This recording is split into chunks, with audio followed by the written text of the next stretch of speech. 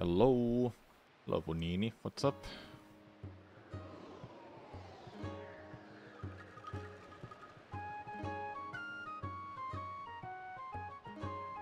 Let's start a run.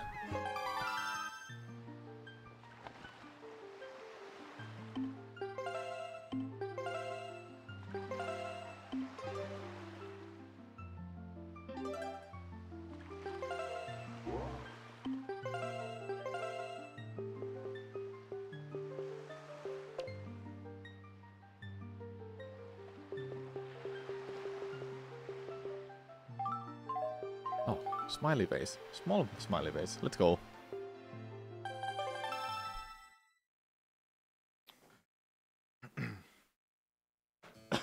I was playing some Overwatch earlier. There's this mode called Balanced Overwatch. It was so good. April Fool jokes. Like, I think the funniest one was Pirkit being bigger and she had a bigger shield. Then her old sound was mace to the base, mace to the base, mace to the base. Just kept repeating that a few times. Or Moira's healing and damage buttons were switched back and forth. So yeah, it was kind of funny. That's what I've been doing. I was checking out some YouTube videos. That's about it really. Haven't done much else. Last night I edited some videos and I got them done. Yeah, feels good, man. And I was practicing this game actually. I do know what I'm doing now for FF2 split, so I should be saving 10 minutes there. Depends. Look at Cooped, what's up?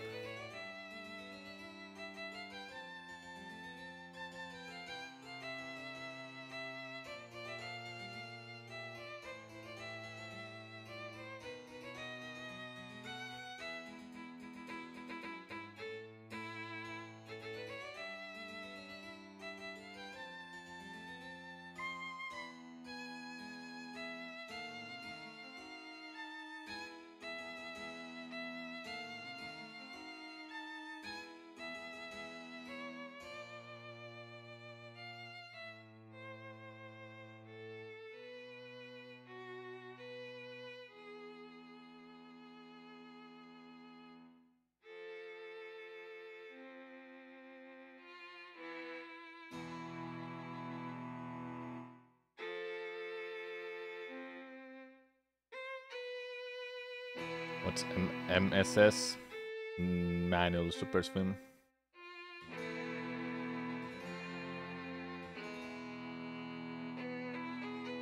You do it at the very start of the run, but I haven't learned it, and I think it's really hard for me right now, so I decided to not learn it for now. If I end up learning it for this run, that will be actually great, because it will make it possible to get under 1 hour. Possibly, I mean, because I don't know if I'm capable of learning that.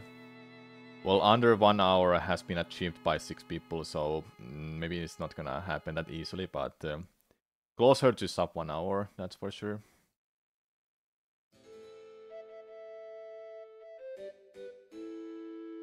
This time 147.52 will be 32nd place. Sick. So if I get sub 130, I will be in a top 20. Top 10 will be 117-ish. Okay. That will be a lot harder. I think sub 120 might be something I can achieve, but I don't know how much I'm willing to grind this. I just want a relatively good time for the challenge that I'm going for, the Zelda challenge.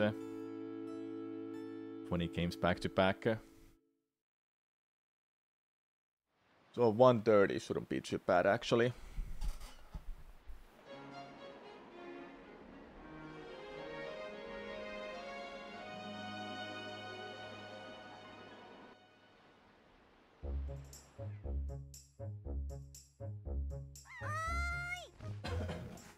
Oi! Should I do a Link Between Worlds today? I'm kinda in a mood for that too. Why not actually? just do one run and see how it goes. If it doesn't go too well, I can just bail on that and I'll play Doors of Doom. I'm gonna invest it on that Doors of Doom, not gonna lie, because it's content. It is actually funny.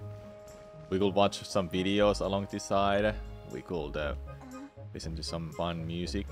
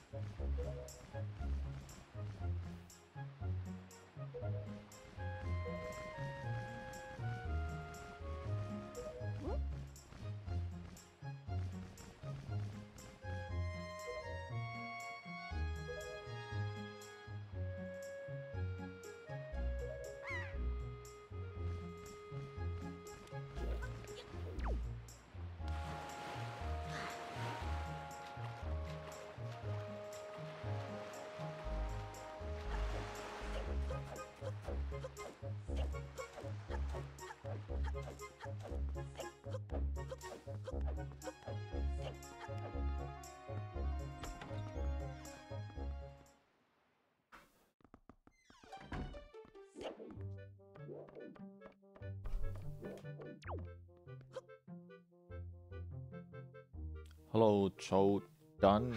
Thanks for the raid. How was your stream?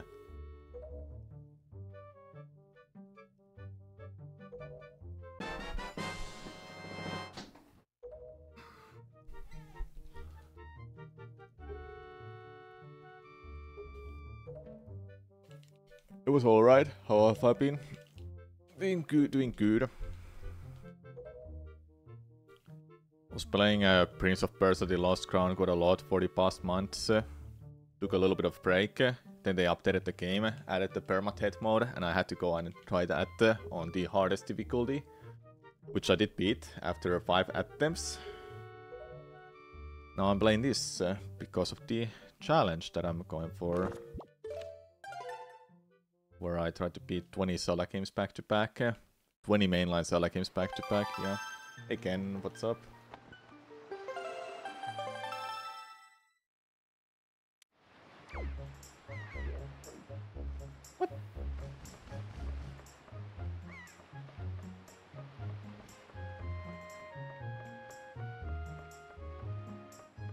You saw a lot of drama about Prince of Persia, that's all you know about the new one. And the drama was about that the organizers didn't allow, and I'm just saying, Ubisoft wasn't the organizer, they just funded that with $10,000. But the organizers, the hosts of the event, pretty much banned like any glitch, and some of the runners of Metroidvanias were not happy about like how some really simple technique would be. This would be not allowed, and the reason the hosts will do that was doing that is keep it accessible for everyone, because some people are not physically capable of doing some crazy tech like cancels and such. So any kind of a cancel like that was banned, or movement. It caused a little bit of a drama. Then there was another drama how Ubisoft would go and patch all of those glitches that speedrunners found during the event, but that's not even true, because some of those glitches weren't even used in speedruns. For the event, they were used in any person speedrun instead, not in event speedrun. But they did go patch some things, because casuals, gamers, it would be just terrible for them. Like invincibility glitch is one, so becoming a zombie and not taking any damage, that's a kind of a powerful glitch, so they patched that, which I understand. But yeah, the world of speedrunning always has drama like that going on. But I got paid for playing that game for 2 weeks straight. Not enough though. I feel like I still should have got a better place, but whatever. There's just so much luck involved in those kind of games. Either you're doing really well or really badly, but you think you know you're a really good player, but you cannot just clutch out that good run.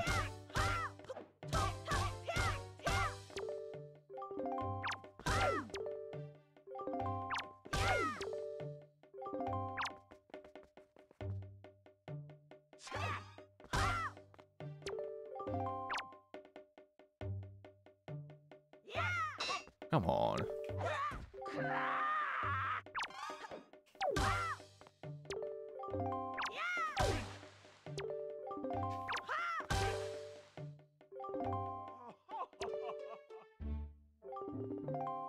You've been learning Elden Ring glitchless? No. I stopped this running that. And well, honestly, this is like one of the only ones that I will watch for any speedrun, like Elden Ring. Others are like, yeah, I may check out, but yeah, I did check it out and it looked really, really cool. Yeah, it must be really hard. I was kind of interested of learning it because I did run Elden Ring at the release until they patched everything. How funny. But too many things to do, too many games to play, too many ideas, too many projects. Don't have time for Elden Ring.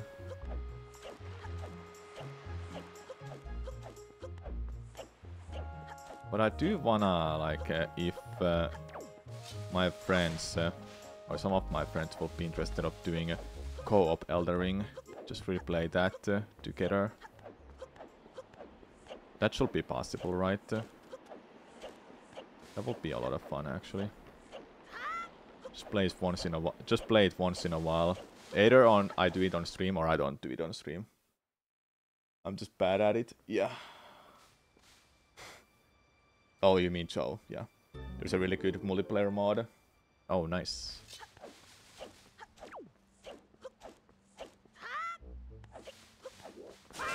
Yeah, it's kind of interesting to me. I kind of want to check it out someday.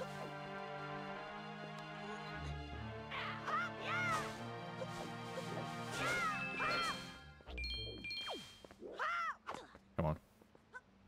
Dude.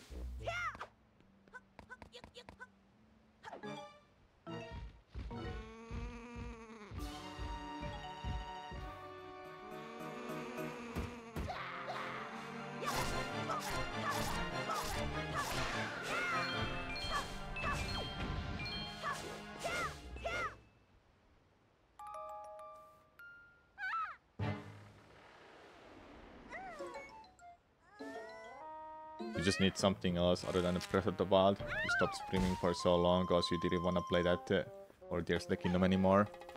Man, I have so much to say about Tears of the Kingdom now when it's been almost a year. I think it would have been so much better as a DLC, and Tears of the Kingdom was its own game and not a sequel. I don't say I don't like the game, but I would have loved it more if it was an own game, in our own world, because just doing everything I can in a very same world with some adjustments, but adding the depths and sky. Man, I just wish they changed it even more. Like, they made it, they just construct the whole map, for example. That would have been much better than constructing it slightly here and there and changing some things here and there. Though it was fun to run into those hands, for example. When I found those, I was like, oh my god, what are these?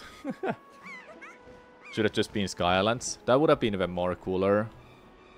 Though Sky was kinda empty, it was kinda boring. Nothing really there, not much. Depth was more interesting in my opinion. So, here's how I feel like they should have done Tears of the Kingdom. In Breath of the Wild, there is a mention about Demon King in one of those stones inside the Hyrule Castle, right? So there should have been that they go underground after beating the game. Then they found Ganondorf there. He caused chaos. You have some quests you have to do. Then you fight him as the true final boss. The true final boss, and that's it. No more. That would have been a perfect way to just end that, honestly, and not just make an own game anymore.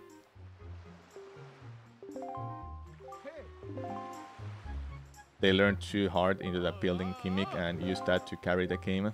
Pretty much, yeah. The Ultra Hand is actually amazing. It's, don't get me wrong, it is an amazing mechanic that they've created. But was it really necessary? For an own game, yeah, it would have been great. But it was literally on a freaking same map that Breath of the Wild was done 7 years ago. So yeah, kinda bummed that they just didn't go for either a really big DLC or a brand new game.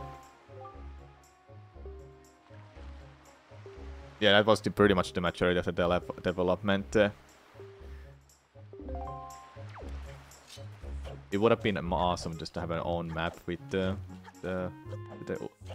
gimmicks they created.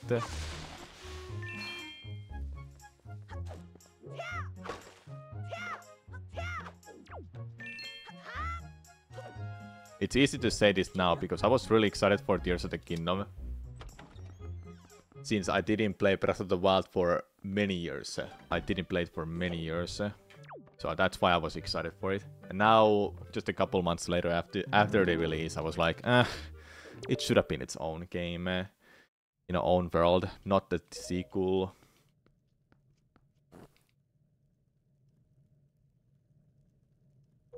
Man, I love Zelda, but I just don't want repetitive stuff all the time. And I miss traditional Zelda games. Bring me back Twilight Princess World, or the Wind Waker World. Isolated world. Well, the Wind Waker is open world, kind of, with a sea, but you get the idea, right? I think open world does suit Zelda, but not in that scale, I think. I miss the traditional Zelda's heart pieces, for example.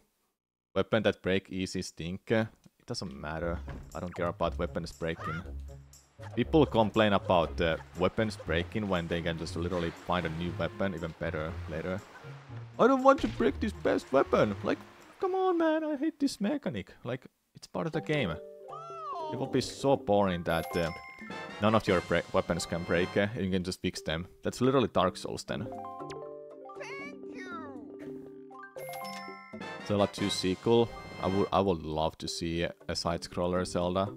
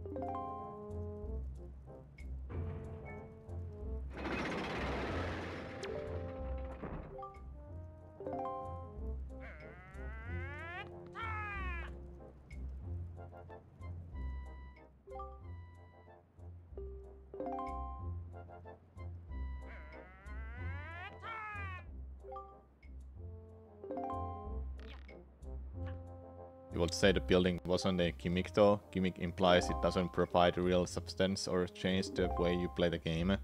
I guess so.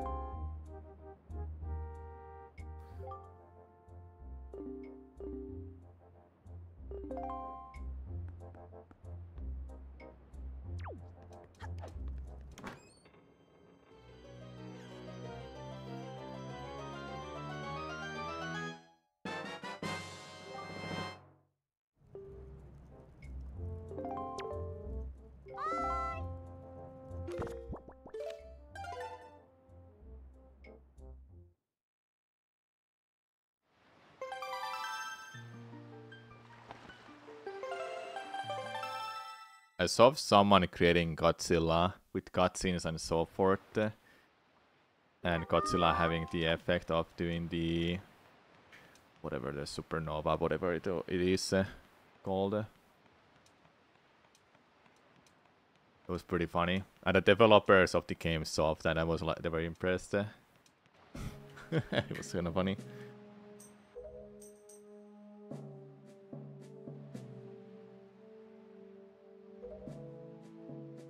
I feel like they got this idea of doing... I don't know why, but it kind of feels like they got the idea of doing Ultra Hand from some players making some really neat stuff in Breath of the Wild. For example, Flying Machine. I think that's how they got the idea of doing Ultra Hand. I don't know. Even though you can do so many other things in Tears of the Kingdom than just creating a flying machine to fly around.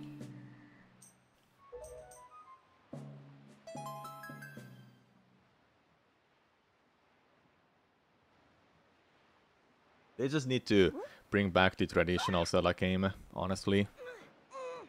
Like, come on. I wanna collect heart pieces. I wanna explore the world in a linear way. I wanna solve some puzzles here and there. I don't want everything to be an open world game.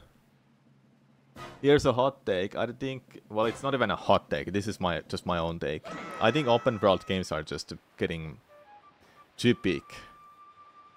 They're getting somewhat boring because it's just the same thing. Everything is just open for you to grab. You can do anything you want. And there's too much content sometimes. I want a game like Ocarina of Time or Majora's Mask or Twilight Princess with limited amount of stuff that is there. You just do that and that's it. No more. You cannot collect more than that. It doesn't take 200 hours to complete the game 100%. They literally build 3D object builders into Zelda. Yeah. I just miss traditional Zelda, man. I want them back. I want to collect heart pieces. I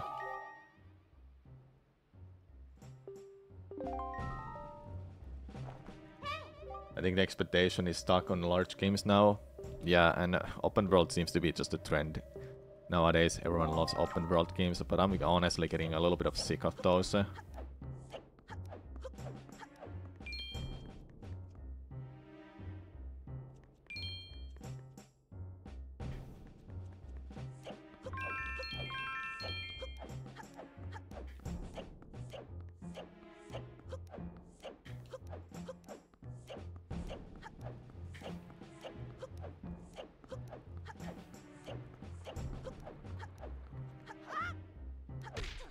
That was almost a fail. Open world Tetris? Oh god, how that would work. You know, people are trying to use AI to make experiences more unique. AI. Keep AI out of video game development, please. Well, I don't know how it would help in video game development, but AI is just... it should be used in certain situations, not for taking away. the creativity.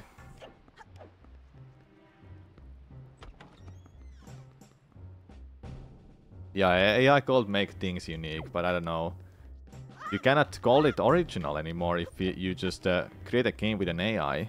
It was an original idea. It was made by an AI.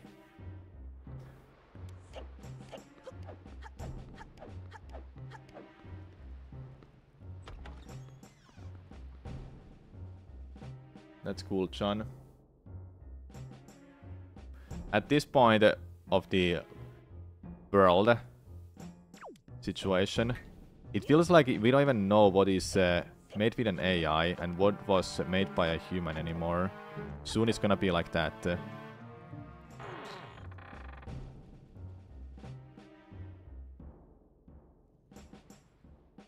I can't say if something is made with an AI or made by an actual person. Like, especially a video game, for example.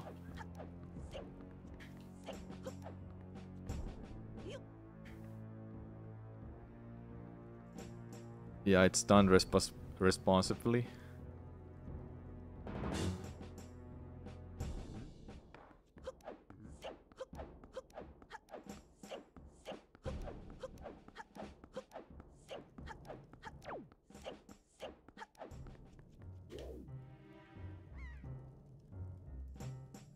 I don't know, I'm just afraid of AI taking over everything. You have to just find out what's the difference. You wouldn't even know if someone's voice is an AI soon, because it's getting that good. The programs are getting that good.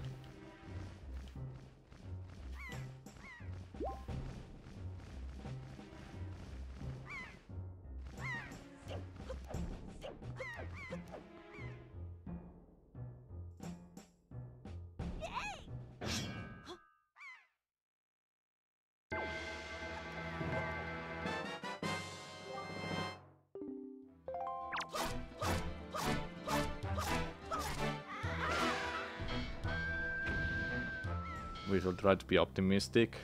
We're gonna have a Skynet soon when you say that. Someone probably has already created a Skynet. We're living in a Terminator world.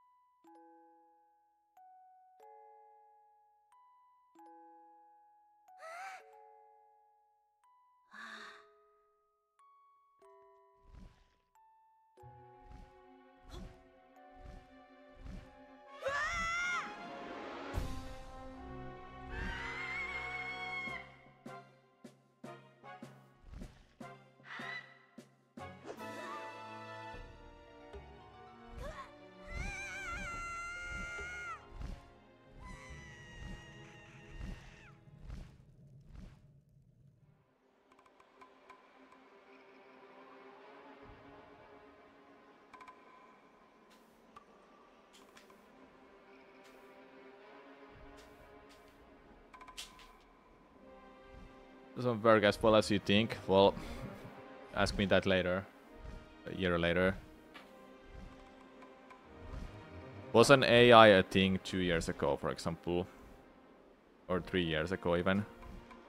I don't think it was that developed.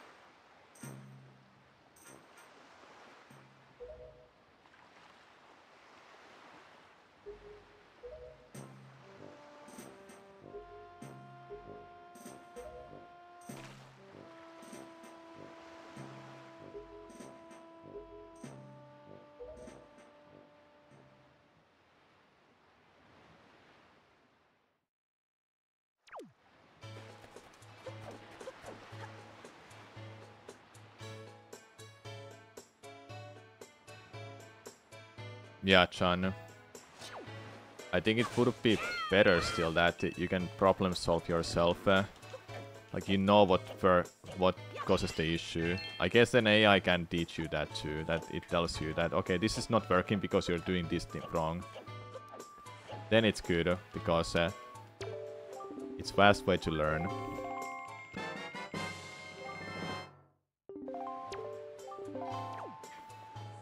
But problem solving is usually fun. It's fun to solve problems, right? You know why does something doesn't work.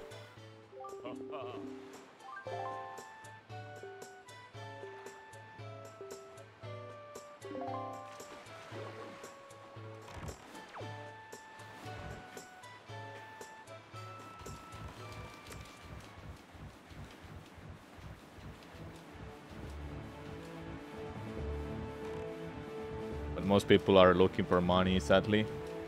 Yeah. Honestly, AI worries you. Same. We're gonna have Skynet in a couple years. I'm just telling you that. Come back 2 years later and we'll have a Skynet here.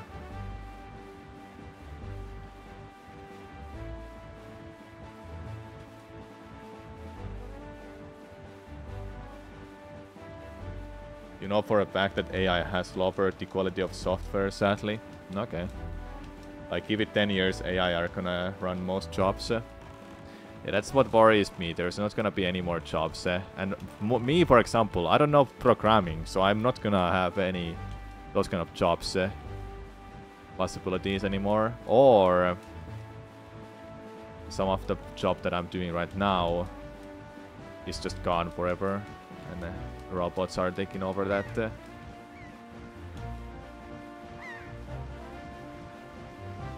But we'll see.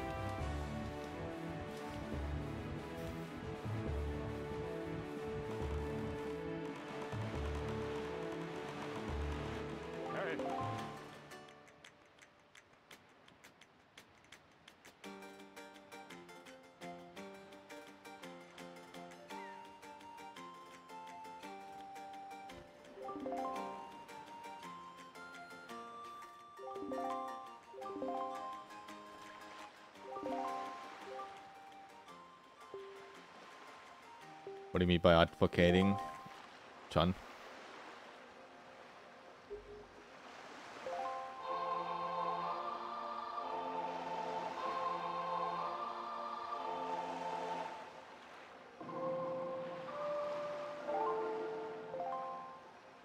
Pushing for. Okay.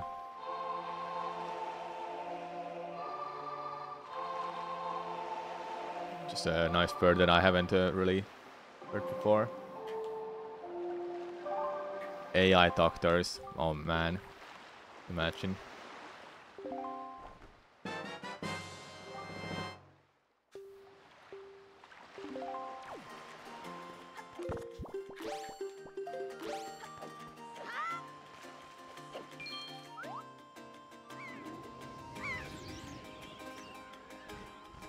You'll be happier with an AI doctor? Yeah, because an AI doctor wouldn't call you an idiot for for checking when you have nothing wrong, right?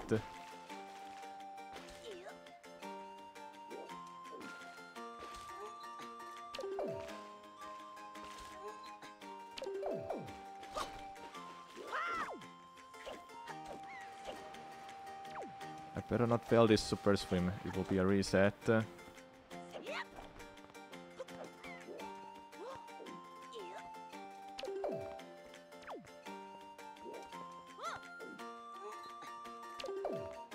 Really? Dude.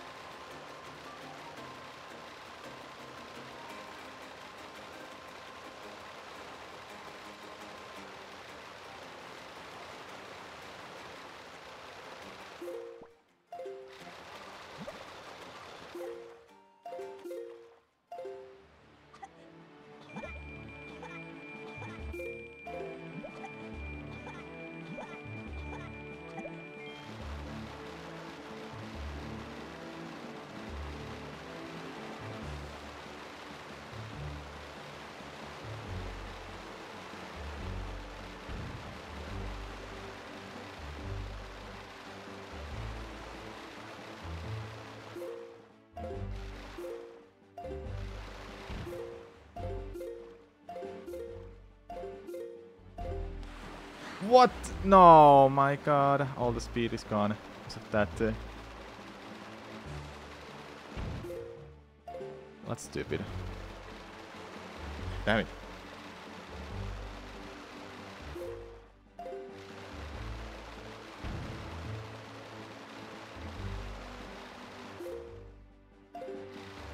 Give me refuel. There we go.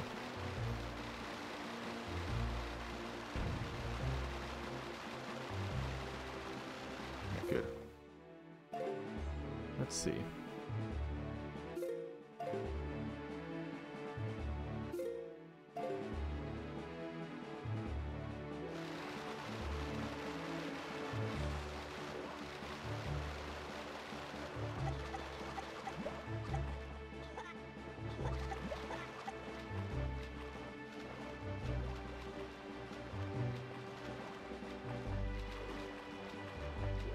Where am I? There.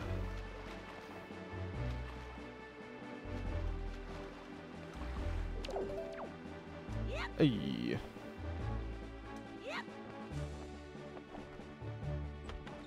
How am I liking Wind Waker? It's a lot of fun. It's just really hard.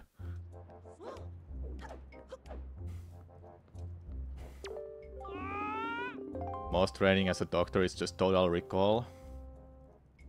An AI could do that very easily. The human just needs to be there to carry out procedures. Yeah.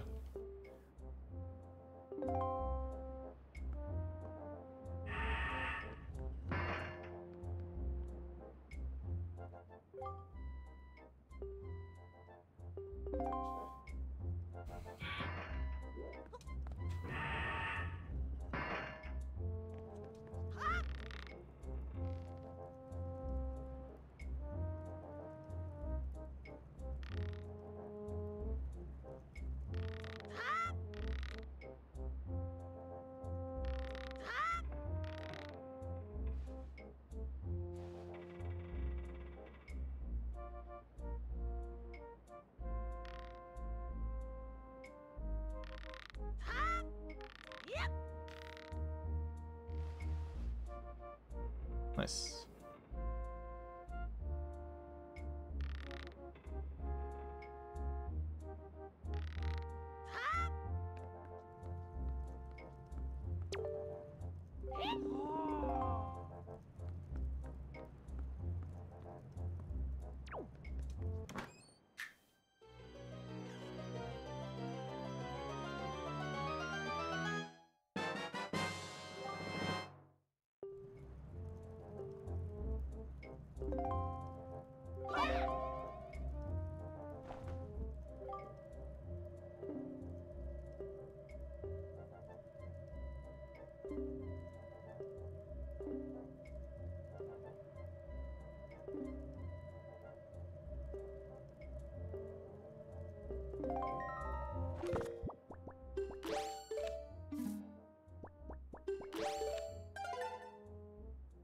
I feel like nowadays people easily forget disabled people.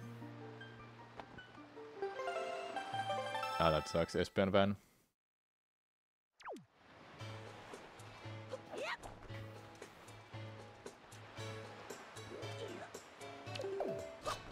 Really?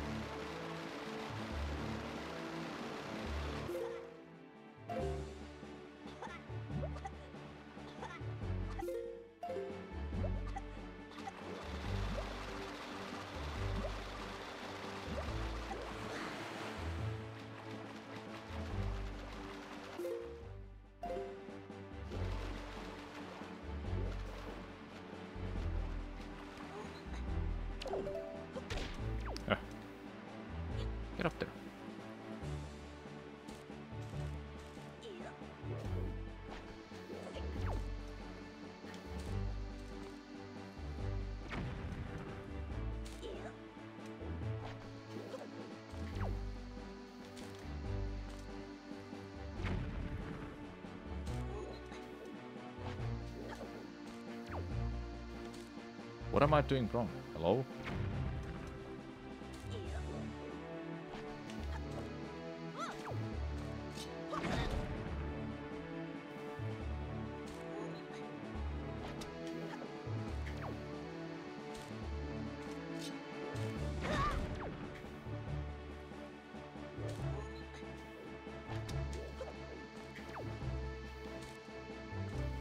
Okay, seriously.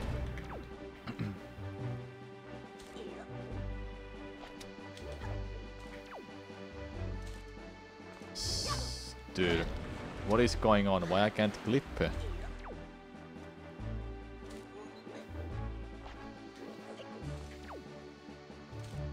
What am I doing wrong?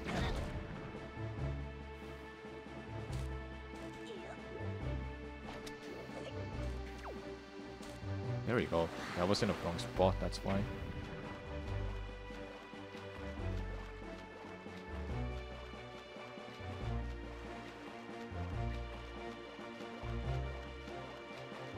Well, so far for this challenge, yeah, I would say it's the hardest.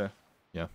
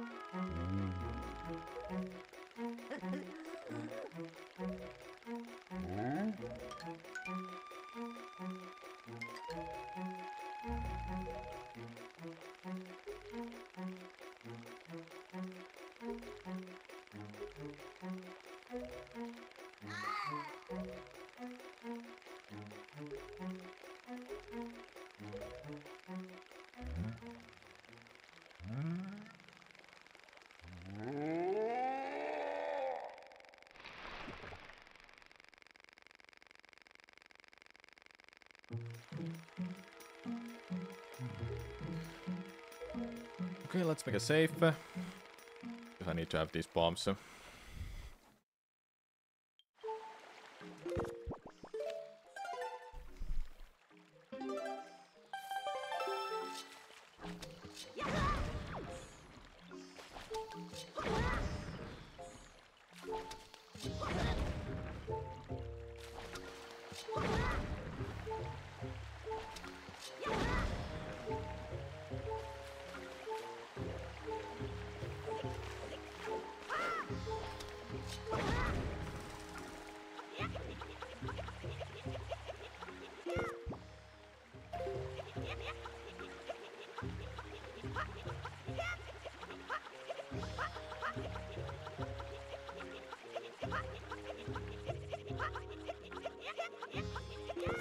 What is going on with my mashing?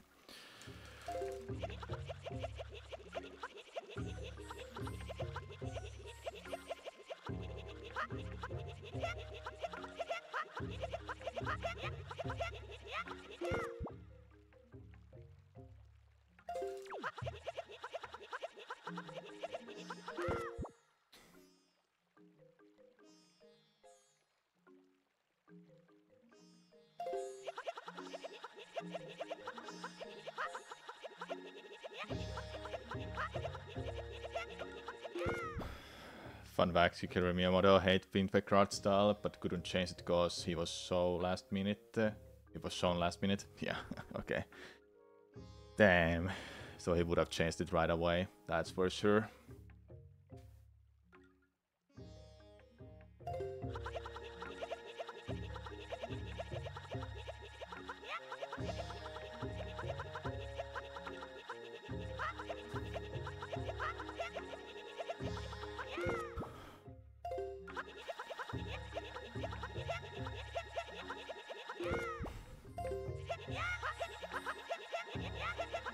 Yes! Woo!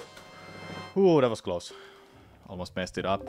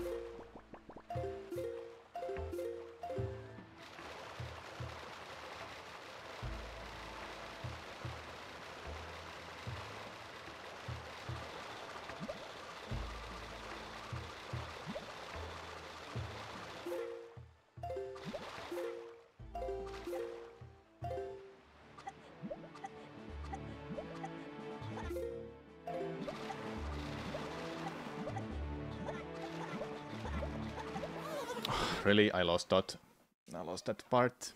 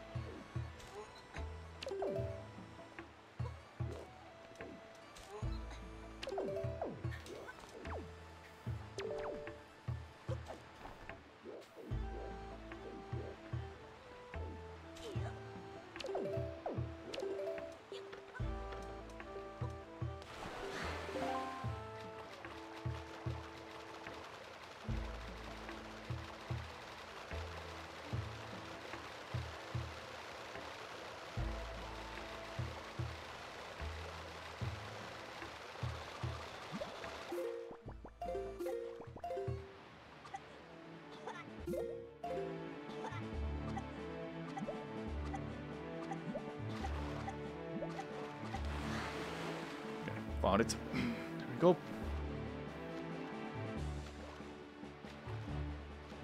Yeah, Shikaru has been really like yeah, it's really interesting. Like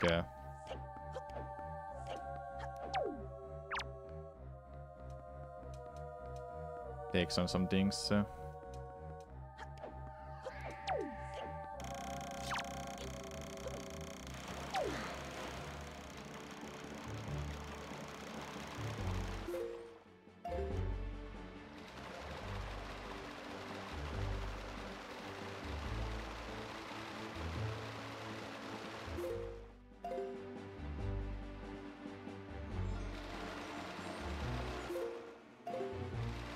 Nice. Got the reveal, let's go.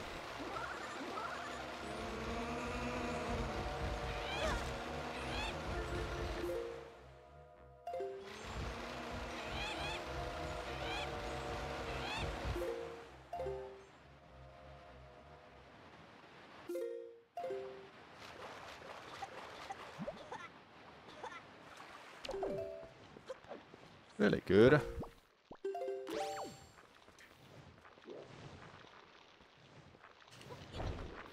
Whoa! Even if I failed that, it's still gonna be like a ±0 split. But the next split is what I practiced, and I do know what I'm doing now. When I make it to our second fortress, it's over. We'll save a lot of time.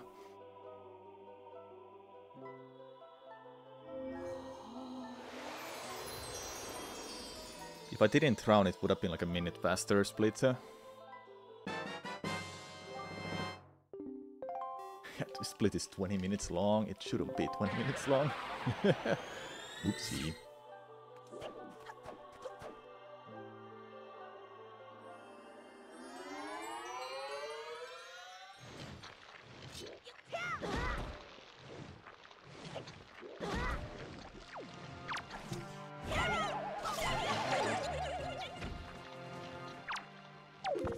Make a save just in case that if I drown, I can retry this.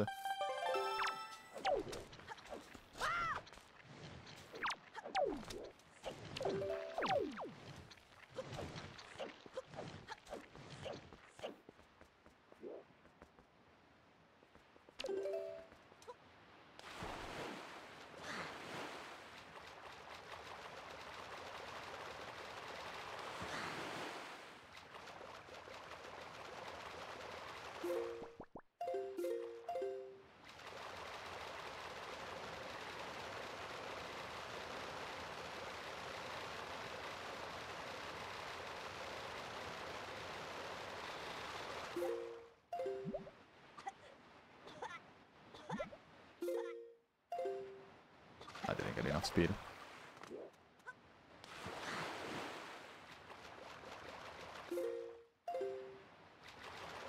It's fine. Really close to it anyway. Just one quadrant away.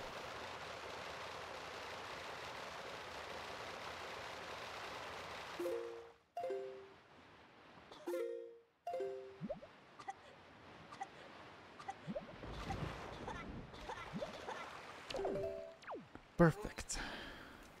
Save here just in case too.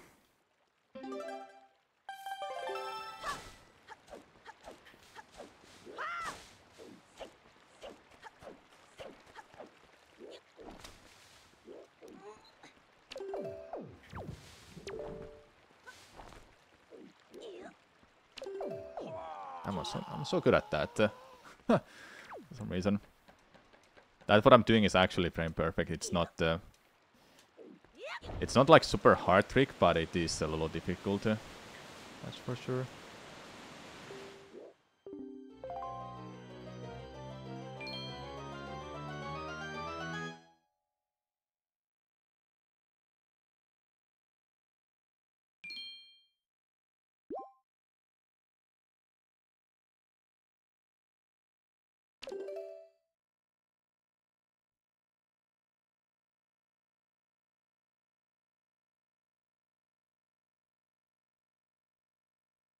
Get me out of here.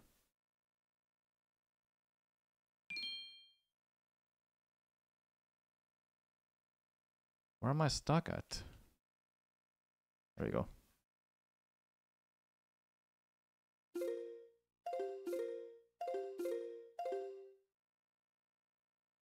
Why am I here?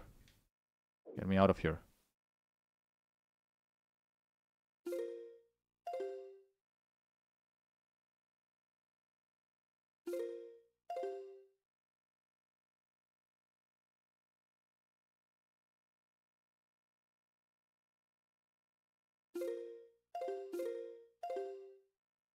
Seriously?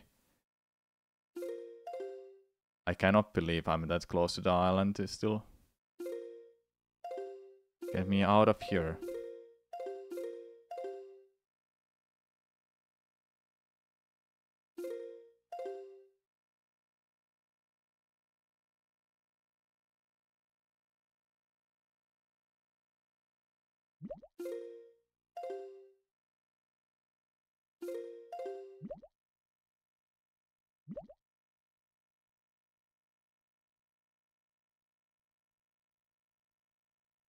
Really good.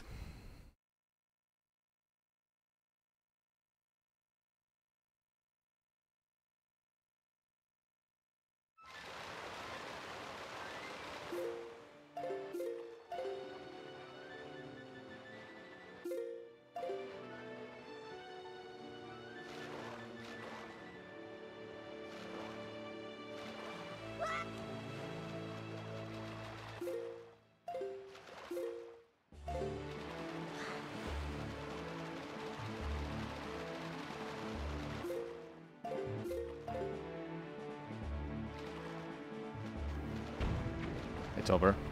Let's go. So here's the corner. I know the spot.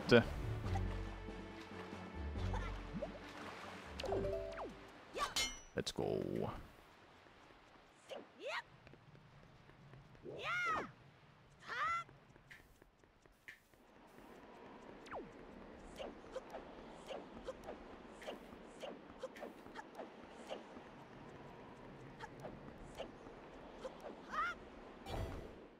Hey, the practice pays off, hey. That should save like 10 minutes.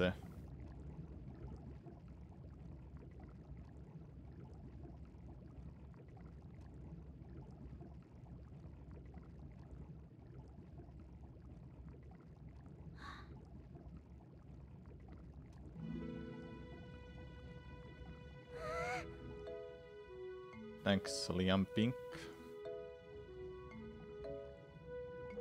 The run is not over yet. We still have to do barrier skip, trial skip, and puppet cannon fight and cannon fight. And nothing really else really.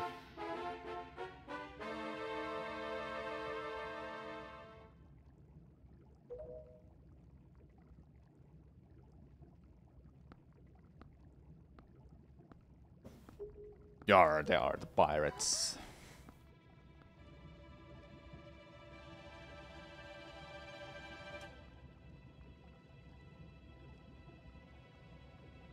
Need to look at that setup for Oasis Island and how should I move around there. Because I wanna know that where do I get stuck all the time. I haven't seen a Windpecker run in years, so you're rusty on the route. You're mostly lurking, but this is so great. Thanks for the good luck. Yeah, if you haven't followed for years, and the last run you remember was like 4 hours long, yeah, it has changed quite a lot. In fact, the run is under 1 hour if you do the manual super swim, but I'm not doing it. I'm bad, that's why. Honestly, it's just really hard. Those who don't know what is a manual super swim, what you just saw is a super swim that I was doing, but that's really easy to achieve with a glitch called storage. A manual super swim doesn't use it, which means that you have to frame perfectly switch direction, which is not humanly possible really to achieve without pause buffering. You can do it for some period of time, but not for a long time. Just for like a few seconds, for some time you can gain some speed. But it's achieved by doing pauses, and every frame you switch direction, you gain 3 units of negative speed. And if you're a frame off from that frame perfect pause, you don't gain any speed. That's why it's frame perfect. And it's terrible. For manual super swim, you have to do 200 frame perfect pauses. If you don't get them, then yeah, that's terrible, man. I'll make a save just in case, if I happen to fail the setup too much. But I don't think I will, just in case though. Better safe than sorry right now. This is my 3rd run even.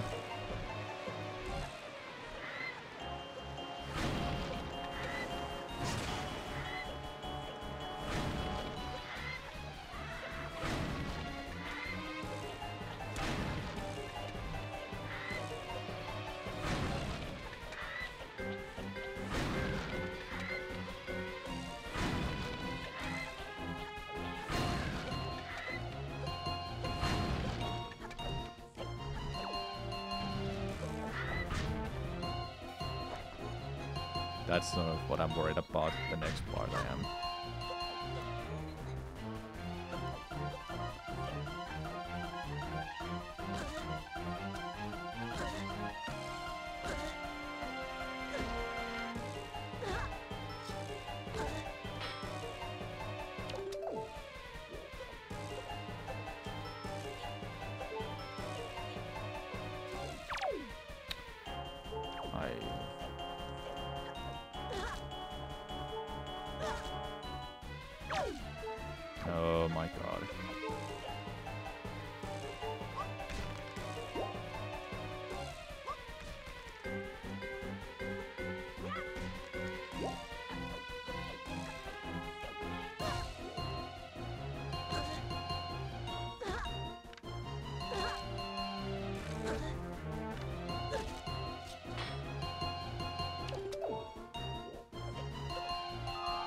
What? Oh my god, not now. No, my god, I knew it. I knew it was gonna target that. Give me the health. Give me the health.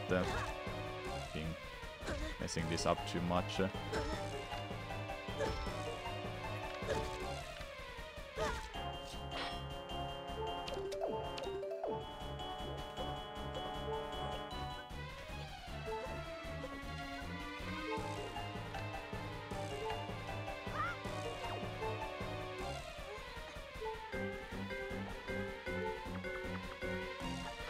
There we go. Yeah, that seems to be... It's not hard, I just messed up at one step. Like targeting. Open the goddamn door! There we go. Hey, saved quite a lot of time. Let's go.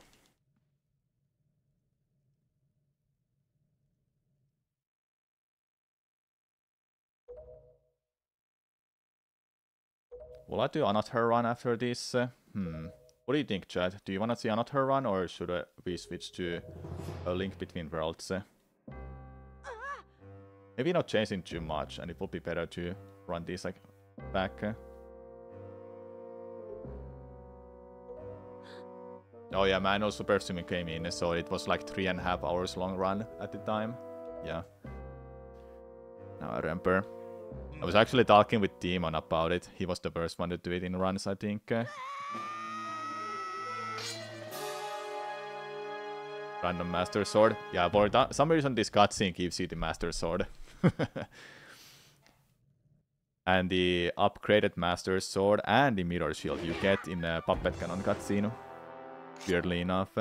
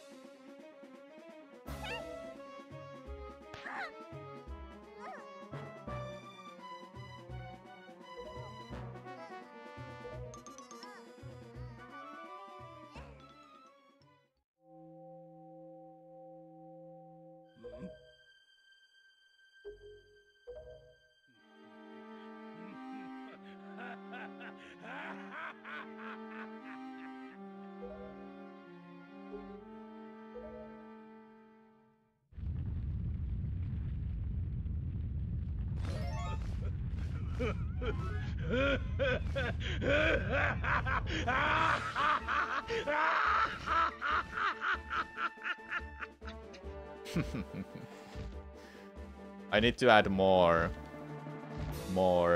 sound effects like that.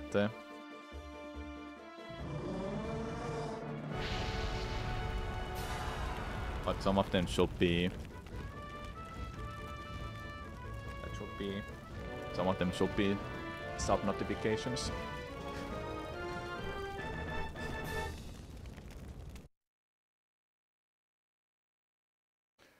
Yeah, it's at the end, not here. Whoa! Falu, how are you flying around like that without flying? Standing mid-air.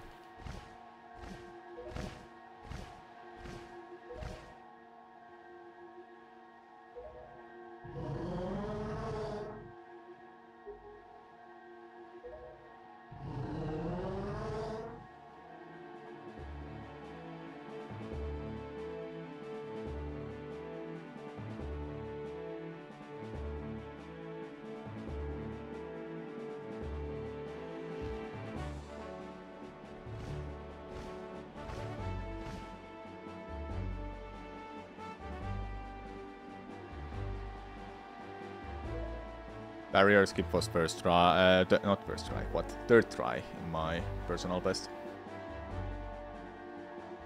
If I get it within 5 tries, that should be good.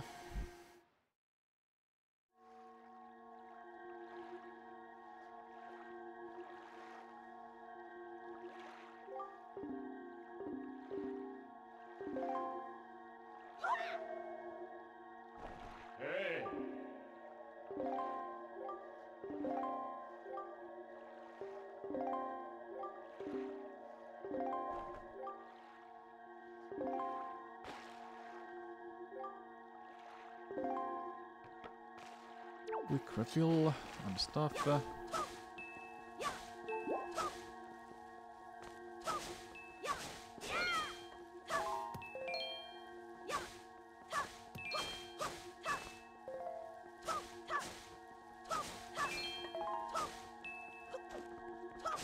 want bombs more. Okay, let's go.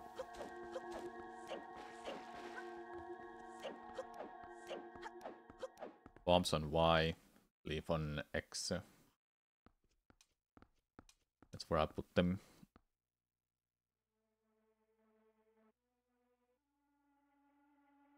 I'm not worried about barrier skip. Whatever happens, happens. Frame perfect it is, after all. It just sucks that I'm still doing the mashing method, which is unreliable.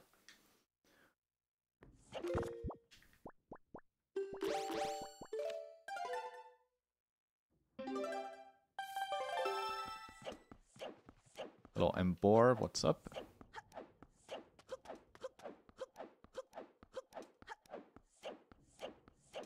Alright, here we go.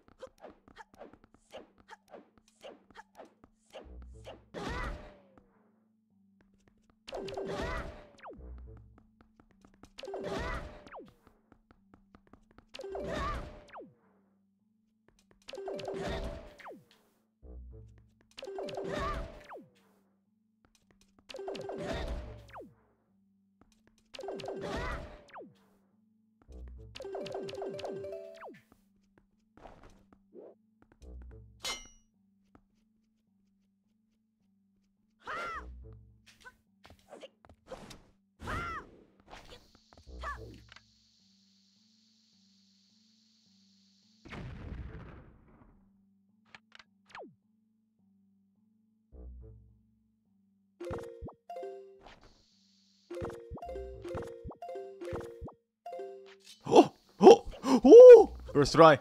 First try! Let's go!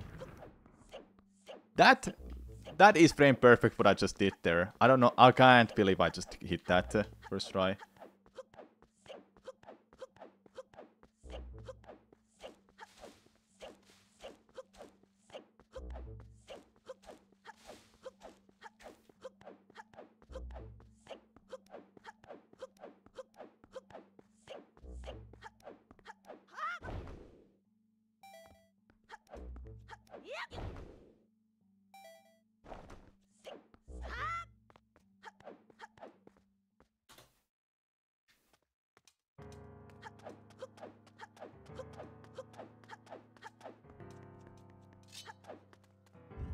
Am I doing Windfaker or War Swords next?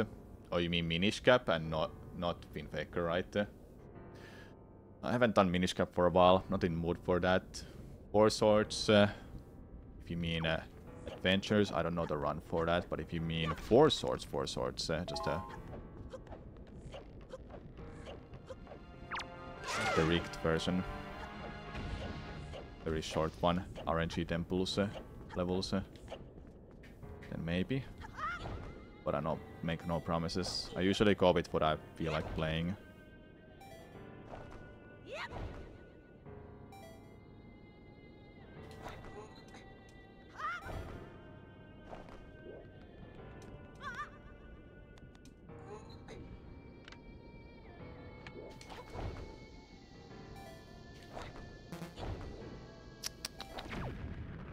So close.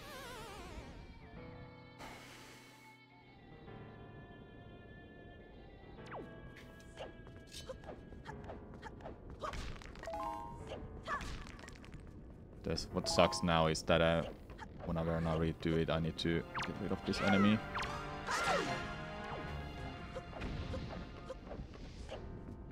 You could target that sometimes and it's annoying.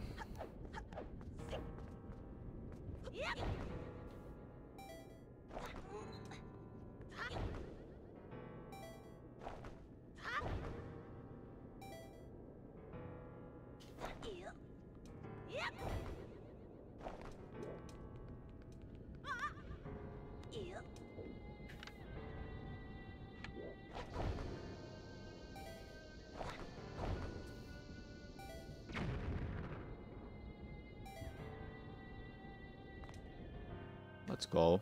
I'll take a second try.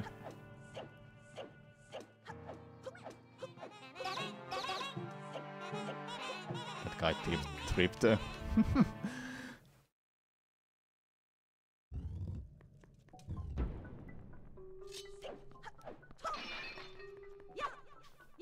me that. I need it.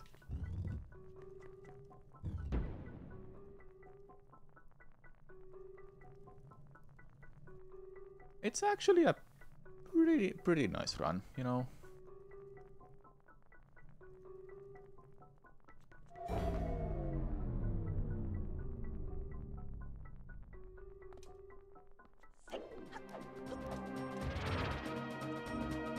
Puppet Cannon split, I don't think I'll beat. It was actually insanely good because I hit snipes like in 4 attempts. I hit on them all. I think I will gold this split if I get lucky with Puppet Cannon spawn.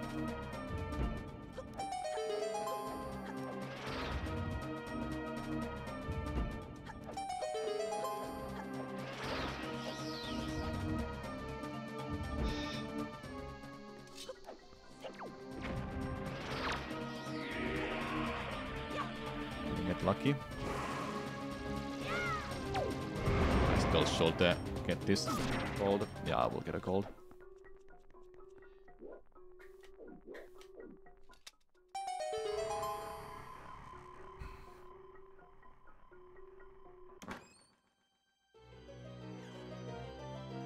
It feels nice to be good at games sometimes.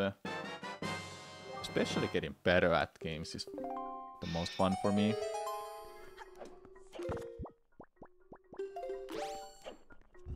It's always fun for me to learn something new, then I'm just getting better at it at my own pace. I love that about speedrunning.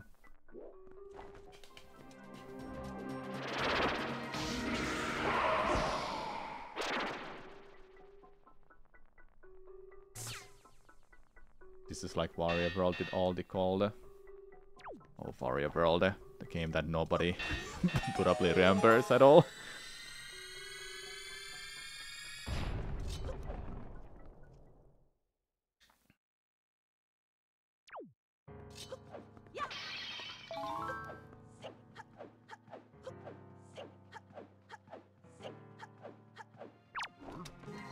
Yeah, it's a cult classic. Yeah, it's an okay game. It was kinda special.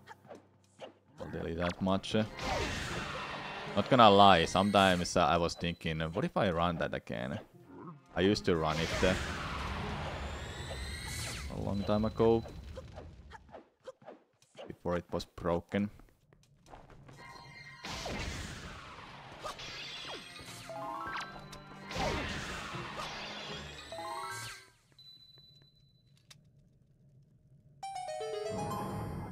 Well, too short with 8 levels. Yeah, it's very short game actually.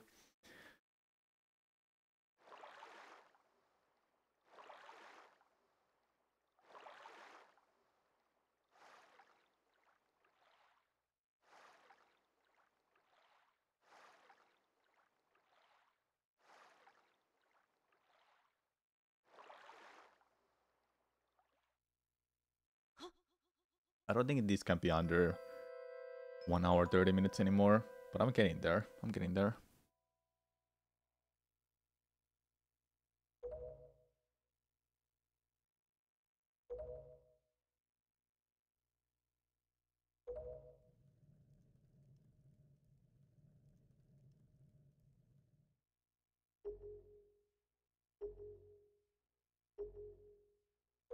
I feel like getting 125 will be really neat for this game. Consistent sub 130 will be my goal.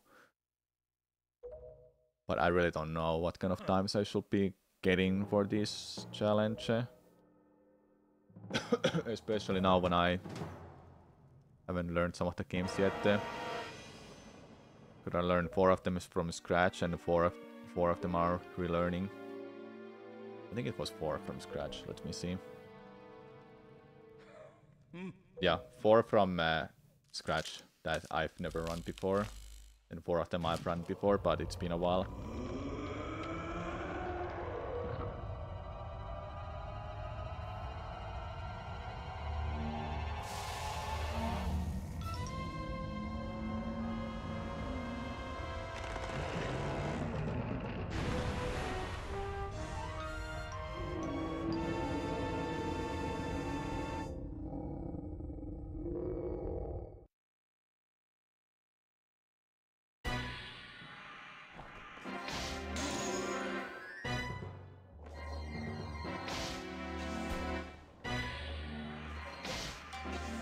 Really?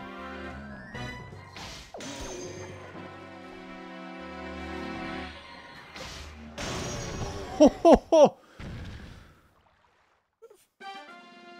Neat. I actually thought it was gonna hit the rope because it felt that it was gonna go up off the sphere, the crystal.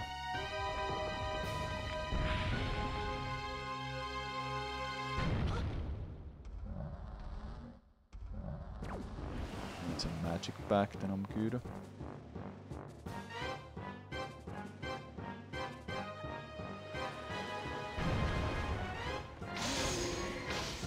Too early.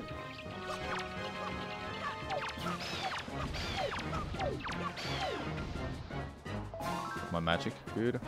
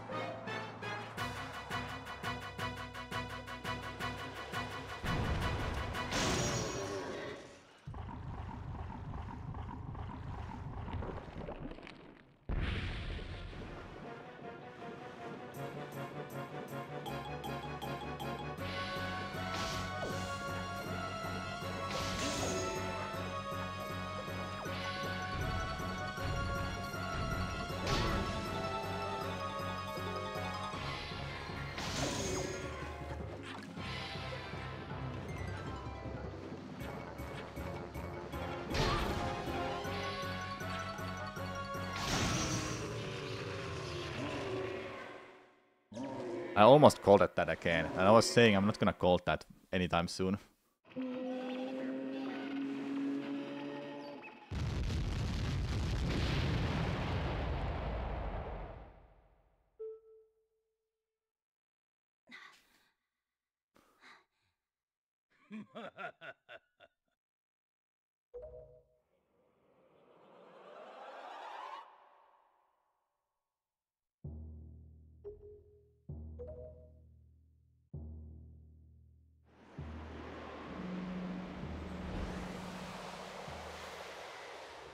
Okay, next up is 30% chance that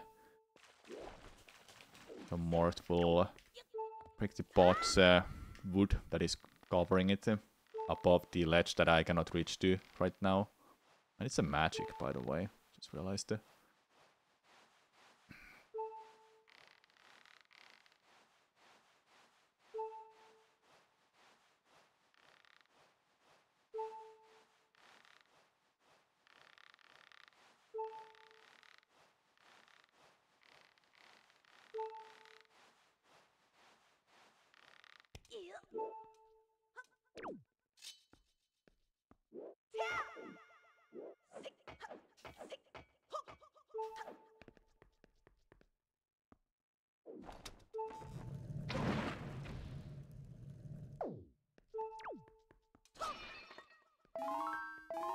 Did it work?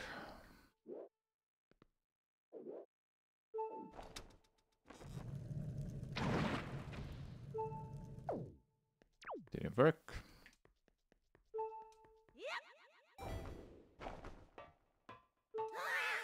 That is unfortunate.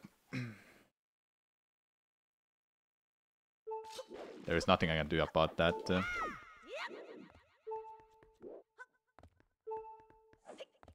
Oh, you can't even backflip to that. So above there are 3.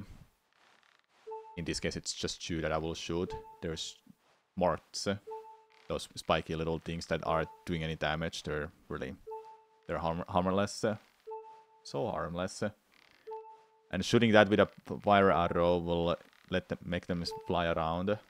And there's a chance that it will hit the pot with the wood on it, like I said earlier. I cannot reach there right now because I don't have either a hook shot or grappling hook.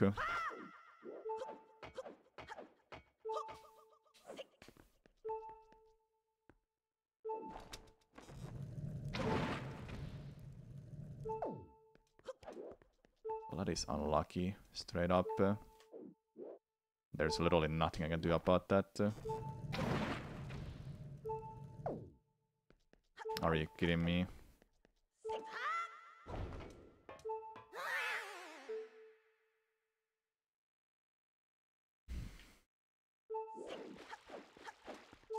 I can heal myself there at least, but all this is just a time loss now.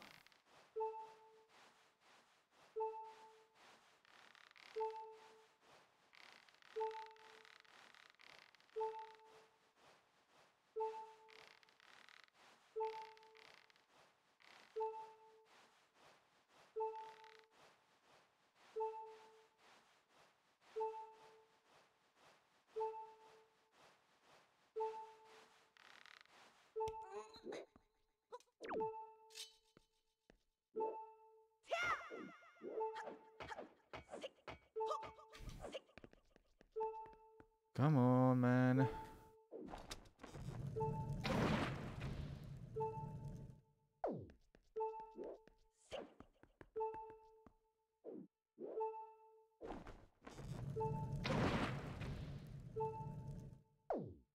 Oh my god, really? That is just so unlucky, man.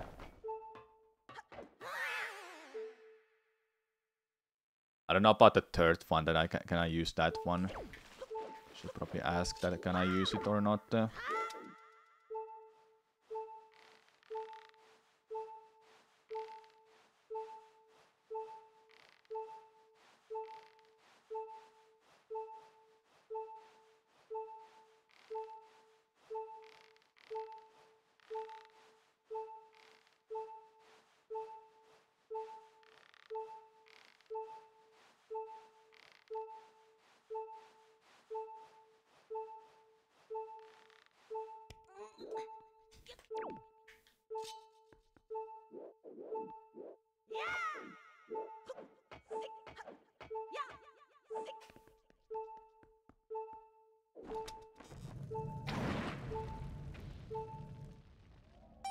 we go. Alright, we head back down.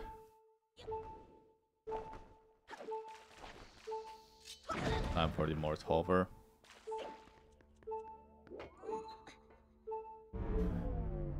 Let's see, did the practice pay off? I'm losing time no matter what here.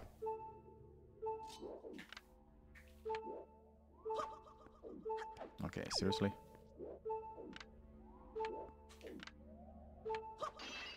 Dude.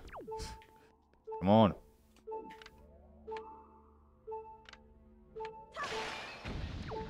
Are you kidding me? Get down.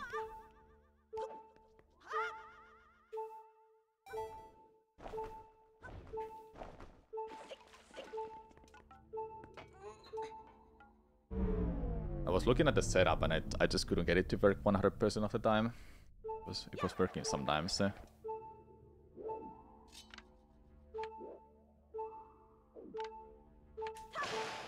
we go.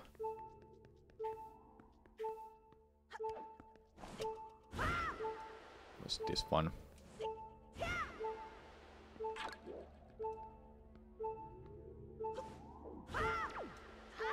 It is really good.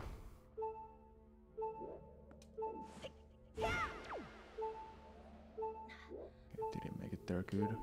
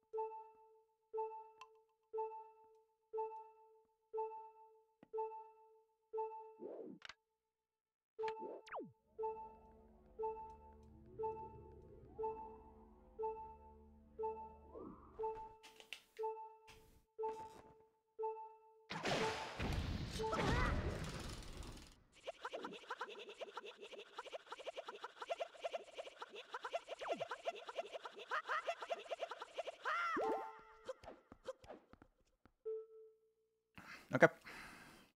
Now let's not die to Ganondorf.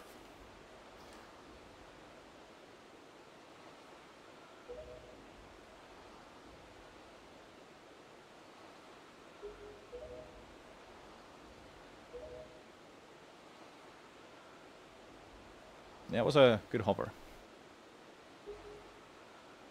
I did practice Ganondorf fight. I have strats for it. I just hope I'm not messing it up. That's about it.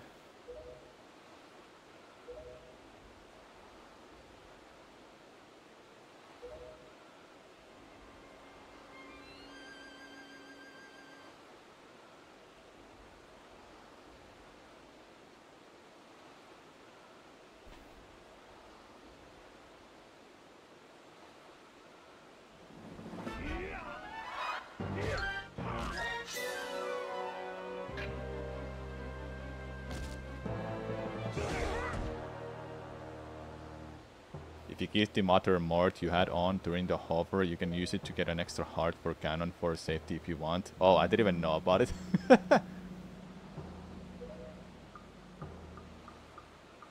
But doesn't it die along the way, Acer, because I'm taking damage?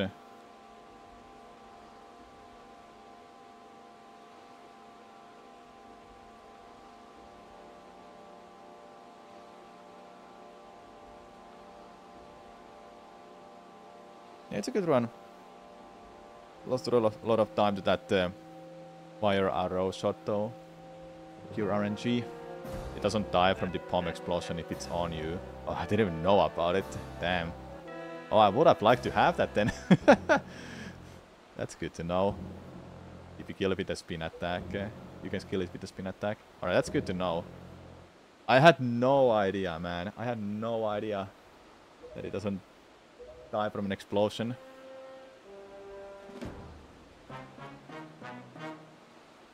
Well, that's good to know. That's a good backup then. I shall try. I'll have to try that in practice. That just take one of them with me already and kill the other one with a sword. Then set it up for the hover. While I'm setting it up for the hover, just grab one of them with me, or both of them even if I just go with the first. If I get the first one only. It's good backup. I do want it because it's Ganondorf deals 1 heart of damage, and it's scary. One mistake and you'll just die.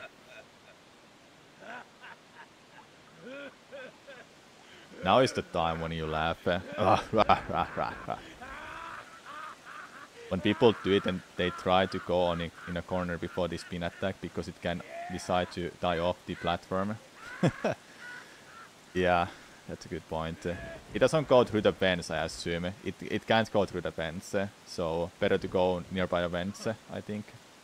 Or in the middle, maybe.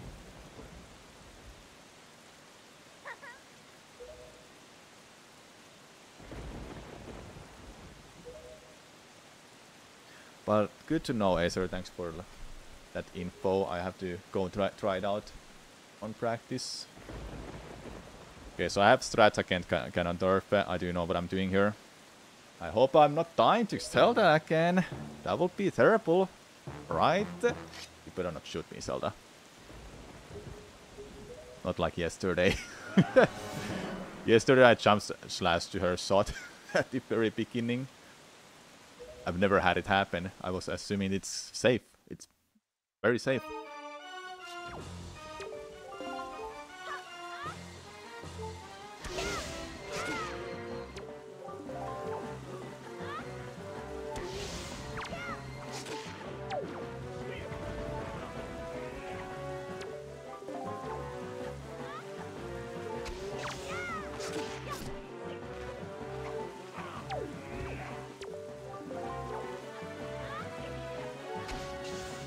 Good. She can kill you. Yeah, the light arrow shot deals damage. It can happen.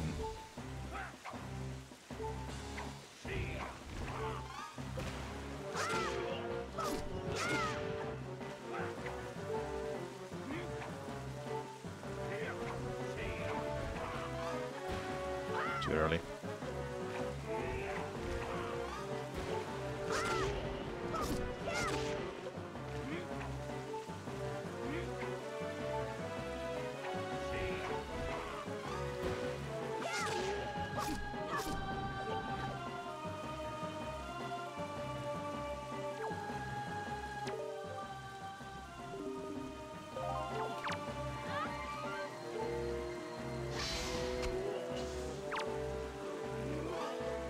Hey!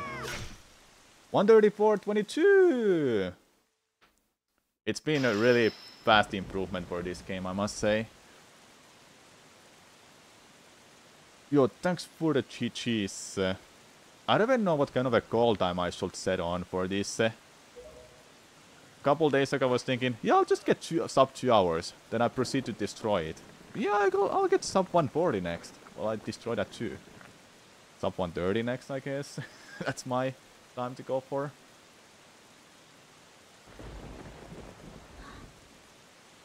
Gold record incoming. Yeah, I just gotta be 23 minutes faster. Only 23 minutes faster.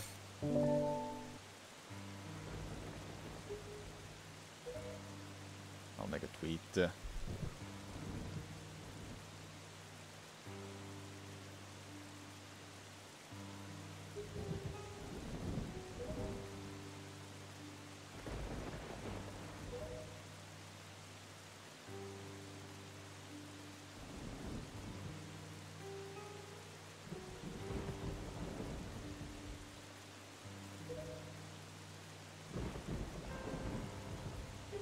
If I think about what went wrong in this run, it was just a Deku Leaf, a little bit of his mishap, a little bit mistakes in the Quiver and FF2.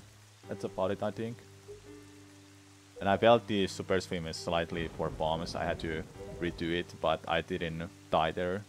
Oh yeah, Acer, now when you're here, I gotta ask about that Super Swim to bombs. Does the ship disappear if I void out? Like voiding out from, I don't know, Drown, for example. Or does it disappear only from reloading the save? I should have gone to test that, but I forgot. I only practiced that part. It disappears from void out, yes. Okay, so yeah, it's that scary then. How much time... is it fair to try to learn Endless Night setup instead? Entering a loading zone also? Yeah, okay. That's why I was thinking to go to the Beetle shop. Then I realized, wait. What if this removes the ship there? I don't know, is it actually fair to learn Endless Night anymore? As a backup, would it actually be useful still or not? I'm thinking about the challenge perspective, because think about it this way, chat. I have freaking... I have 20 different games to learn. 4 of them I've never run before. A couple of them I've never run before as well. But imagine I'm in a good run and midway I've decided to do Wind Waker. I don't even know the order yet how I will do that. But if I do the Wind Waker and I fail the Super Swim, what do I do? Do I have to just reload the 4-second Fortress save, or what's the thing I should do? Or learn Endless Night as a backup. Which means I will have to learn that and maybe use it if I mess up. For beating my time, I don't think Endless Night is gonna be worth it anymore.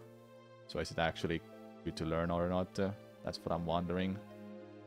Backups are good to know, at least. But yeah, beat my...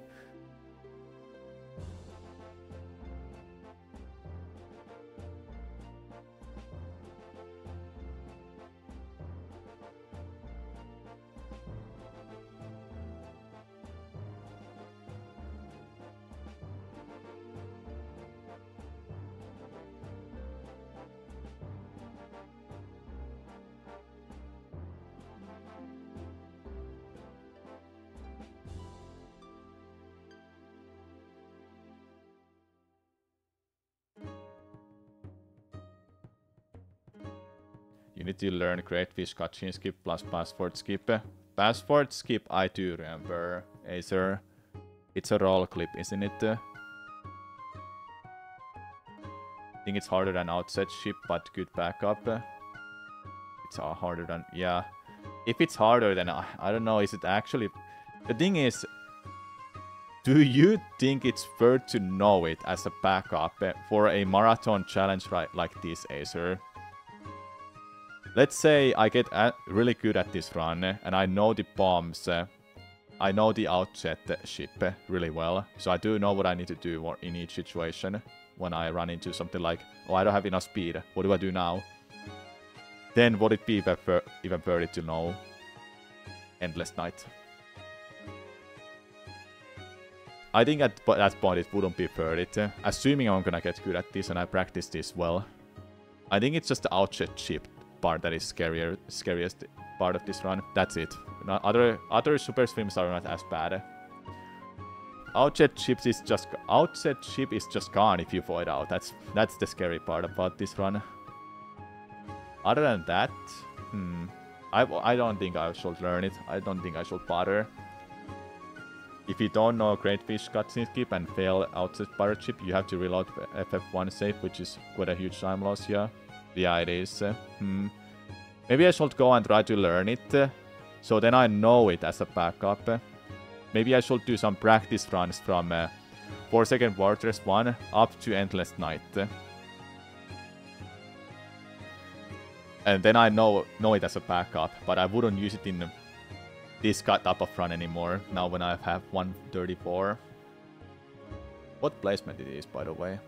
I'm curious. Let's go check it out.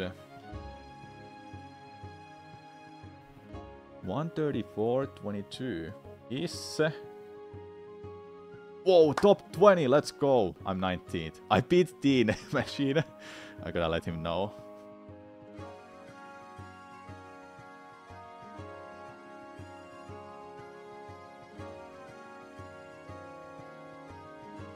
Well, chat, let's update this 134.22. Hey, it's getting better, but it's missing 1, 2, 3, 4 times. Also updated time for this. Well, this one, I don't even know am I gonna beat my Twilight Princess time if I don't put time into it. It's a hard run. These runs are just hard on their own. Like, everything is just has their own difficultyness. War Swords got really fast all of a sudden with some new tech. If I'm able to get sub 2 hours for that game, that would be huge. But I shouldn't underestimate this game. It's a hard game apparently to run. Man, why did I go and learn all of these easy games first? I should have learned these hard games first. The motivation to start something like this and this is just hard, man. Too much work to do, man. Too hard, man. The games are hard. It's a good strat to know for all dungeons. No, all dungeons seems like a fun challenge run someday to do. Well, challenge run, more like just a one run. You will get Scabbard's sword down quickly. Okay, so you say it's not that bad. Okay. I did write down the notes when I was watching runs. I have like this notepad. I wrote down notes for something like bring back NPC's cat, save at the statue, time from fall damage. And honestly, I don't even know why do you have to bring back the cat to the NPC at the very start of the run. I actually genuinely don't know why, but I checked that and I'll write it down. I'll go with that. It's like 5 pages of, well, this is a fairly small notebook anyway. Easy to execute, just difficult to get started, I guess. Yeah, I have the Japanese version. Just gotta get started with that run. That's about it, really. The great thing about Skyward Sword is that you don't need to understand it to run it. Okay, good. Just do what the Volragot does and that's it.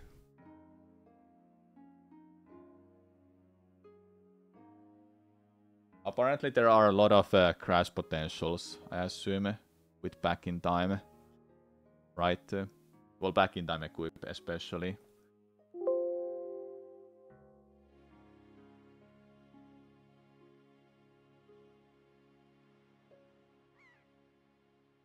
How about we go again, chat? I kinda wanna do another run.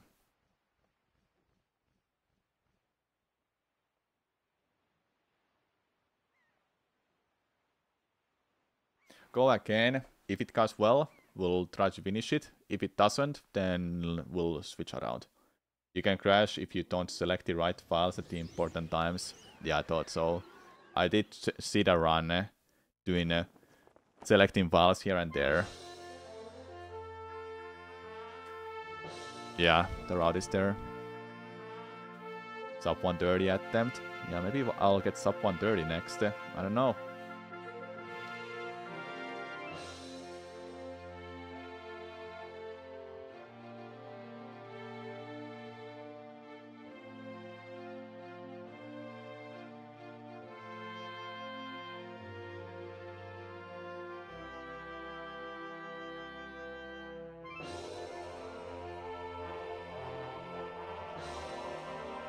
We'll see you too in Phantom Hourglass. Speaking of Phantom Hourglass, I should do runs for it again. But man, that run is like 4 hours long to me right now. Disgusting, man. Any speedrun that is longer than 3 hours, disgusting. I like shorter runs because I get to do more runs or attempts per day. It's amazing how different this game became. One barrier skip got found. Yeah. It's crazy.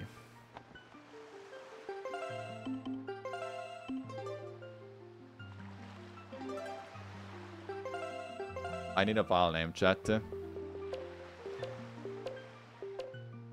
Is there others kind of a smiley faces at all? Is there like this one, but it has the lines? I don't think there is. Hold up. I don't see anything.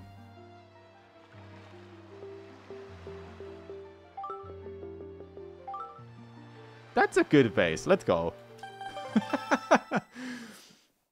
At least it didn't turn out to like get into debug menu in Majora's Mask. Oh yeah. Majora's Mask 1 case is amazing. Those who don't know, for Majora's Mask, it used to do a speedrun where they would open the debug menu.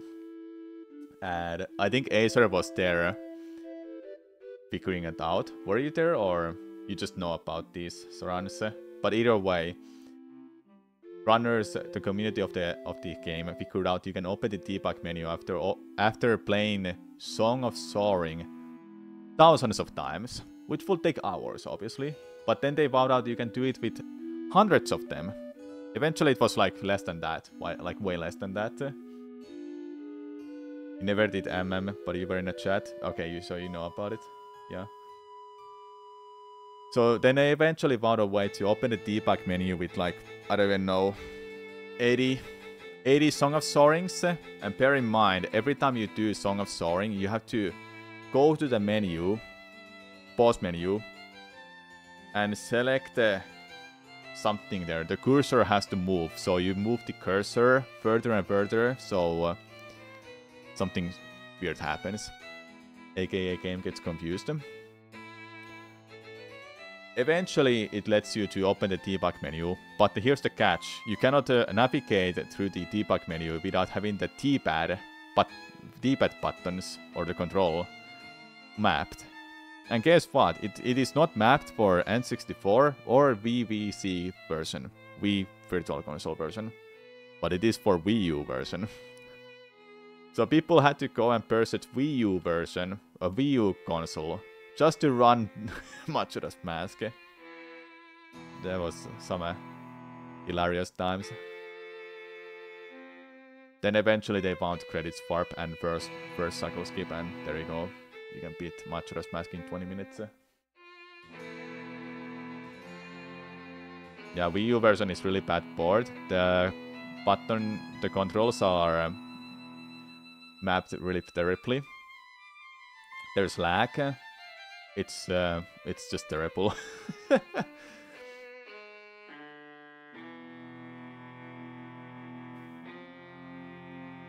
What a good times, man. It was good times.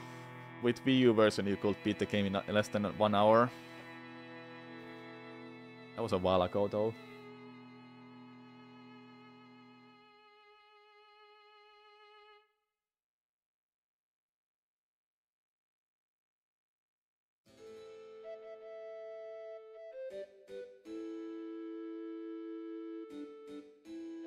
You can press X for the 1010 on the name select screen. Didn't know that. You mean here in this game?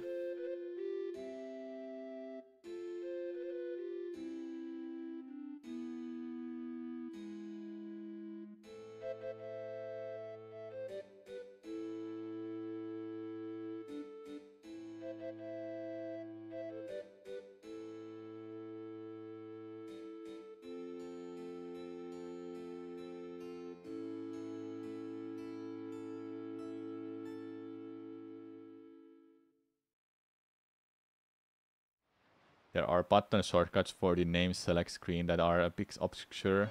I didn't even know about it.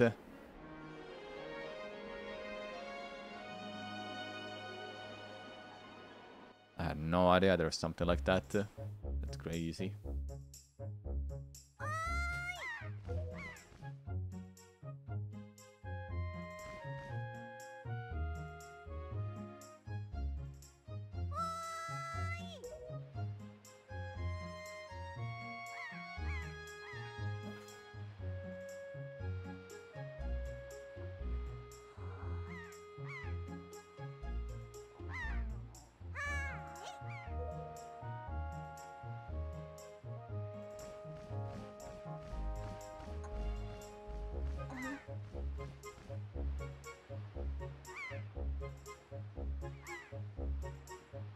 Alright, there's a have good lunch or breakfast or whatever it is. Thanks for the good luck too.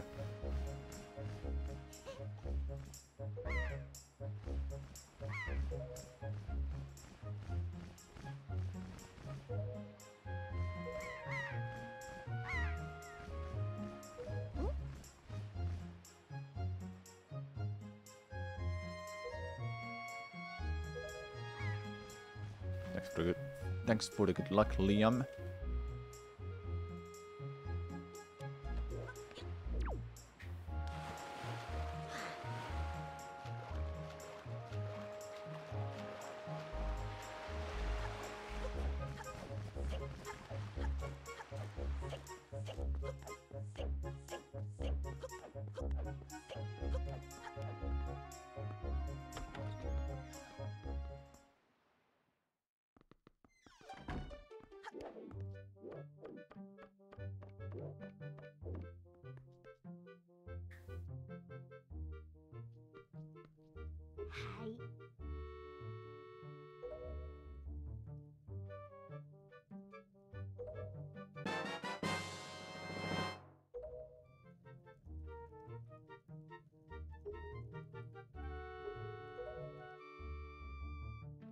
You ever thought that it's crazy that someone just invented a language? Someone just sit down and talked. I'm gonna create a Japanese language. Isn't it crazy? Why we don't just go and sit down creating a language that you only understand? Why am I even saying this? I think it's just funny, that's why I'm saying it.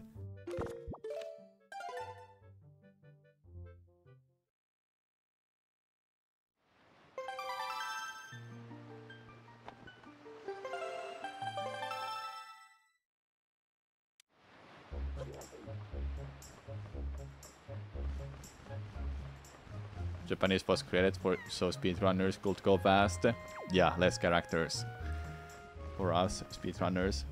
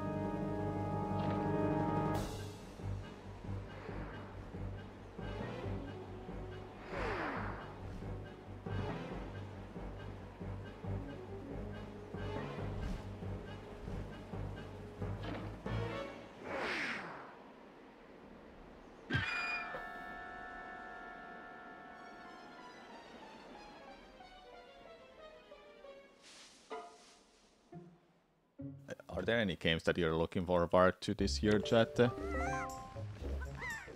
I don't know. Is there anything else but besides the Thousand Year Door remake, remaster remake?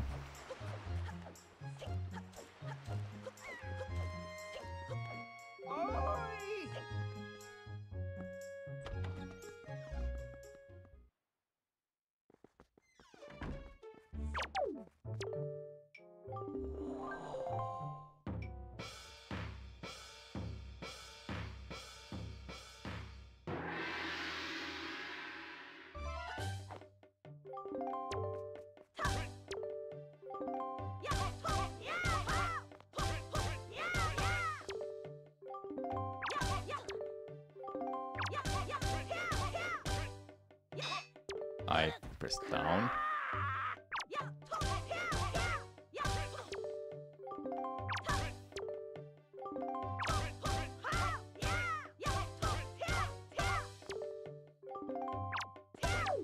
Yeah, I heard about it, Kerpe. Silk Song, yeah, Copium.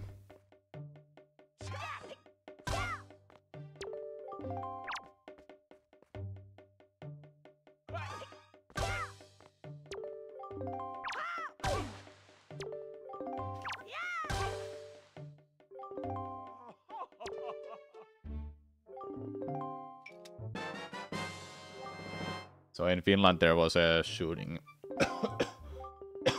There was shooting in school.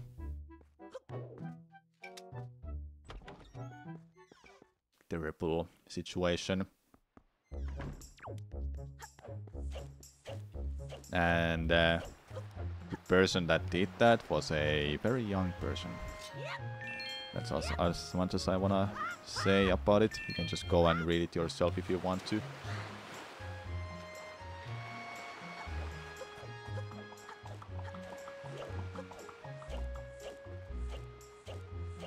Yeah, I was that young.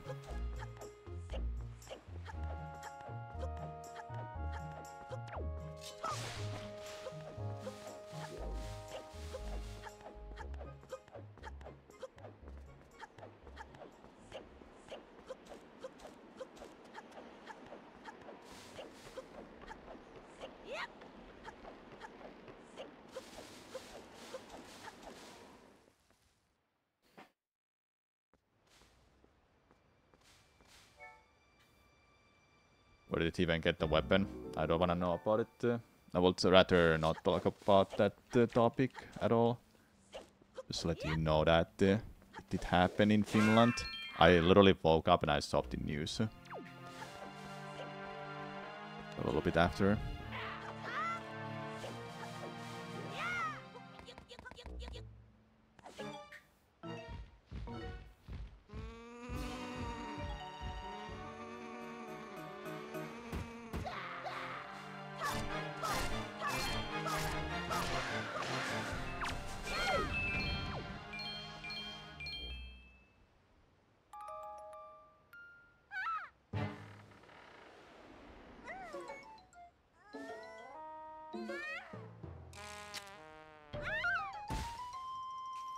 After this chat, do you wanna watch a YouTube video?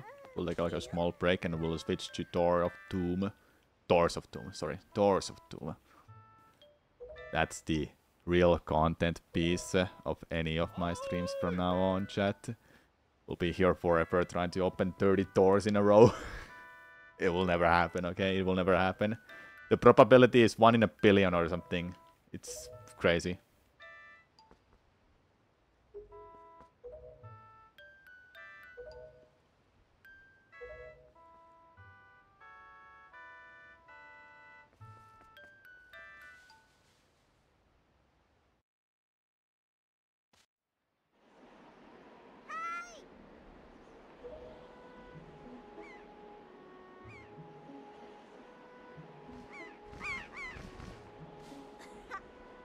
It's kind of a good content piece because I can just sit down and press couple buttons and hold the either R button or L button to open a door. That's it.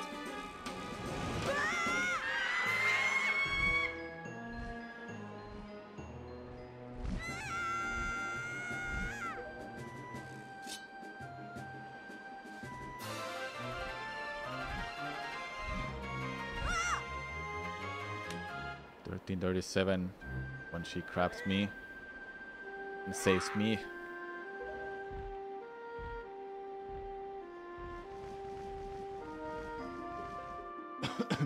I could easily bring back any randomizer that I've done before. Ocarina of Time, Majora's Mask, the Wind Waker even, Twilight Princess maybe, but I don't know the game super well, even though that's my favorite Zelda game of all time. I should know it, because it's my favorite Zelda game of all time, like I just said. Thanks for the good luck, Gerp.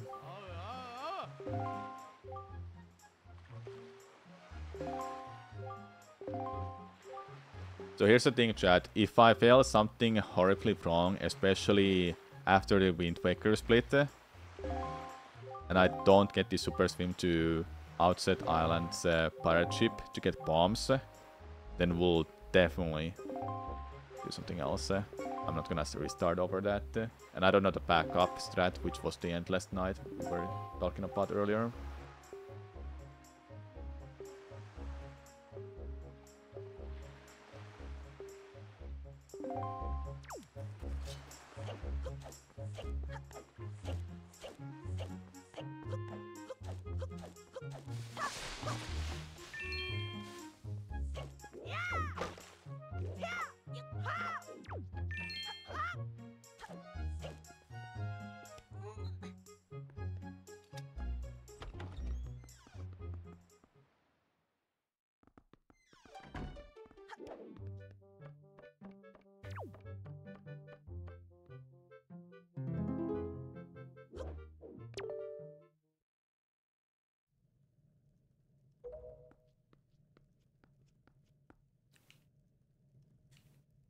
I think I wanna learn Skyward Sword next.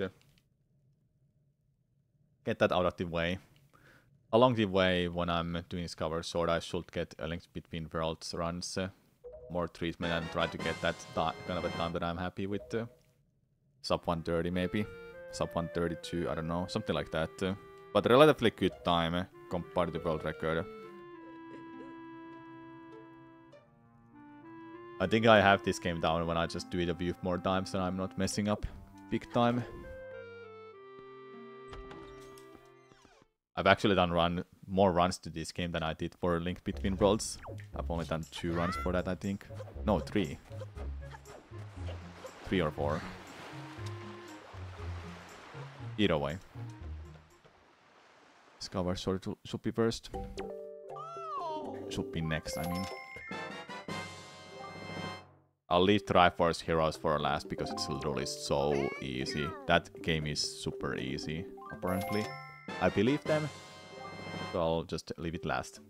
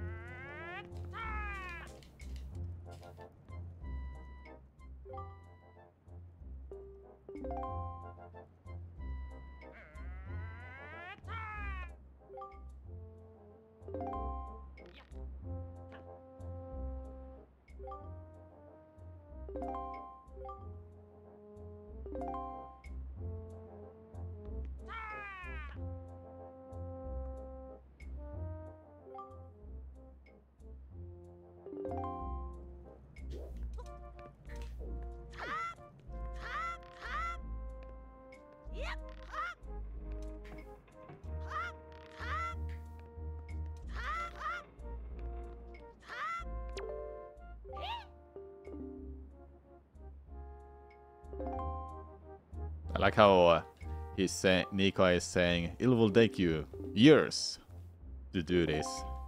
Years.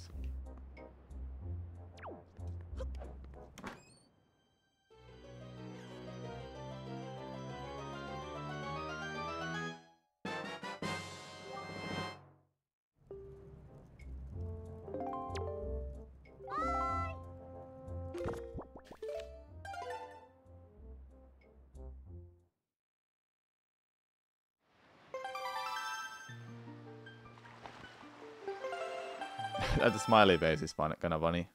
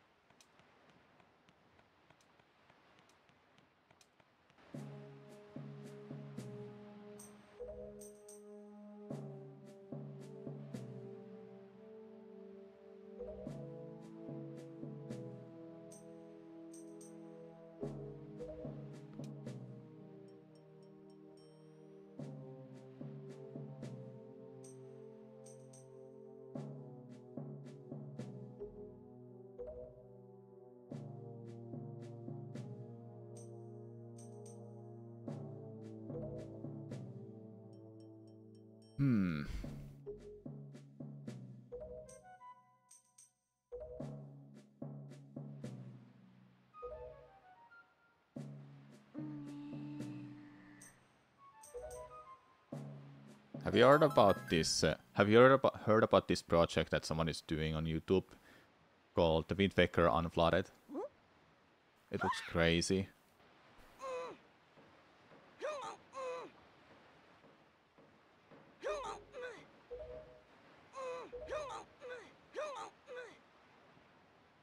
That, if anything, is something I would love to play, as long as Nintendo is not gonna take it down. Well, we know it's gonna they're gonna take it down. Eventually.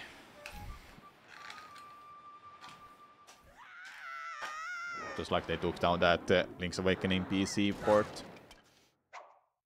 It was amazing though.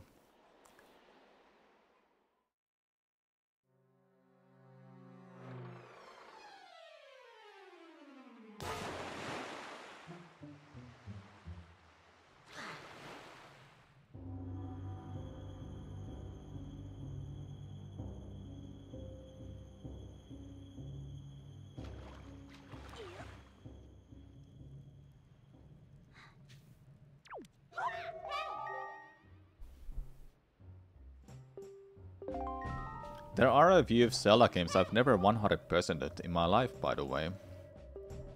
I think those will be really fun streams to have once in a while. Like, the Wind Waker is one. I never 100%ed this game. I did get 100% for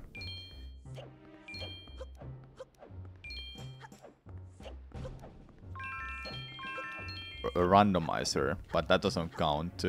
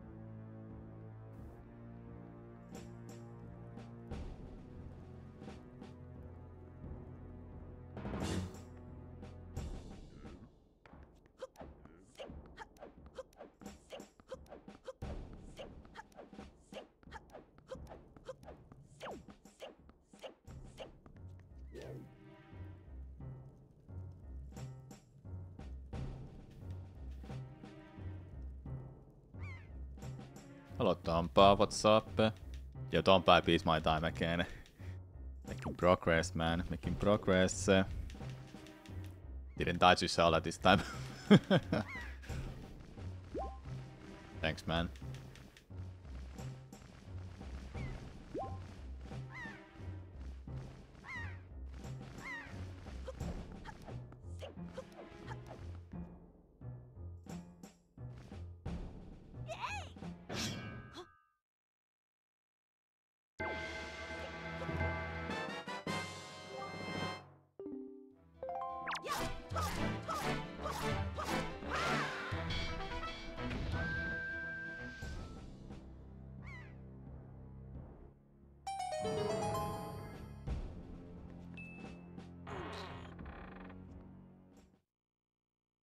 Plus minus 0. I mean, it's good.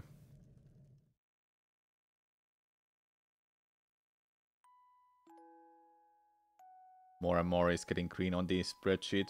Yeah, and I'm deciding whatever I should go for. Discover Sword first, next, or 4 Swords Adventures.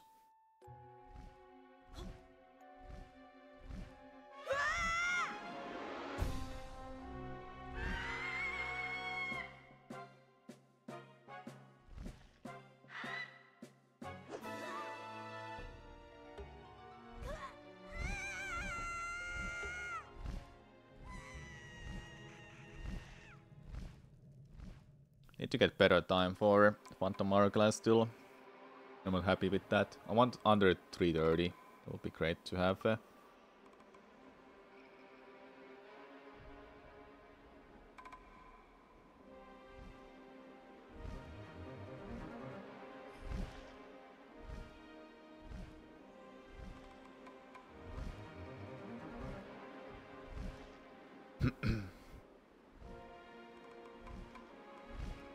FSA will be a bit tricky, I believe.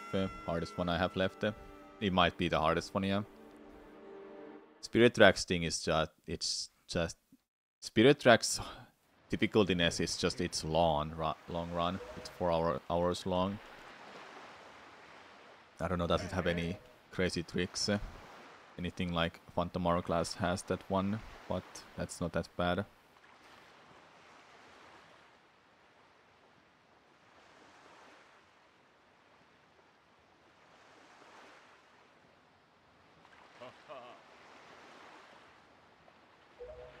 Yeah, Domba, you didn't mention that. We'll have to go check it out when I'm learning Spirit Tracks.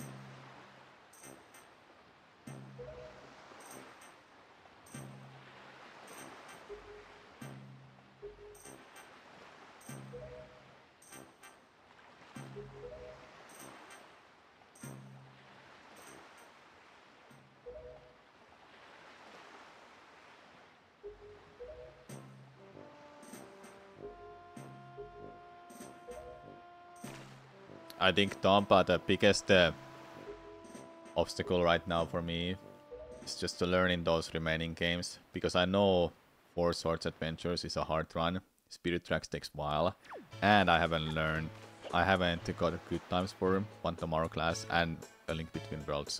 This one I think I have it down, just need a little bit faster time, then that's it. That's really the biggest obstacle I have. Starting to try to get started with those games.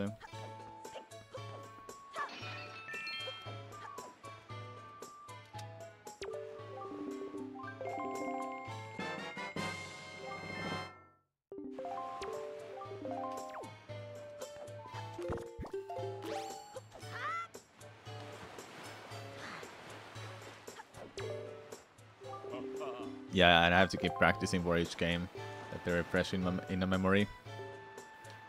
That's why I should sit down and just write down all of the notes for each game, so I know what I'm doing.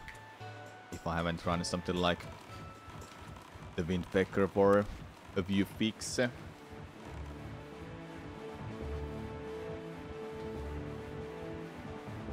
All be good to do. I don't want to go as deep as making pictures of everything. That takes too much time. Eventually all of these games are gonna be in my memory, tattooed, ironed, I don't know the right word for it, but I need a better memory, I need a bigger memory, more space.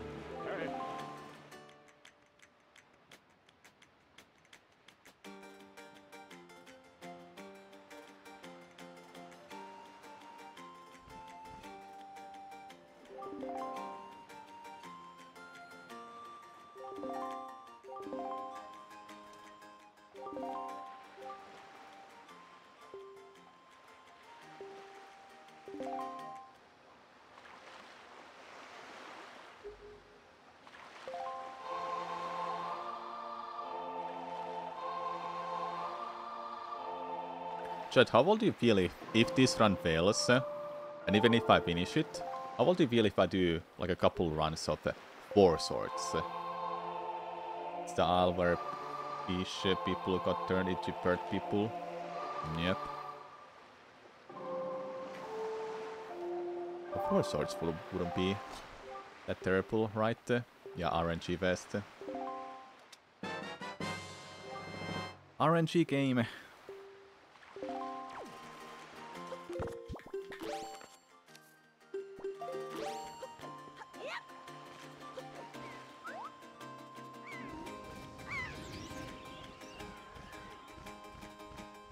Just could I recognize the layout of that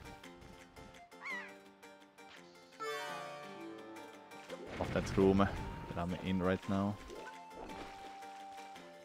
or at that moment. I mean.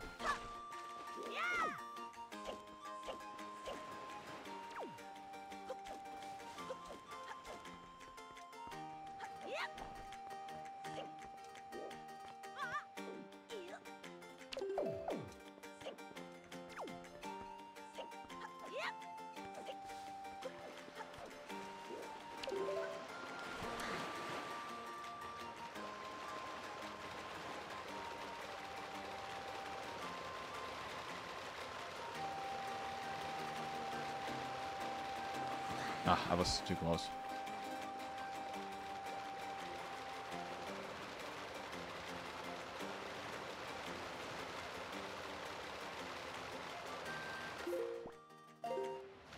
Let's got the refuel.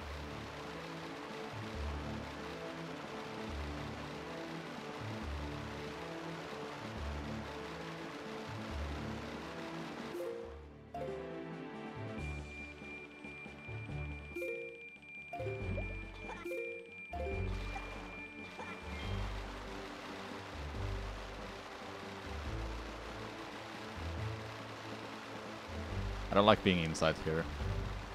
It's harder to get out now.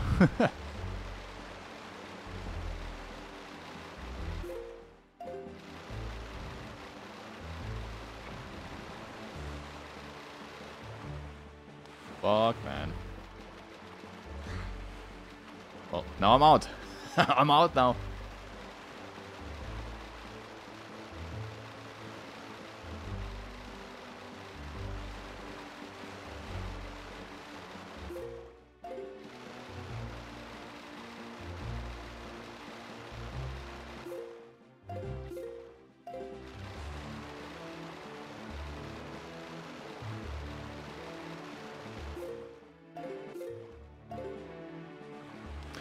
Fuck you, man. Oh my god. Really? Get out of here.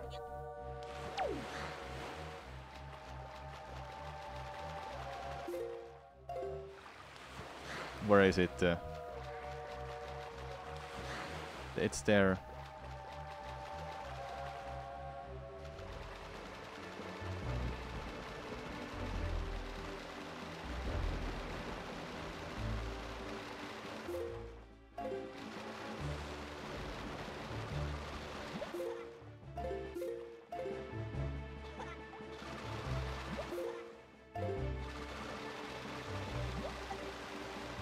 That is just so unlucky, man.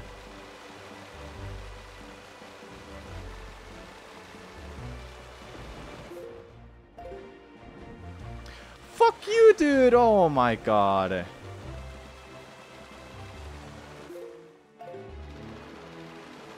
I can't believe I hit it twice. Alright, don't even go that direction anymore.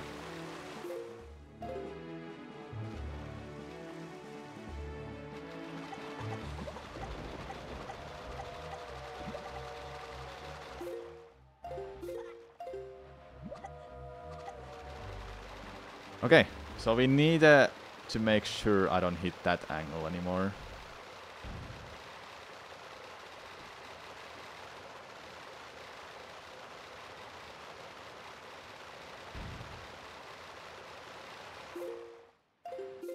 Go from this angle. This is fine. This is much better.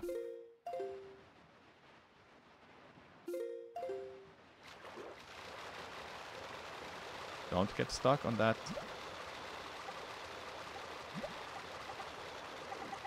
Up, up, up, up, up, up, up.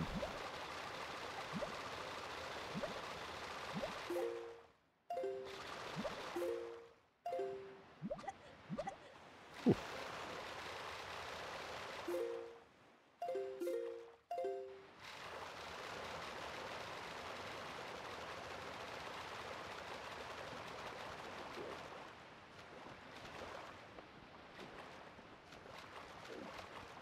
Where am I?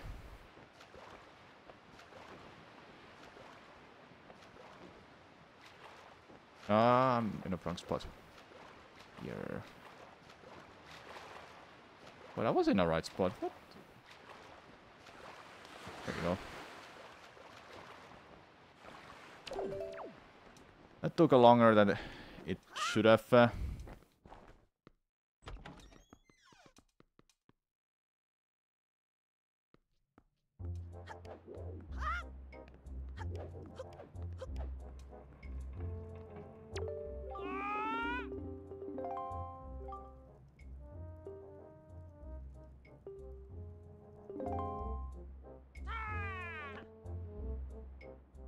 Yeah, it is.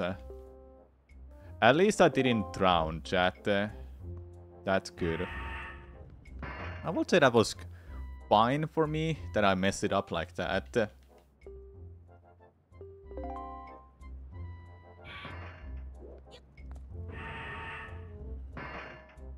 Level up the gameplay a little bit. I know what I should be doing now, from now on that situation.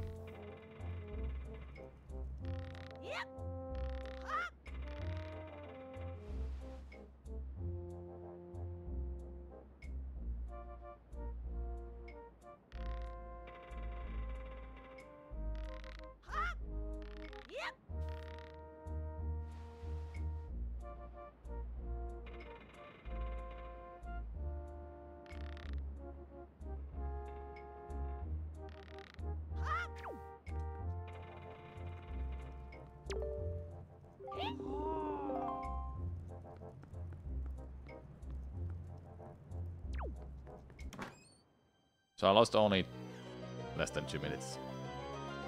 Hey, I can still beat my time. Don't get me wrong. I can still beat my time with this run.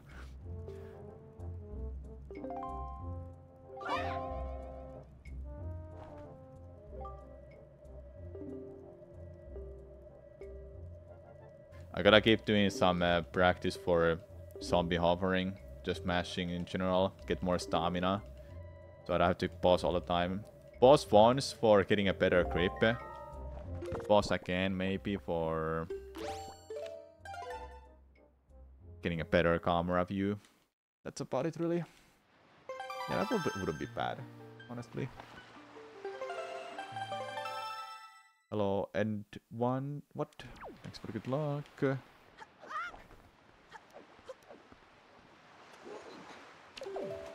early. Too early again. There we go.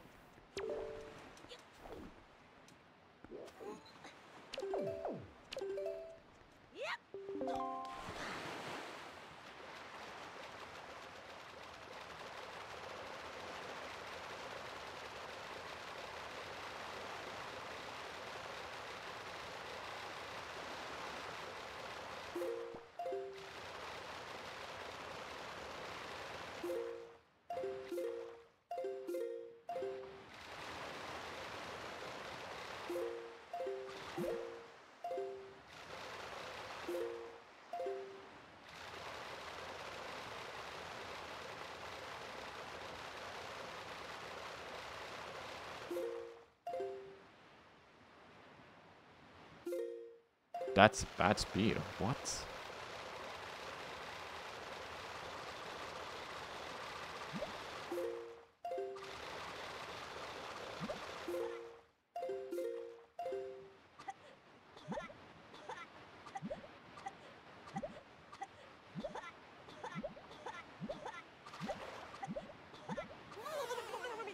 Are you kidding me? I'm doing okay. What's up?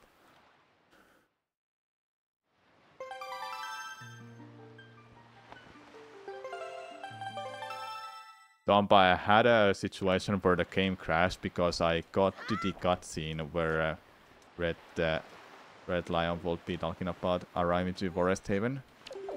And I drowned at the same time. I literally crashed the game on that. Didn't even know that's possible.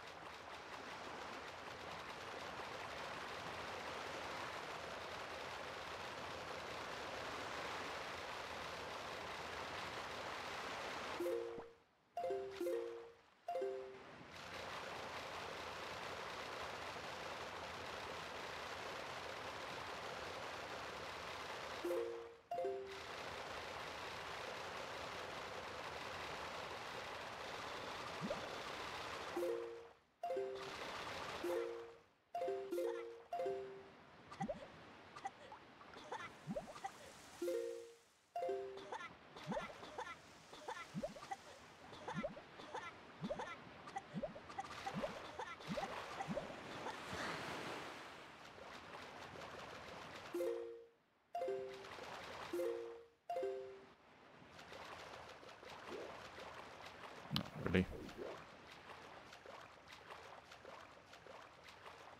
I should super swim is while maintaining the MSS position. That's something I haven't learned properly.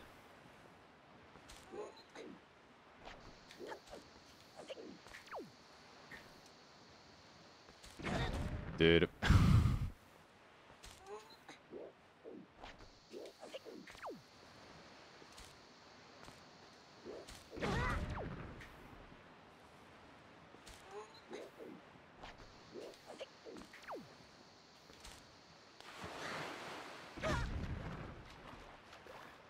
I think it's just pressing the L button, then holding slightly upward, downwards.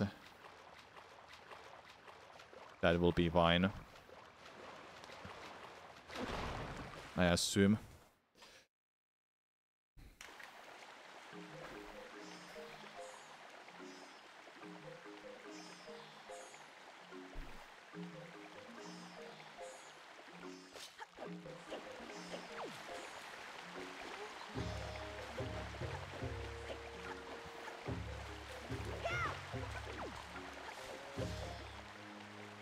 Its target plus slightly down. Yeah, then going each whatever way I wanna move and keep the speed.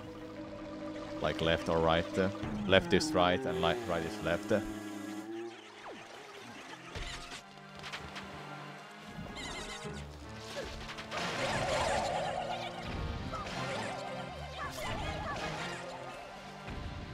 Nice.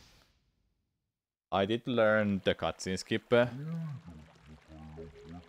But right now I think it's not good time to learn that, relearn that and implement that to runs. I think I'll waste more time than save time in that if I try to go for it and I fail it.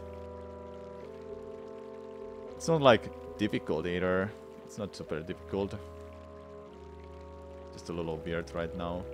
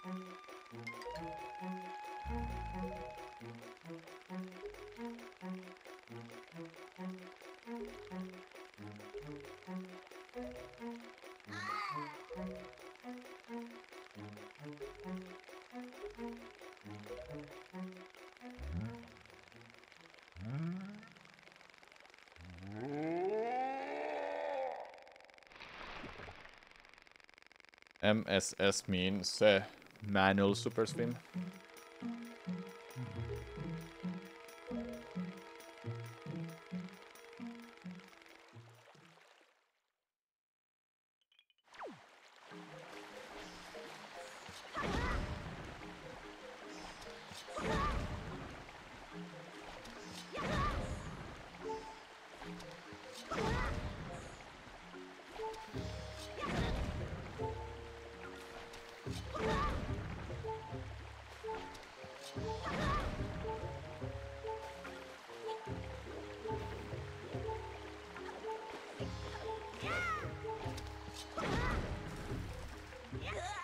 Really?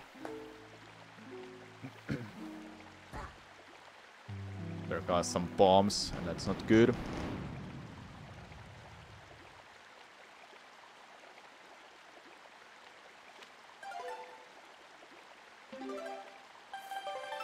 So I restart from outside, do I?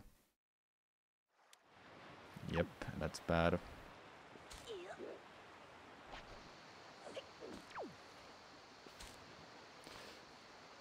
Come on, let me do the clip.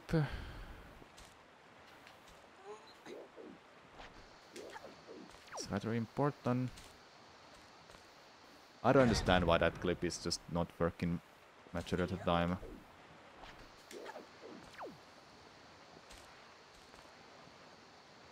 At least I'm taking damage. If this fails now, then I'm not gonna continue the run. I'm out of bombs soon.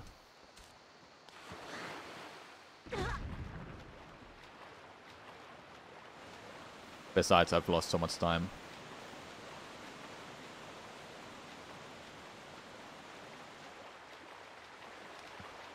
Yeah, I do press B there. I do press B there. So it's the certain timing because how Link moves.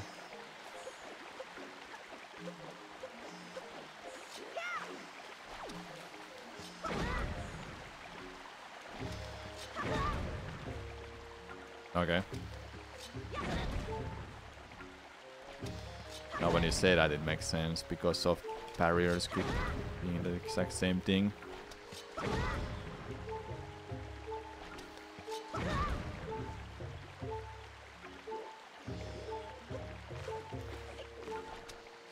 No.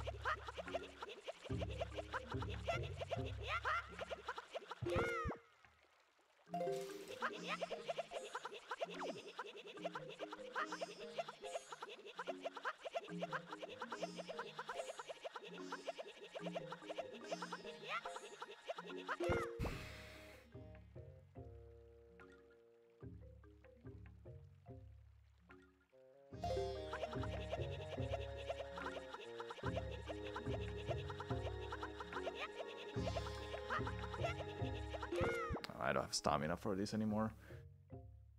No more juice.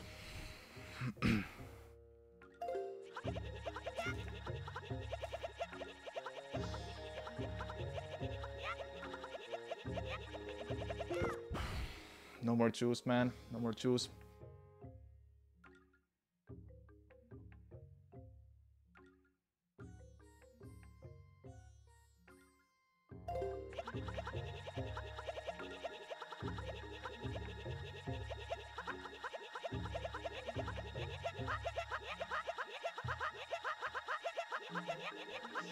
And I went past it.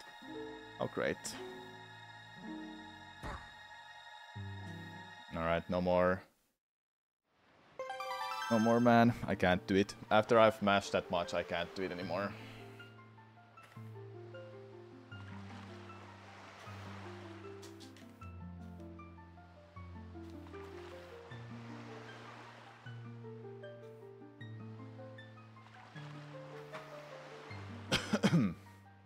I got some golds.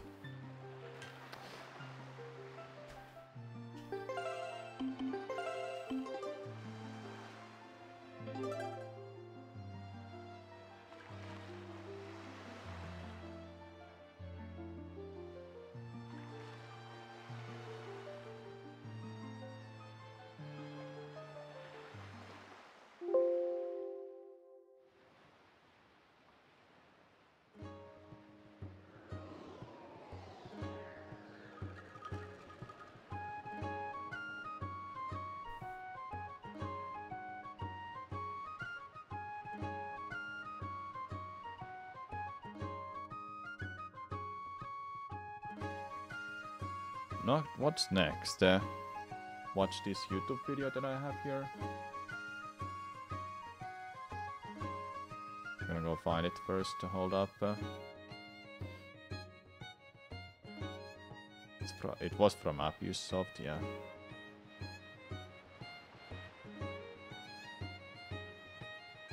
Yeah, they just beat it. They just beat Mario Maker, but there's a problem with the final level. Yeah. I think this will be a good watch. After this chat, I guess it will be time to do some Doors of Doom. What do you think, chat? Doors of Doom. You liked that yesterday? We'll do more of that.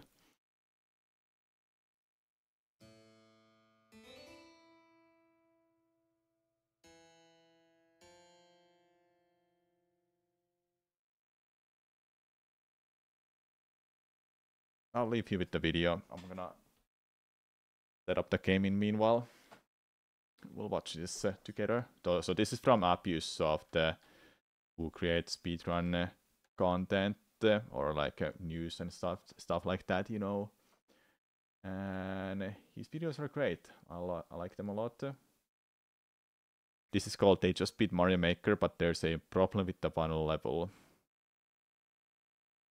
10,610,412. That's how many levels are in Mario Maker 1. That's a lot of levels, and Team 0% made it their goal to beat every single one of them. The drive to complete this monumental undertaking had its ebbs and flows, but on October 4th of 2023, Nintendo announced they would be shutting down the Mario Maker 1 servers on April 8th of 2024. At the time of this announcement, there were just under 26,000 levels left to be completed, and players that hadn't been active in years came out of retirement to contribute to Team 0%, which brings us to the current day. With only a few days left before the servers went offline, there remained only one level between the team and 0% being achieved, but it is difficult. Actually, that's an understatement. It's the most difficult level ever created in Mario Maker. But before we look at it, it's important to understand how we got here and what makes a particular level difficult, so let's start with an overview of Mario Maker. There are 4 different styles you can make a level in: Super Mario Bros., Super Mario Bros. 3, New Super Mario Bros., and Super Mario World. Each of these games offer unique mechanics, with SMB being the simplest of the 4, but creative level makers have found other ways to add difficulty than using different mechanics. SMB is the only game where Mario can't pick up items, so the levels mostly revolve around jumping and momentum control. This might sound easy if you're picturing Mario only jumping over pits and enemies, but in difficult levels, it's not that simple. In addition to open pits, your movement is limited by hazards, which shifts the requirement from simply making a jump to completing it in a very specific way.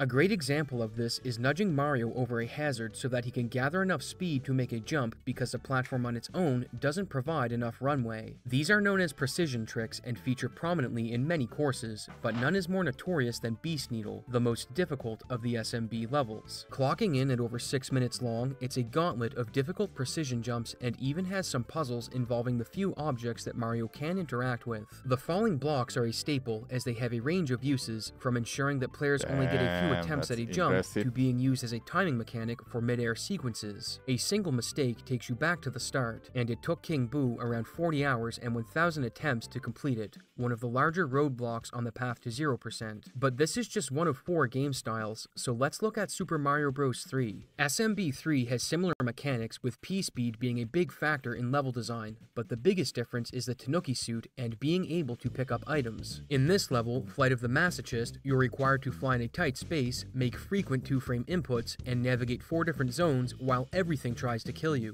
Some levels even require knowledge from outside of the game to solve, like this one by Halgafan, where you need to deduce the proper sorting algorithm to arrange POW boxes correctly. And if you need help understanding how things like this work, this video's sponsor Brilliant can help. Brilliant is where you learn by doing, with thousands of interactive lessons in math, data analysis, each day of the language. Prince.org annual pre-sorting algorithm.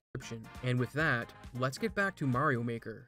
In addition to the correct sorting algorithm being applied to the POW blocks, you also need to use a secret mechanic that keeps them spawned while off screen so the door can be accessed. There's a lot of theory behind this level, and it's more than I can cover here, so check the description after for a video by Riley breaking it down. This brings us to New Super Mario Bros., which lays claim to a whopping 80% of uploaded levels, and it offers everything, including some of the hardest and most intricate mechanics. There are far too many nuances with NSMB levels to cover in a single video, so instead, let's look at a few difficult levels, and Burning Forest is a great one to start with. The first thing worth noting is the use of Fire Flower wall climbing, where you throw a fireball after doing a wall kick as it resets Mario's wall jump state. This lets you twirl back to the wall and repeat the sequence to gain as much height as you want, and can even be done while carrying an item. Another trick in this level is the air stall, where you use a ground pound to send Mario down, but cancel it with a twirl to delay your descent. The result is a repeatable move that lets you stay in the air for a very long time. The ground pound has other uses as well, and the level even has some sections where you need to juggle a spring, then ground pound off of it to make a jump, resulting in a level with lots of difficult tricks and a hidden constraint.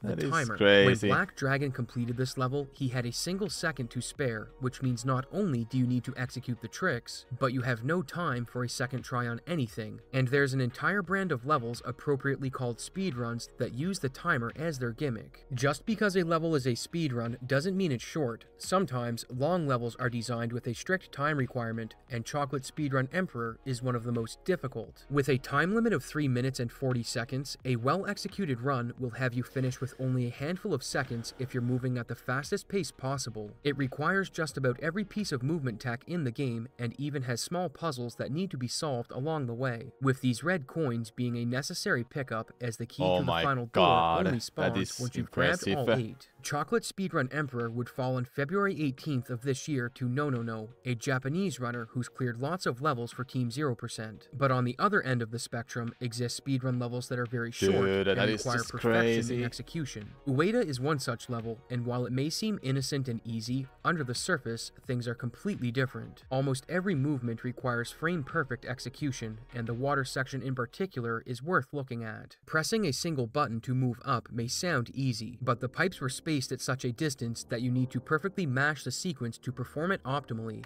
and with only frames to spare, there's no room for error. Fly, the player that cleared this level, puts a rubber band on his joystick so that it points up for the water section, as this frees up his left hand to do a special mash technique which ensures he hits a perfect mash to save every possible frame. And with this level complete, we're now ready for the last game mode, Super Mario World. You can make an argument that Mario Maker itself only exists because of Kaizo ROM hacks for SMW showcasing how popular user-generated content can be for players, so it should be no surprise that Kaizo mechanics feature prominently, with the shell jump being a staple. In addition to having more shells than an 8th place Mario Kart player, Fierce Shell Storm also has puzzle elements that require throwing shells off screen with specific momentum so you can bounce off them later. This is considered the hardest shell level in Mario Maker, and it took Dante Power a solid 35 hours of attempts to beat, achieving the clear in February and bringing the level count to 714 remaining. This left a month and a half for Team 0% to clear the remaining courses, and standing in their way was a collection of levels that were incredibly difficult. But the one I want to focus on is hard for a reason we haven't covered yet, as it's incredibly simple. I give you the hardest Muncher stairs. The bane of any Kaizo player is the dreaded water level, and this one certainly has levels as it contains several staircases that all require the same repetitive inputs, forcing you to press the swim button over and over again while the Munchers eagerly wait for a single mistake. These types of levels are absolutely nuts, but some players have the skill and patience to endure them, and on March 11th, just 11 minutes before midnight, Cap would pull off the unthinkable and cleared the hardest Muncher stairs, which left 17 levels between the team and their goal. With the end of Mario Maker fast approaching, March 8th would be a huge day for the team, as the total number of remaining levels would hit 100, and over the course of the day, 31 more levels would get cleared, meaning the same day that there were 100 levels left was also the same day that 69 levels were left. At this point, levels were falling like flies, with the trend chart based on the clear rate predicting that the challenge would end on the 14th of March, almost a full month ahead of the servers going offline. Looking at some statistics, we see that 12 players have cleared over 1,000 levels each, with Schwaz almost reaching 5,000, and as March moved on, the predicted date of completion came and went. It wasn't for lack of trying. In fact, from March 8th to the 15th, 99 levels would be cleared, with only one standing in their way, trimming the herbs. At the time of this video being posted, the level still hasn't been cleared. In fact, it's so difficult that it may not get cleared. The level you see on screen has unique difficulty, and it also has significant lore, with some players suspecting that the creator used hacks to clear it so that it could be uploaded to the servers, which means it's finally time to dive into the most difficult level in all of Mario Maker. 27. In the 7 years since it was uploaded, trimming the herbs hasn't been cleared by a single person. It hasn't been grinded the entire time, and a serious effort wasn't put in until only 10 levels remained. So what makes it so difficult? The level is divided into two parts: the descent, where you jump the first 3 herbs, and then the climb, where you need to collect red coins and perform off-screen interactions. On the surface, this may not look difficult, but a breakdown of the mechanics will reveal that there's more than meets the eye. The descent has 3 spin jumps you need to hit, but in addition to the jumps, you also need to perform a bomb drop on each flower. To execute one, you need to drop the bomb, have it destroy an object or enemy, then re-grab it, which sounds simple enough, but these bomb drops are unique. Due to the surrounding hazards, you only have a single frame for each bomb drop. If you're a frame early, Mario will land on the bomb, which kills the trick, and if you're a frame late, the bomb won't kill the flower. And this is the easy part, as the real difficulty comes from precise momentum control. Because the saws are so close to the plants, you're very limited in space where you can safely make contact while spin jumping. And if you hit the bomb drop, you need to make use of a very uncommon mechanic to get to the next plant. In Mario Maker, if you press and hold jump, Mario will get a max height jump, but if you press and release jump, then press it again before reaching the apex, it results in Mario falling slower, which allows for precise momentum control. This is rarely used in levels, but it's required here as you need to do a 1-frame left press after jumping off the first flower so you don't move too far to the right and hit the saw, but that's not all. You need to be far enough left so that you can press right for 1 to 2 frames to do another controlled momentum jump that will safely carry you to the next flower. This leaves the last trick of the section, the bomb bonk to the right, which is the hardest trick of the entire level. The direction the bomb bonks is dependent on the direction you're holding on the D-pad when Mario starts the jump, so changing the D-pad direction in mid-air won't alter the direction the bomb will go when performing the trick. To illustrate this, here's the beast bouncing between boos. Boos will get scared of you if you're looking in their direction, and as you can see, if he changes his direction mid-air, the boo he's facing won't get scared until he makes contact with the object he's bouncing on. For the final flower, this means you'll need to land on the left side, carry the momentum right while tapping left to avoid the saw, do a 1-frame right press before touching the plant to bonk the bomb right, then jump off the bomb. This is likely the hardest sequence of events ever constructed in Mario Maker, and it's only the first half of the level. The second half has plenty of frame-perfect inputs as you need to bonk the bombs to collect coins before doing an off-screen jump and clearing the final 3 flowers. Or, to put it bluntly, the hardest 11 seconds in Mario Maker ever. To upload a level you've created, you need to beat it, and this amount of precision had plenty of players thinking the level was uploaded by using TAS. But if we look at the creator's history with the game, we might be able to shed some light on that claim. Ahoyo created Trimming the Herbs in 2017 and uploaded it on August 20th, and a month before the upload, we see he was explaining the first section of the level and said this. Long story short, this is doable. I know this is doable. I've gotten to like here. It's pretty ugly though. But I want to make this trick a reality. This establishes that a month before the upload, he was having trouble getting through the flower section, which raises the question, how did he clear it in only 4 weeks? If we look at another of Ohoyo's levels, we might get some answers to this. Bombs 5 is a level that Ohoyo created in June of 2016 that was full of bomb tricks, a mechanic that he pioneered in Mario Maker. While he wasn't known as a Mario Maker player that was good at other techniques, he was virtually unrivaled when it came to bomb mechanics. Bombs 5 was exceptionally difficult, however, and to try and upload it, he streamed for 6 hours a day, 6 days a week for over a year, before hand and tendon issues caught up to him and forced him to stop. The level wouldn't get uploaded until after Nintendo announced they would be ending the feature to upload levels on March 31st of 2021, as Ahoyo returned and completed it before the deadline, which does raise some questions. Did he secretly clear the level and sit on the upload for years, or did he clear it recently, or was it uploaded using TAS? There isn't a clear answer for Bombs 5, but given his long streaming sessions, it was safe to say he was competent with bomb mechanics, so that should clear up any issues with his Trimming the Herbs upload, right? Not exactly, as some players have pointed out, the bomb drops aren't the difficult part of TTH, the momentum control is, and Ahoyo isn't experienced with that mechanic. This wasn't the only thing that bothered players, however. It was pointed out that the skill of the community in 2017 was significantly lower than it is in the current day,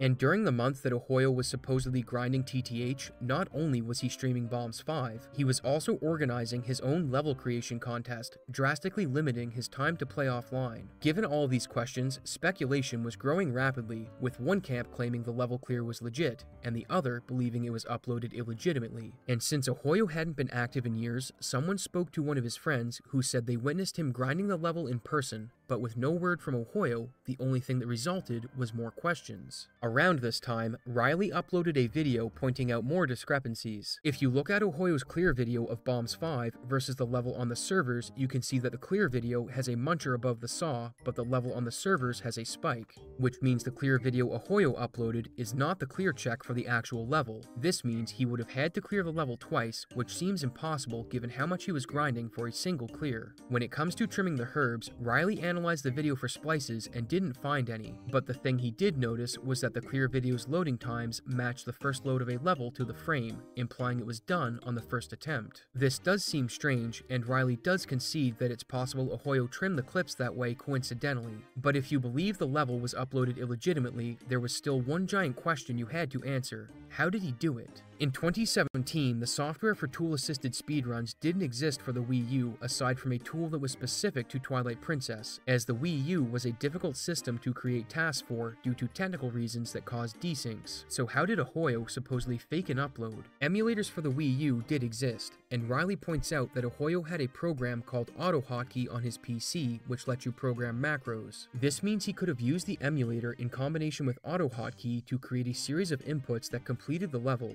but this method still leaves the problem of getting the task on an actual Wii U. A second theory was that a modded controller was used that can store macros, so the difficult first section would be completed with the macro before you regain control and finish the level normally. Both of these are possible, although as one commenter pointed out, every level upload ever had been done by the player beating it, and Ahoyo would have had to create something no one else had been able to achieve, a working task. But that's precisely what he did. With the deadline approaching for the server shutdown, Ahoyo broke his silence and joined a call with the moderators, some runners, and myself, where he explained everything. He said he created trimming the herbs as a way to reveal that task was possible for the Wii U, and since he developed tendon issues, he thought it would be fitting for the bomb guy to go out with a bang. With its insane difficulty, he thought players would scrutinize the level, at which point he would reveal that task was possible for Wii U, but it was only seen as a very hard level at the time and didn't receive much attention, so his plan backfired and it faded into obscurity.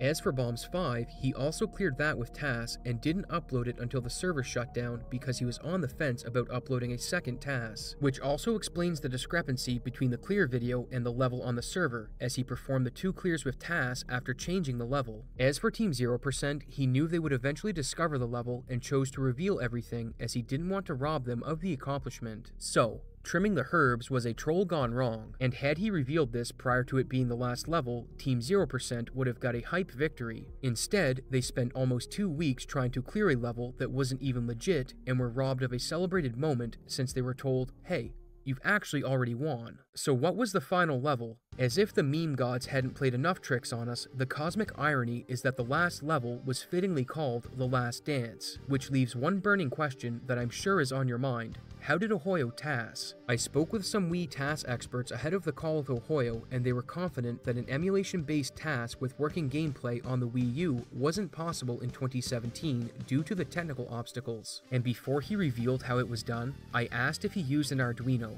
and I was right. An Arduino is a device that can be programmed to do a ton of different things, and hooking one up to a Wii U controller was the only thing I could think of that could achieve a gameplay task given the desync issues with the Wii U. So how did Ahoyo get this idea?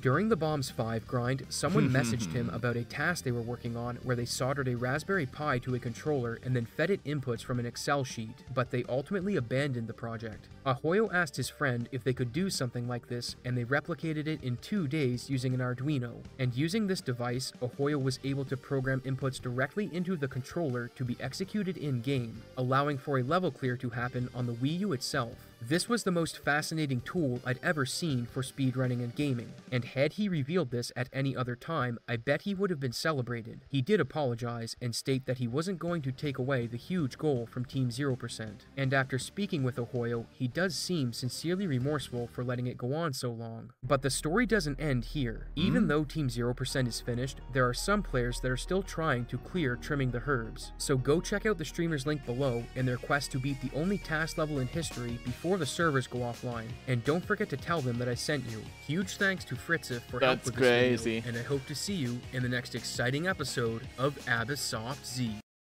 That is so crazy. Here we go, chat. Time for some Doors of Doom.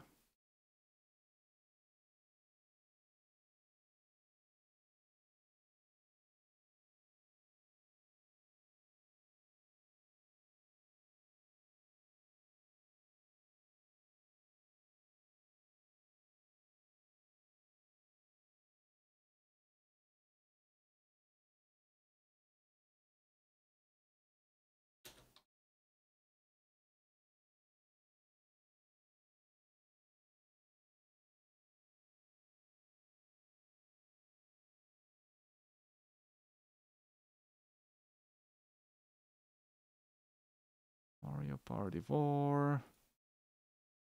Changed. Good. Now we need some music, chat. What kind of music we should listen to? Give me ideas. The video game franchise. Now is the time to do that. Rock music. Mostly video game music, please. I'll put on Donkey Kong Country music. We can change it later.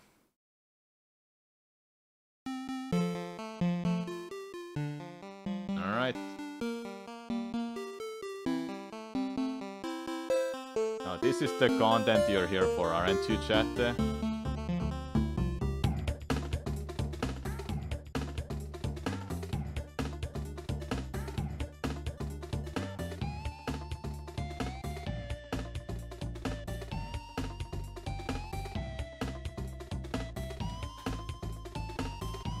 Personal best is 8.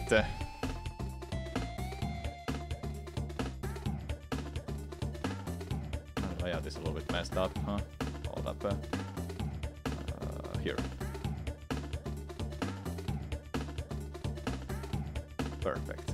So the world record is actually 15, not 14. Yesterday I found out about that shack use. I didn't even know it was 15.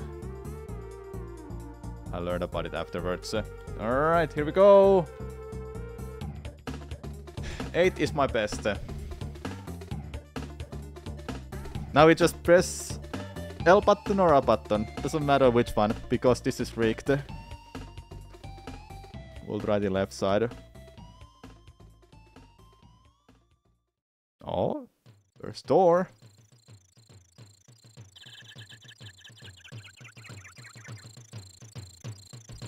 This is so much fun. I don't know why, but this is fun.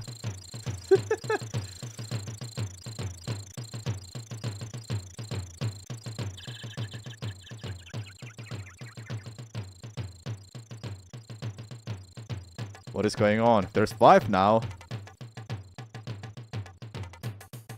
6? Oh! Oh man, come on!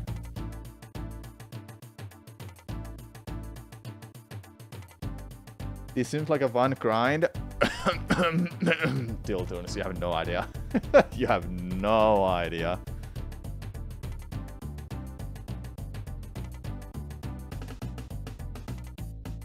Okay, let me go and change this one command quickly.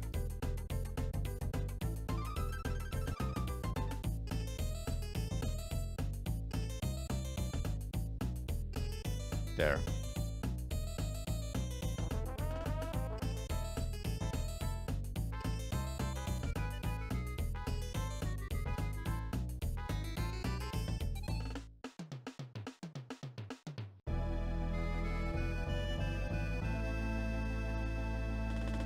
I should probably put that link to the prot about that.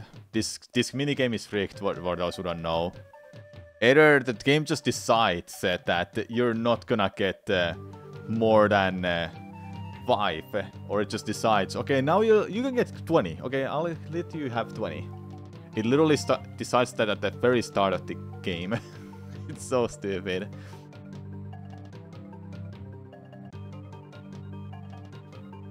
I added the total timer to the left side with resets on the right side of that. So you know how many times I've done this. So it's not random at all. It is random, but we don't know about it until we open the doors and just find out that he's hiding behind the door. And just it's so stupid. We'll be here for the eternity, chat. We need the ball like last time. Yeah. Okay, I'll have a prediction up. Hold up. I'll make a prediction. New BP before 200 attempts. Yes. No. No, W. I'll put it on a 5 minutes. Alright, there's a prediction going on, chat. Prediction is going on. Will I beat my best attempt, which is 8, in less than 200 attempts?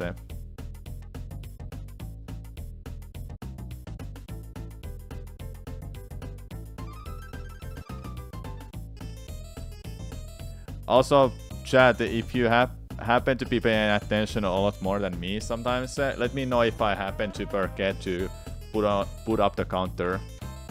Now I'm paying attention. Okay, it's 4. With my luck, you're surprised I haven't already gotten more than 15. The probability of getting 15 or even 10 Tilduns, just getting 10 doors is the probability is the same as it's actually worse than getting a shiny Pokemon. Even worse than getting Gimpu cycle skips. 10 doors was like 0.09. Yeah, that's what it was.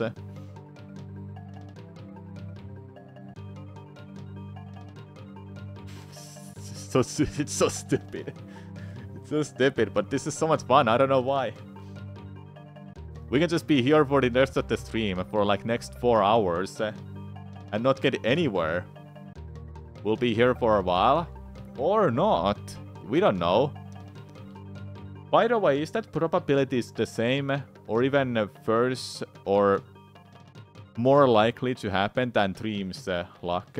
The Dream luck, the famous Dream luck. No, that was 1 in trillion. So it's more likely to happen. This is more likely to happen than Dream's luck, chat. Was that it?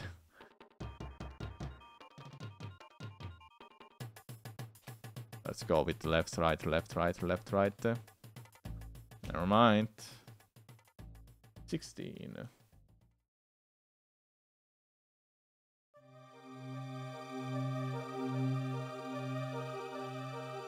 So anything that has happened in the world of speedrunning, chat?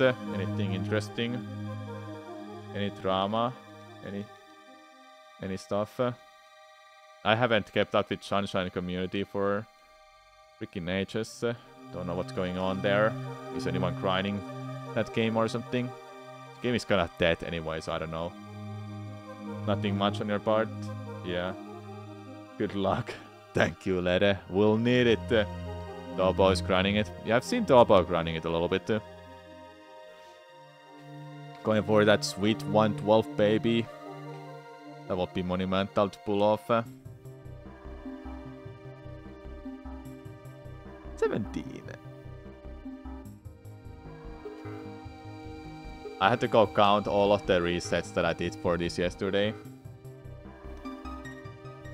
Yeah, if there's no one else grinding this Tilduns, then he'll be definitely the one to get it first.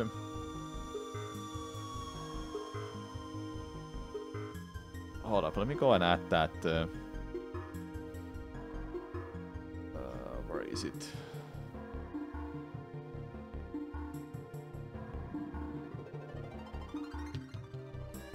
There.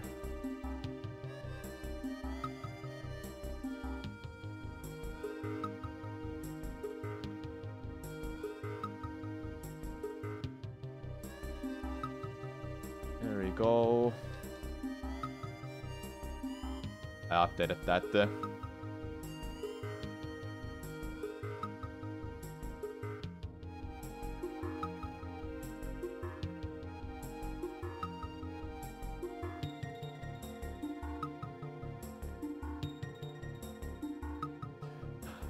Need to keep pay attention to the reset count all the time.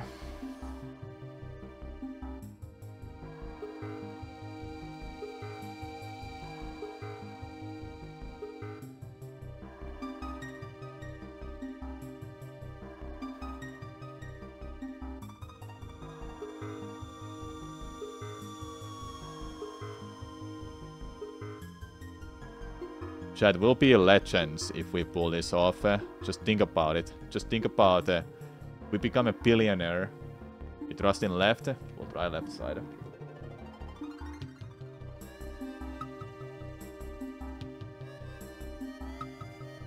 That's the spirit, chat. We'll be stuck here forever. Alright.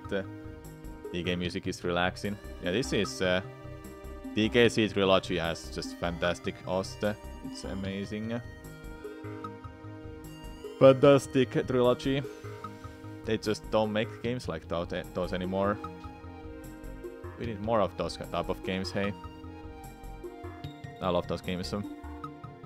I did some speedrun challenges or like races with my friends before.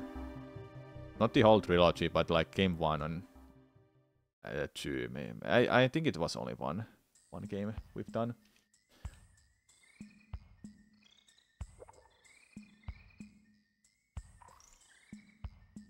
That was 4.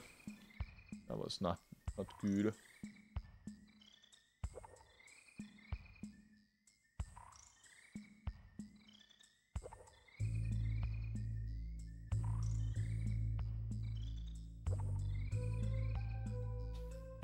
Alright, Thor, Espen van, I'll try it. You'll be banned for the week if it doesn't work.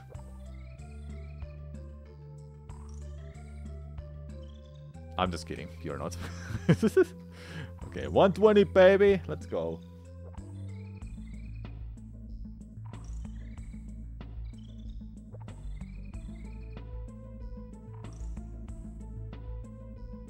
Sacrifices will come in later. We'll have to make sacrifices much later, not right now. We have to waste all of our luck for the next 10 hours. Then we can think about sacrificing someone.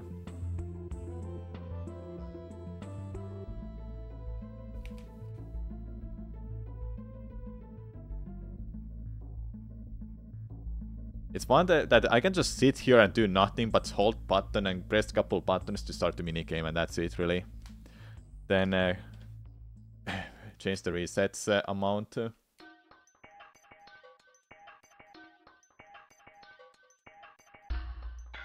Should we listen to some Mario music after this?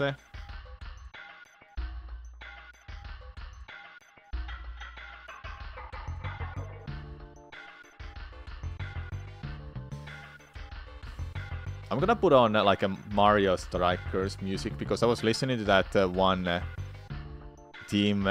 It kicks ass, man. That team kicks ass. I don't wanna spoil what it is, but I'm sure you've heard it. It was so good. They just don't make bangers like those anymore, man. Same as TKC games and music. Well, Returns is there, and so is Tropical Freeze. Banger also in both of those games too.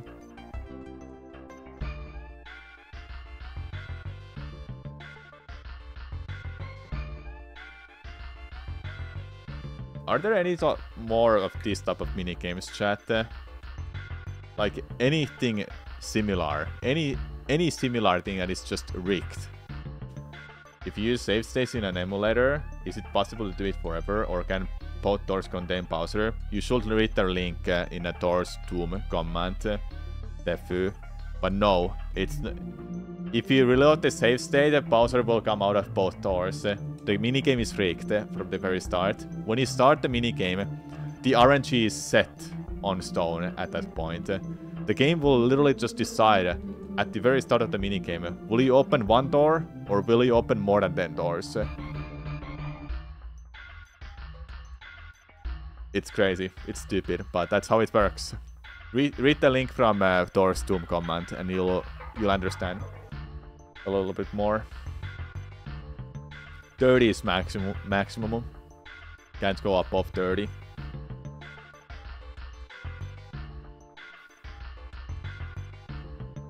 So yeah, chat, just to be sure that I get the reset count correctly, let me know if I forget to change the reset count. I'm changing it all the time, I'm paying attention, but like an hour later I'm gonna be freaking mushy. I'm not gonna pay attention anymore. That's the funniest thing Mario Party has ever done. Yeah, it's funny. It's so stupid and funny. So yeah, save state wouldn't work. You would have to go and check out the RNG to make sure that it's correct. You're amazed how rigged the old Mario Party games were. Yeah. It's so stupid. That's why I'm doing it on a console. To make sure that it's legit as well. I'm doing it on console because I want to make sure this is legit legitimately done, not an emulator. You played N64 games for the first time recently with a friend, and you love how unfair those are, but this is on another level. Luckily, this minigame is only solo. It's not a minigame that everyone has to play. It'll be terrible.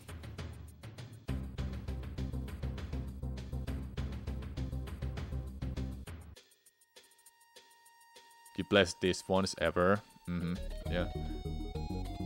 You don't usually play single player Mario Party. Me neither. I used to play at the time because I didn't have friends. And generally I don't care about Mario Party much, but only with friends.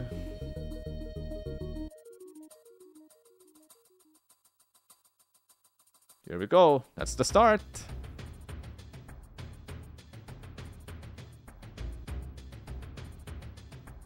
Left door, gang.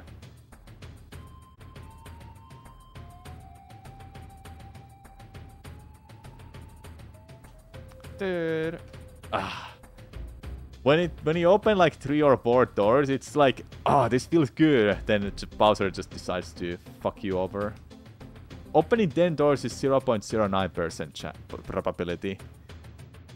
Man, like, come on. If you were to hop on the grind, it will be super suboptimal because you own the PAL version, which is 50 Hz only. Yeah. I bought the American version just to run this game because Fire Dragon was running at the time and he inspired me a little bit. Then I did like 2 runs and that's it. Luckily I have the version, so I can have a progressive scan for the better quality and doing stupid stuff like this. But yeah, we need another something similar like type of this stuff in the future because eventually, maybe eventually, we'll be able to beat this. Right? If it were possible.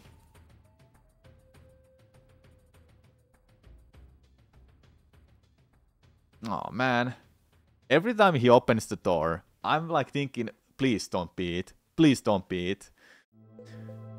Please don't be it. Then it is. Then he's there hiding. I don't think Mario works. We need to try Waluigi. We need to try Waluigi.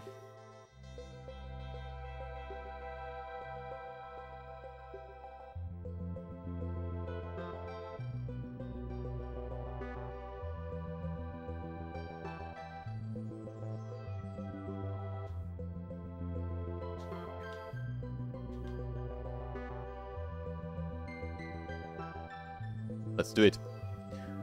With Brambles Blast music in a background, we can do it. We can get to 10. We can get to 10 doors. More than that, we will get to 16 doors. Just double the personal best. Right here.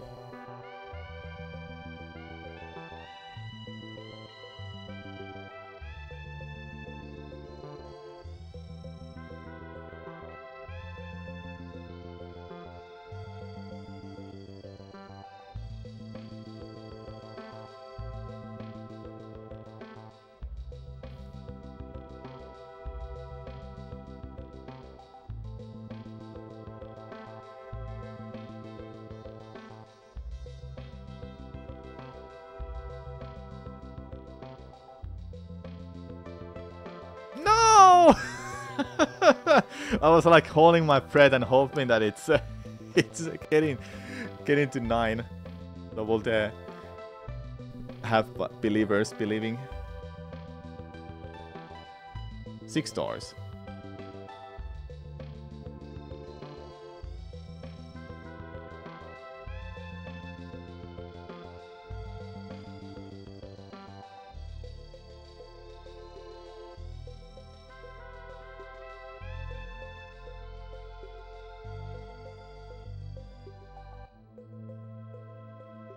Here we go again. Voila! Voila! New reset. Switch music? No, not yet. No, we've been listening to this for 20 minutes. That's not enough.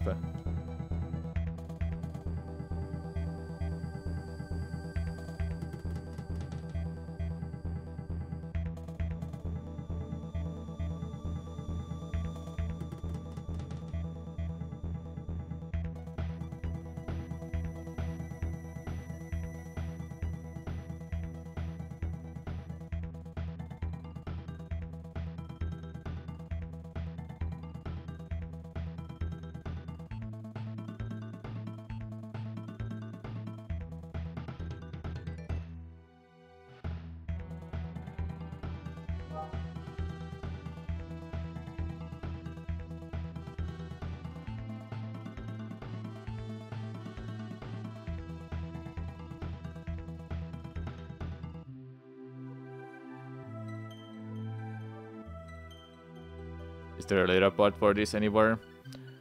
Yeah, there is.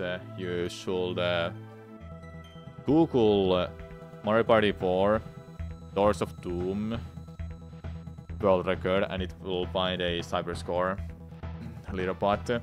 That doesn't have a Modesto Tomatoes time record there. 14 was the previous one there.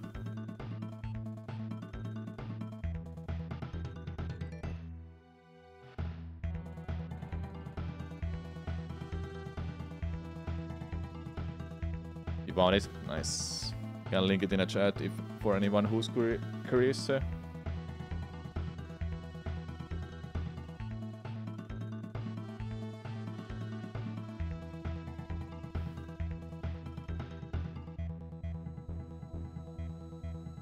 People assume the 15 from Modesto Tomato is new since it's not there on there yet.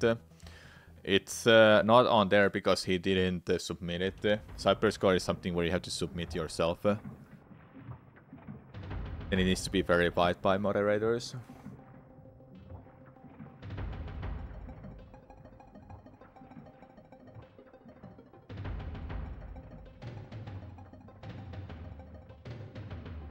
Okay, we need some RNG manipulation, chat.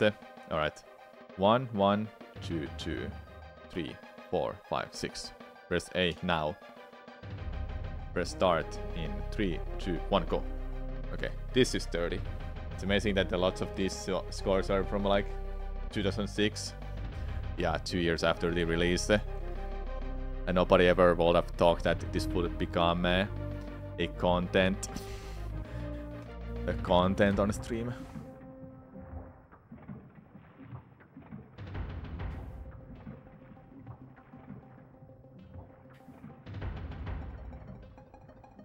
This is the type of stuff the internet was made for. Pretty much, yeah.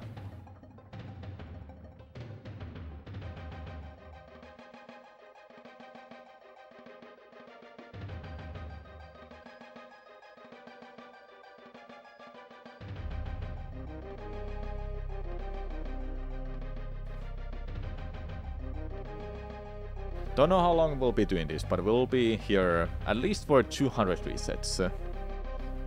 Oh, really? Already?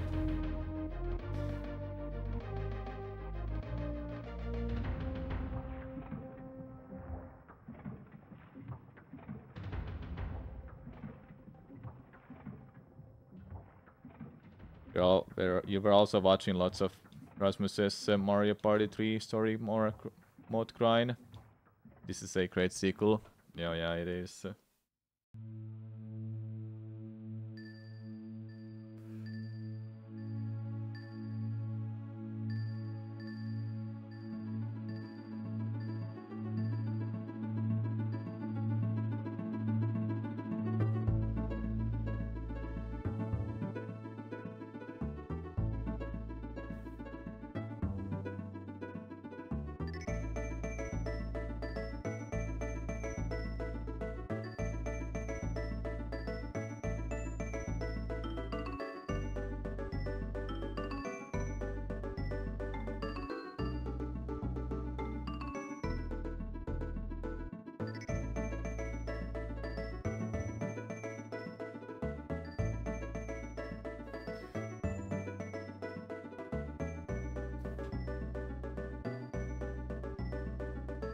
Wii U servers are shutting down next week's Monday. Man, it's so close. Closing. And it's gone. Forever. I'm sure someone is gonna have like customized servers up or something. Like for Mario Kart Wii. And Brawl, I guess. Smash Brawl.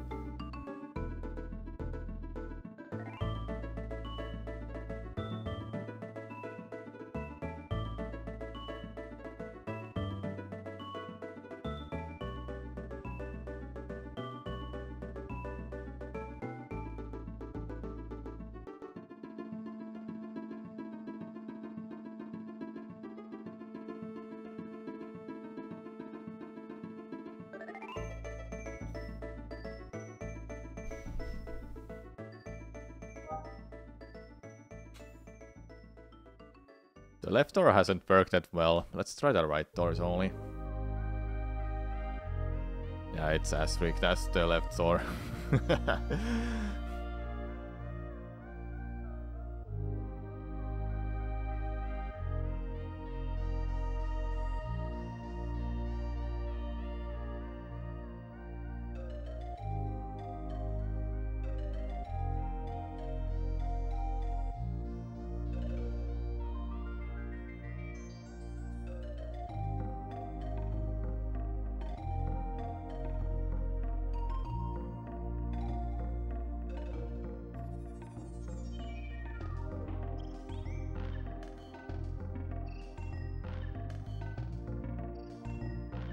Oh yeah, right door, right door. Oops. Only go with the right door now.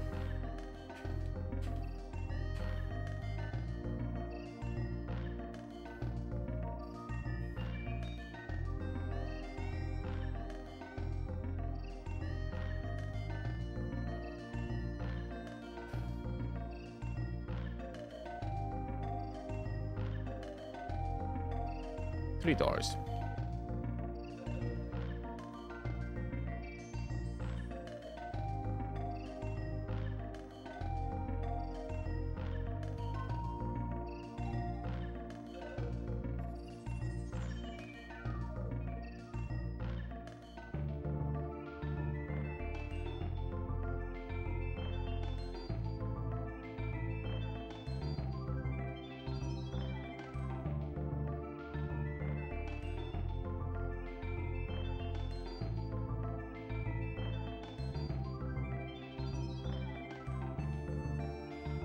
It's getting worse, man. It's getting worse.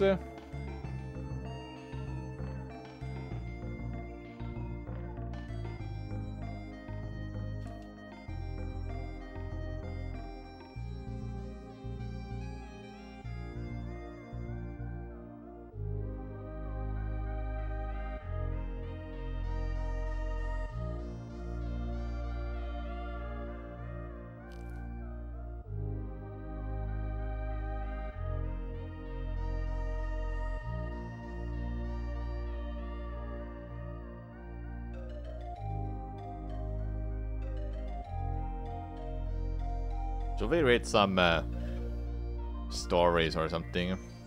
Fan fictions while we're attempting this? Something. Need to think of something. So I'm just not sitting here doing nothing but just pressing buttons and saying a couple of words here and there.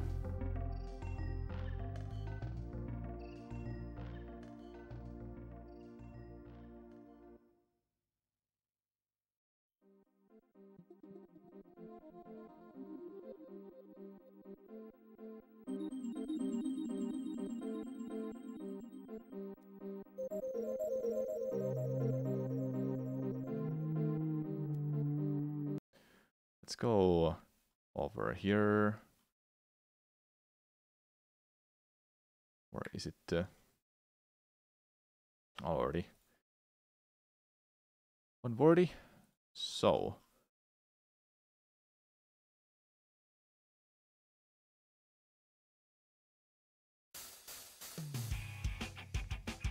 Alright, we got some banger music. Let's go.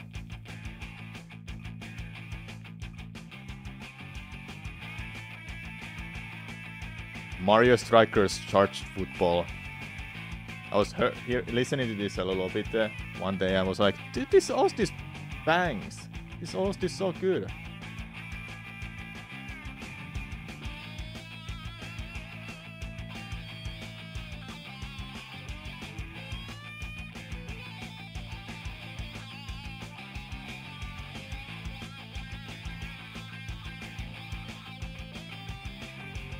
Let's wait 5 seconds before we start the new one.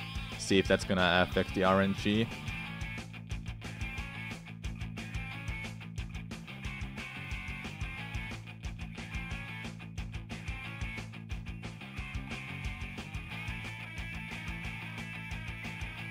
Alright, 5 seconds. At 2 hours and 10 minutes, we'll start it. There we go.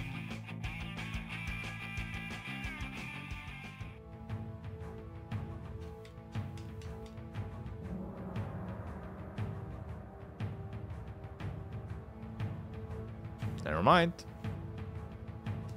Didn't affect at all.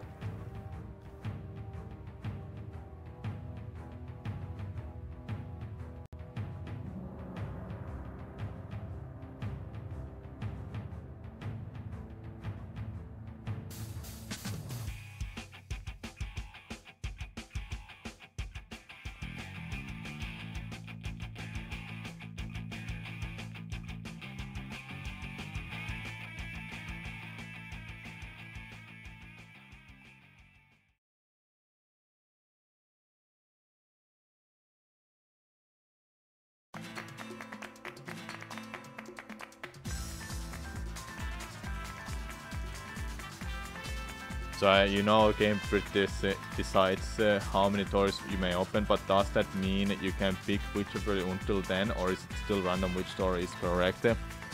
It literally predetermines how many doors you can open. Doesn't matter what door you open, you can go. So let's say you start a minigame, and let's say we happen to know how far we can go. Let's say like 12 doors. So whatever door you open, it doesn't matter.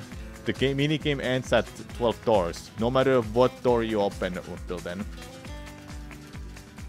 Yeah, it doesn't matter what door you pick. It really, literally doesn't matter at all. It's rigged. The minigame is rigged for that reason.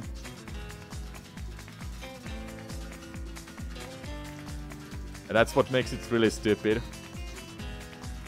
Yeah, 144.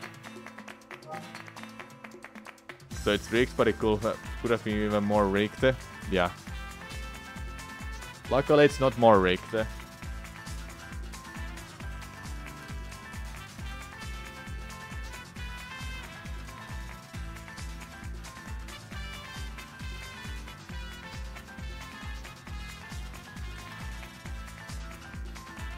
Waluigi is not working. Do we need to change to Vario? Maybe Vario works better.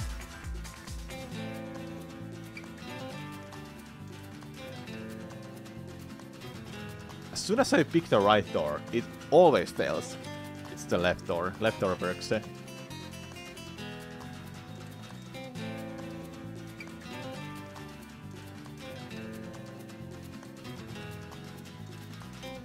What if certain characters are just not allowed to go far? That's a good point. We don't know. We don't know yet. Let's go change the character. Waluigi is not working. Let's go with Wario. Wario must work.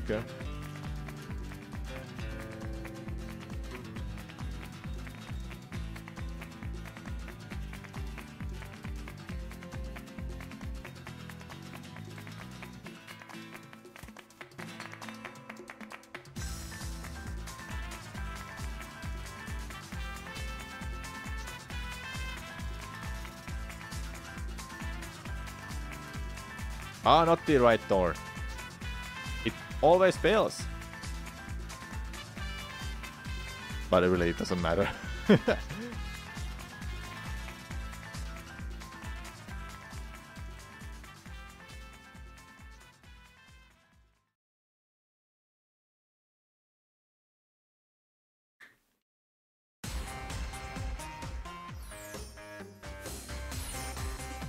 This is Peach's team in Mario Strikers. Damn.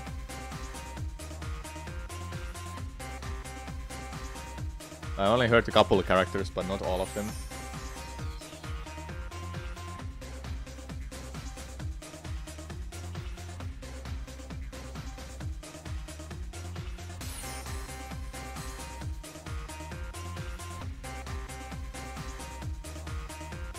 Bowser!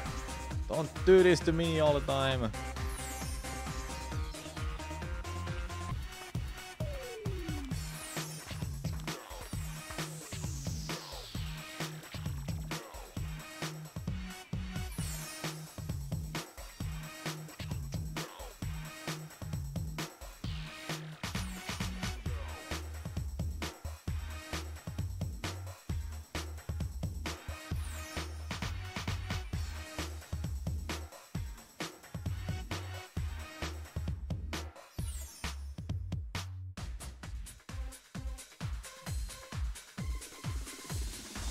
Oh man. Yeah, are there like any fan fictions we can read while I'm doing this? Or maybe some articles? Let's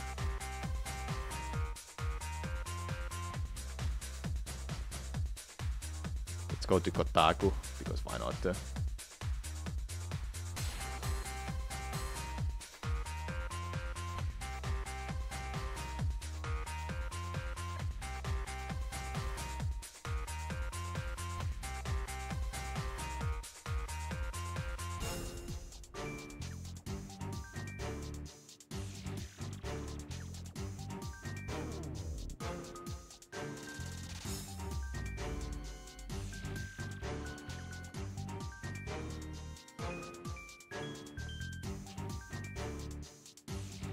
Looking bad, man. Let's see.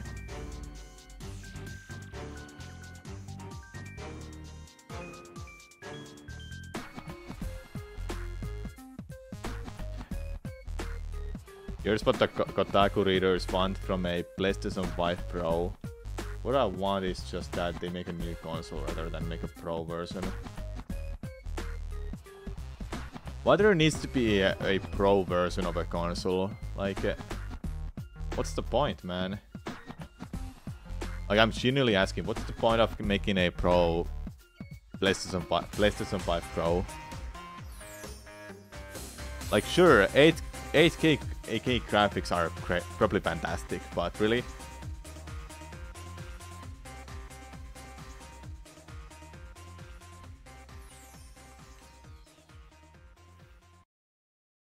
That's something I've never understood. It's like wanting a slightly better console. I didn't find anything in Kotaku. Kotaku doesn't have anything too interesting right now. It's usually just a gimmick for money. Happens to work. If you like with the graphics, there's a maximum you can reach from where on improvements really do not matter. Yeah, pretty much.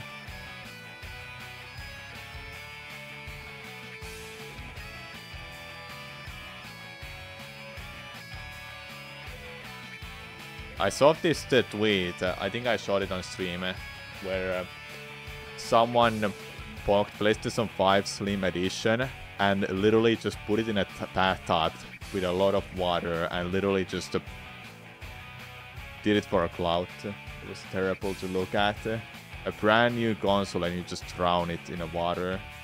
Just break the whole console. Disgusting, man.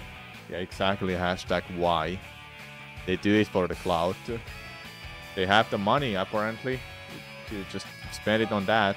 And they get it back with all those views because people are stupid enough to go watch it. That's how the world works right now, I guess. The most stupidest thing you can do, it gets a lot of views, no matter what. That's TikTok right there. TikTok in a nutshell. Such a waste of money. Well, they get it back by just uploading a stupid video like that, my life. So not really a waste of money, but kinda terrible still to just for the developers. A waste of console, pretty much. And yeah, waste of money in that case.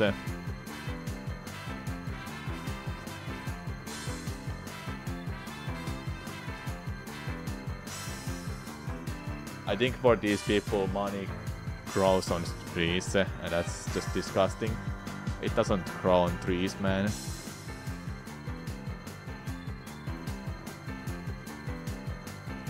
Next up, we're gonna have 10 doors opened.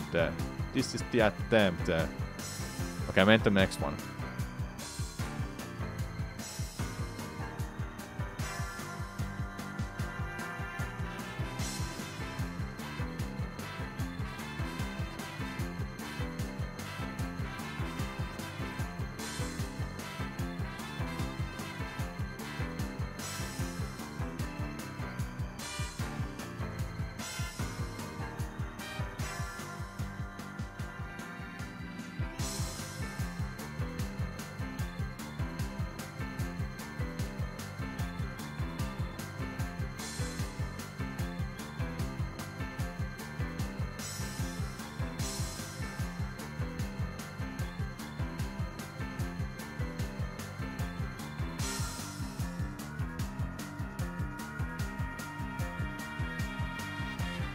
No. Hold up. Yeah, it's 4. Okay.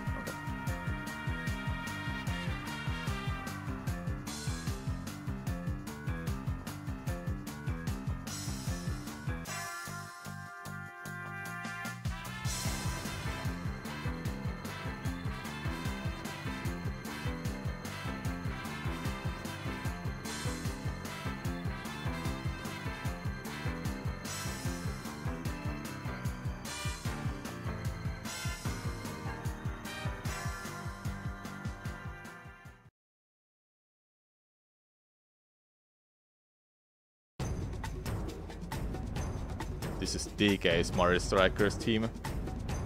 DK. Donkey, go.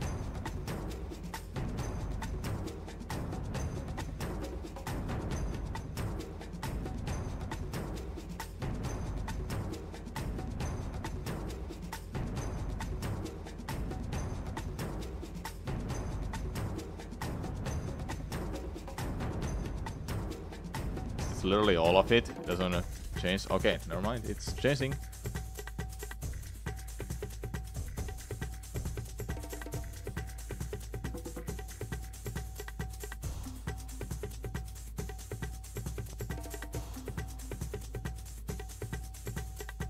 Let's change it up a little bit. Let's see if there's anything interesting. Zelda music that is underappreciated. Yeah.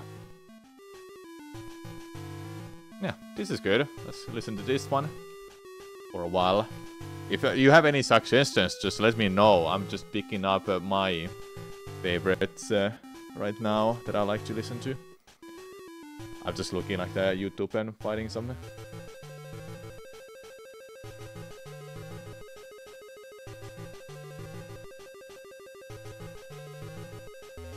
Record is 8, goal is 30. Yeah, it's really rigged. I mean, it is supposed to be not possible. This is going to be a long challenge. I don't think you have any idea how unlikely this is. It's 1 in 1. It's 1 in 1 billion probability. Something like that. So yeah, we will be here 1 billion attempts later and still don't have it, you know.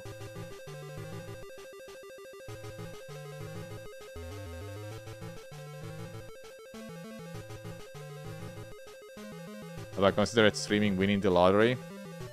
Nah. Streaming in lottery or slots is disgusting, man. I don't like that type of stuff at all. I actually hate gambling with money. Because it always leads up to addiction.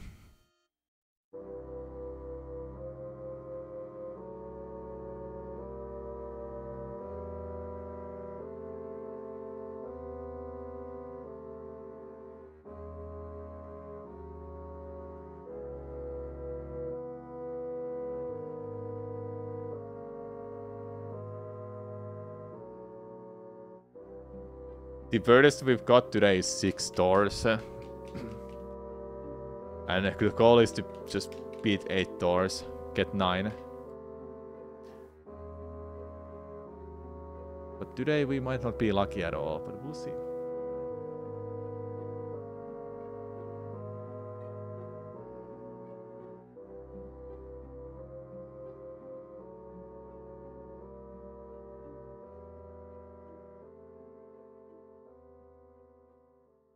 How about this is the attempt?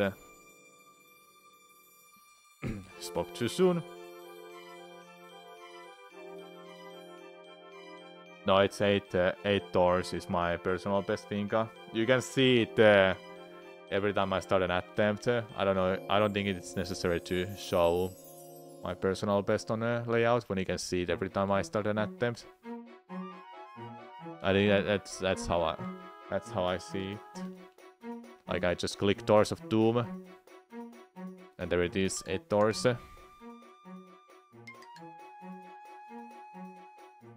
And it shows in the top right corner of the screen when we start the minigame as well. You haven't noticed or played the games, that's why? Okay, now you know. Dynamics makes the reality impossible reality. Yeah. Okay, 160.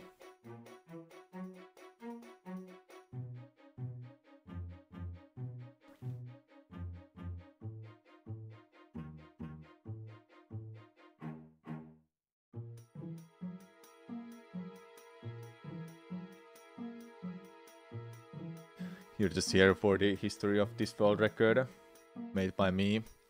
Yeah, the baseball, right? That's what you are. Yeah, you can say, I was here, you were here when it happened. When that happens in like 20 years. Or it could happen now. You never know, hey? You never know. Today might be the day, hey?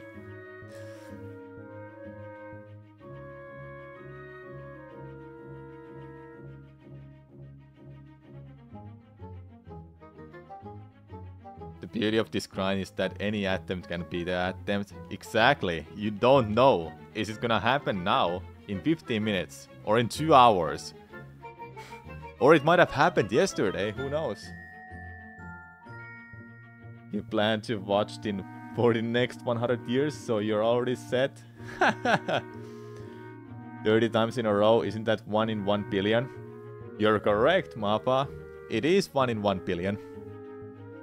Something. 1 billion something.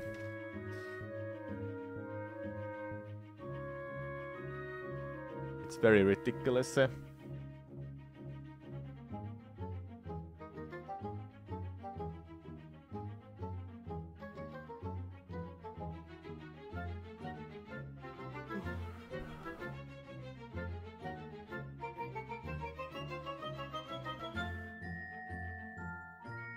Is there any strats or is it just completely 50-50? It's completely 50-50 until the end. But here's the catch. The minigame is rigged. When you start the minigame, the game has decided that how many doors you can open. Every failed run is a sign you aren't hoping hard enough. Yeah, you gotta hope harder, chat. You need to believe hard now. So yeah, no strats. Just open doors. This minigame is literally the definition of RNG. It is, quite literally.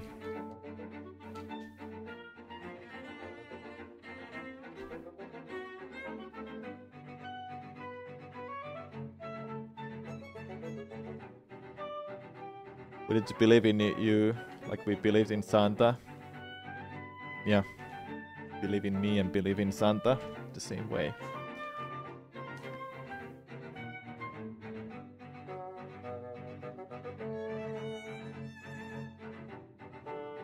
You're not believing hard enough, chat.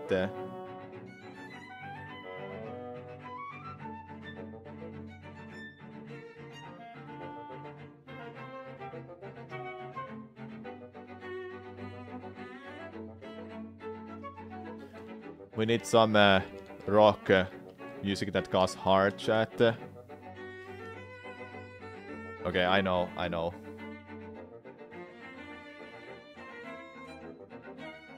Alright, now this goes hard. Let's do this.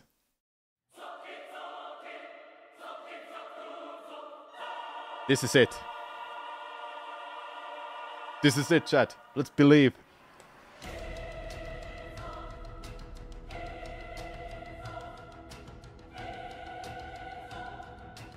No, man. Okay, hold up. Let's restart it. Okay, restart it again. Okay, now, this is the attempt. You can't go further than that, Vinka. 30 is maximum. You can't go further than that. The game just stops there.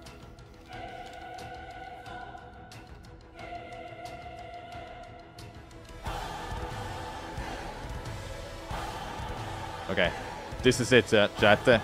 Let's do it. Believe.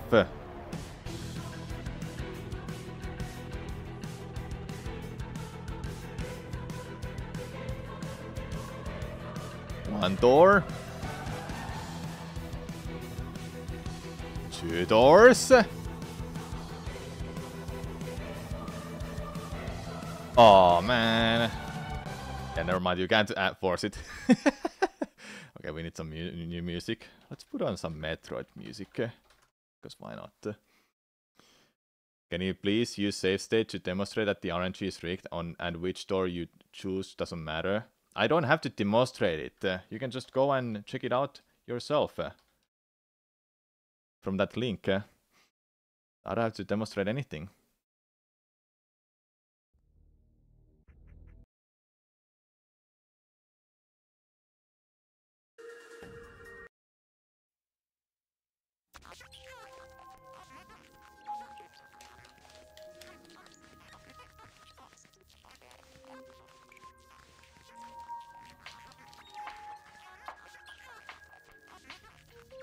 No, it doesn't work, Pinka, but sure we'll try it.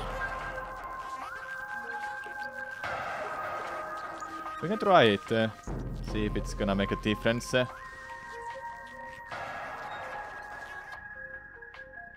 Left door. See? It doesn't matter. It doesn't matter. So if you check out that link, it literally just tells you that it's rigged. Even if you use the same state, the game just won't let you proceed further if it decides the RNG at the very start of the minigame.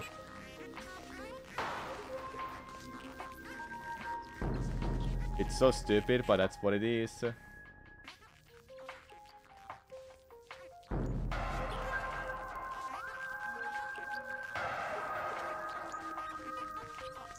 So yeah, that's why the probability of getting this is just way higher than you would have imagined.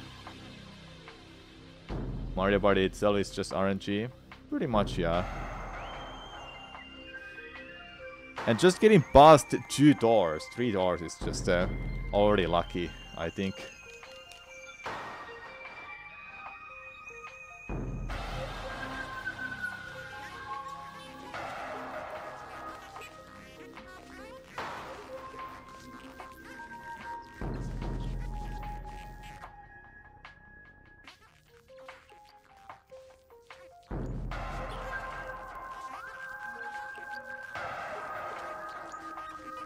Let's try the right door.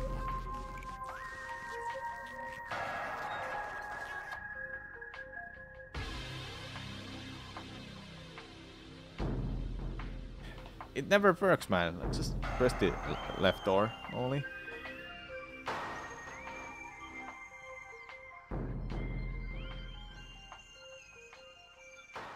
Honestly, it's a lot easier from a count standpoint to program a game that essentially only extracts a random number. It is. Must have taken them a lot less time to make this one than making it like 50-50 every time actually. So it will roll the RNG every time you start opening the door.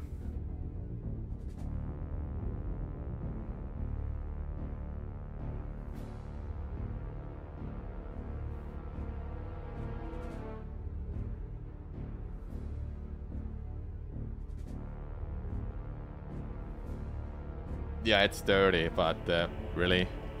Are you gonna like watch them to create a code that takes years to develop to make it to work properly? It makes no difference in the end. Yeah, pretty much. Pretty much. If they coded that properly, there is still a high chance that only pressing left door will win that, you know?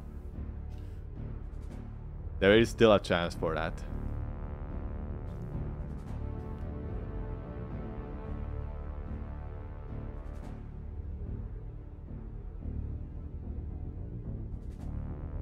Still will chill it out of your choice though. Get tricked, man.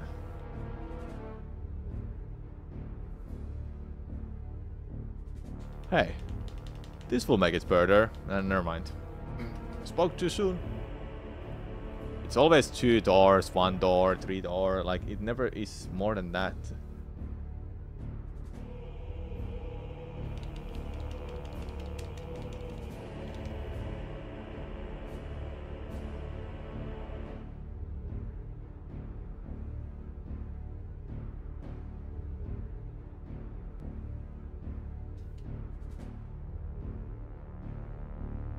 Trying to like look for some articles to read alongside.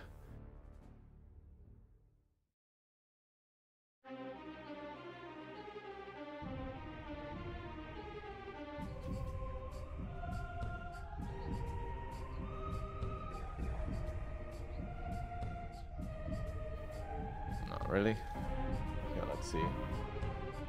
Let's see. What do we write?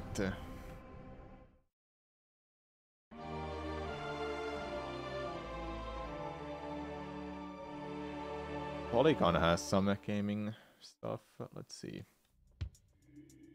Has anyone played Hell Drivers? I don't know why that game is like everywhere. Really don't care about that kind of game.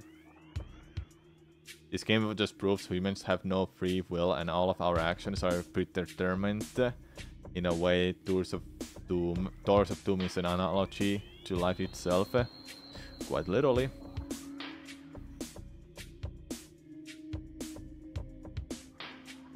So let's see. No, I already messed up. So I'm just looking for some articles here to read.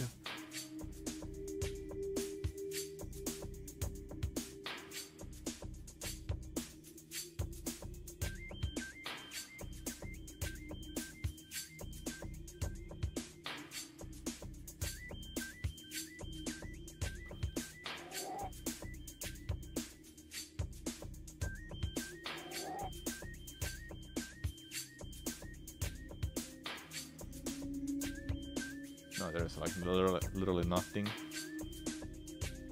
There must be something. Games, let's see. Nintendo.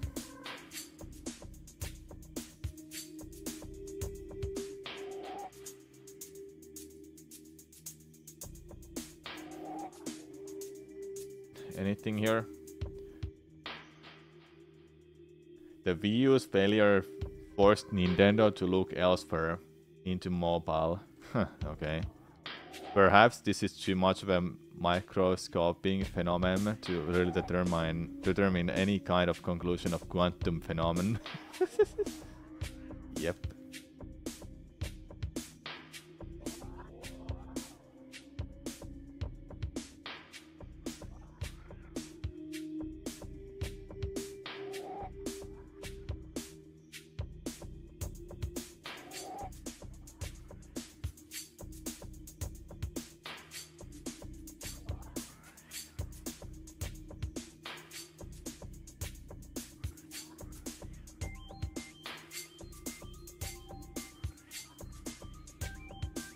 Do you think we're gonna have any news about the upcoming Switch sequel console? Switch 2, whatever they'll name it.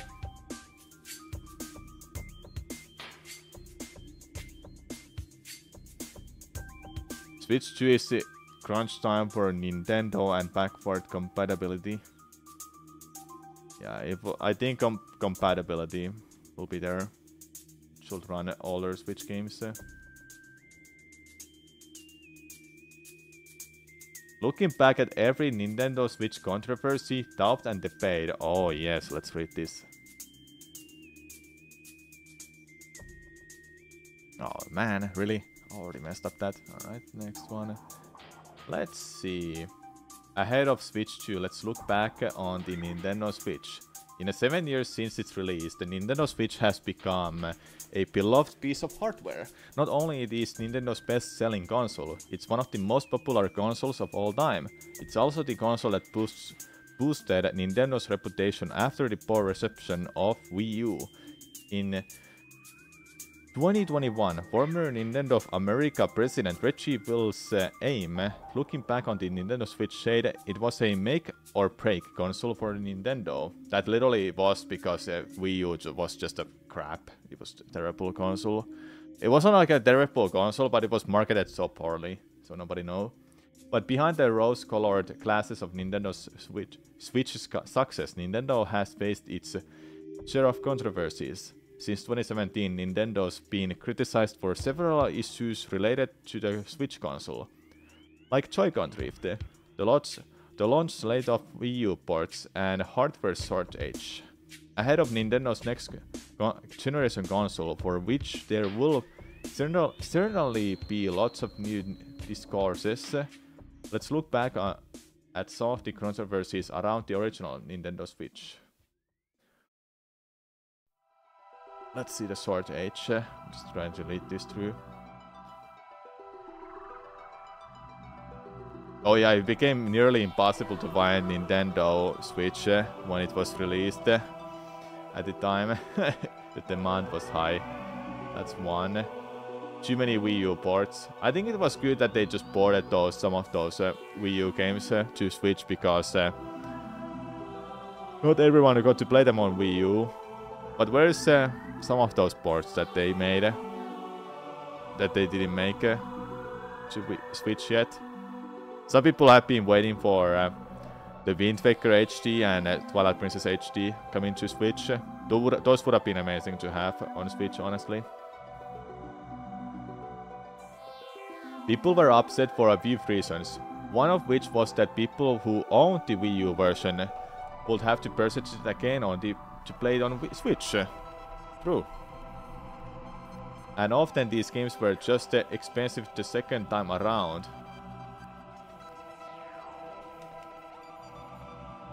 For a while people felt like there were too many Wii U ports and not enough exclusives. Though the number of games released did not support that claim, Nintendo released more than a dozen games on Switch in 2017, only 3 of which were ports. Well, yeah, Wii U didn't sell well. Joy-Con drift and other controller issues. Yeah, that's the thing. Nintendo Switch Online plus expansion pack virtual console. Okay, so here's apparently something that people got really mad about. Nintendo Switch Online is regarded... damn it, dude, really? Nintendo Switch Online is regarded for people who want to play multiplayer online games on Switch. It costs $19.99 per year, $7.99 every 3 months, or $3.99 per month. That hasn't necessarily been a problem. The Nintendo Switch Online plus expansion pack has. It's basically the upper tier version of original service, offering everything that originally does plus a bunch of classic video games for the price of $4.99. It also gives access to expansion content like Animal Crossing New Horizons Happy for Home Paradise DLC. When the subscription service was released in 2021, people were immediately upset with the quality of the emulation. It wasn't good enough to support the $30 increase in price. That plus the fact that if you stop the subscription, you'll lose access to the DLC, made fans leave it. Yeah, it kinda is what it is, I guess. NSO sucks. I guess so. You love Mario Party 4, one of your favorite games of all time? Yeah, it's pretty good. Save data transfers and backups. That's what people got upset about. That's literally it. That was literally the article. No more than that.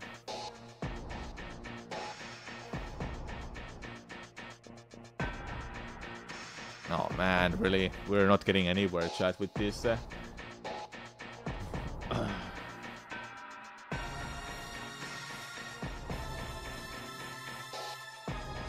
Nintendo suing makers of open source Switch emulator Yuzu. Yeah, that I heard. Yuzu didn't win that anyway. I mean, who would have thought that they will win anyway? Nintendo actually blames Yuzu for all of those pirating games. Like, they believe that they lost 1 million copies, possible copies of Tears of the Kingdom because of the Yuzu emulator for pirating the game, or making it possible to pirate the game.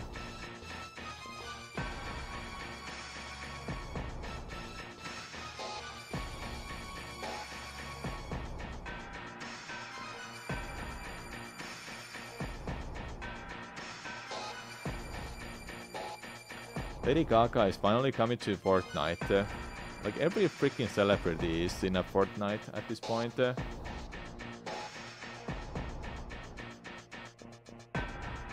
Mother 3 is coming to Switch.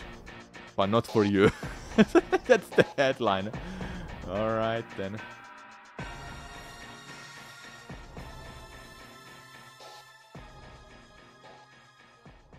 Was it... yeah, it is 4. Okay.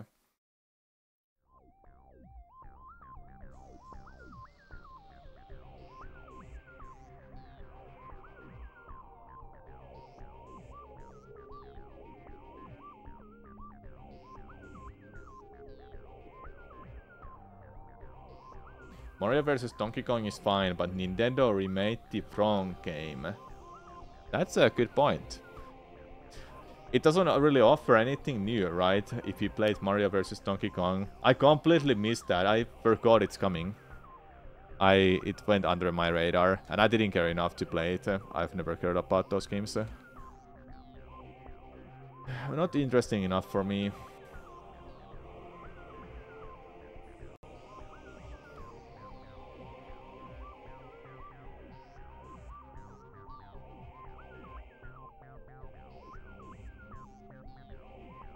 What is up with Metroid Prime 4? It's not done yet. That's what it is. They're holding on it. I think Nintendo is holding on Metroid Prime 4 until new console comes out. It must be the launch title. If it's the launch title, you don't even know how much it means for Metroid franchise. It's gonna blow up. It's gonna blow up, man. Like, many people don't know much about Metroid franchise because how many games are there for Metroid? Like 12? 15? Maybe less than that. I'm actually gonna check out how many Metroid games are there. How many Metroid games are there? This includes 5 main games. Classic SNES. Well, I wanna know. Give me the order. Give me one.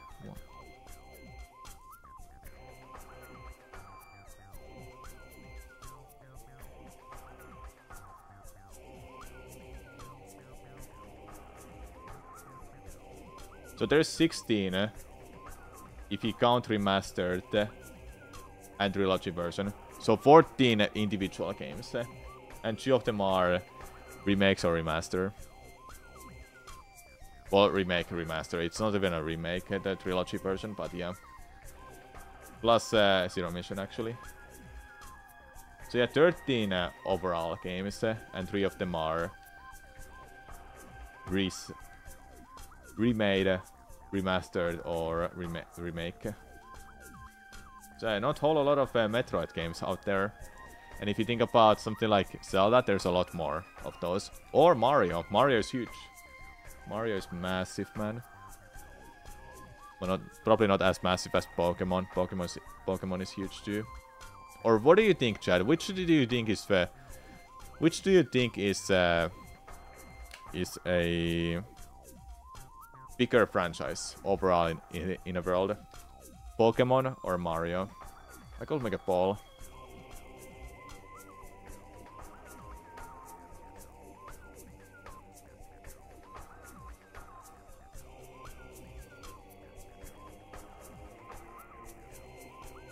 I'll give it 2 minutes. There we go. So yeah, which is Pokemon? Which is Pokemon? Which is a bigger franchise? I think it's Pokemon, even though Mario is huge. But Pokemon, everyone freaking loves Pokemon. Okay, we need to change out the music. Let's go with Hollow Knight. Hollow Knight music mix. Let's go with top 25. There we go. This is great. Pokemon is bigger, but Mario is more iconic. Yeah, Mario is iconic. Pokemon is bigger. I can agree on that.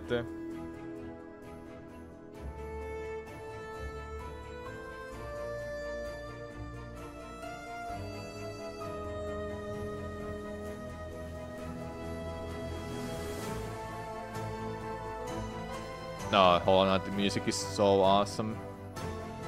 It's amazing, man. It's amazing.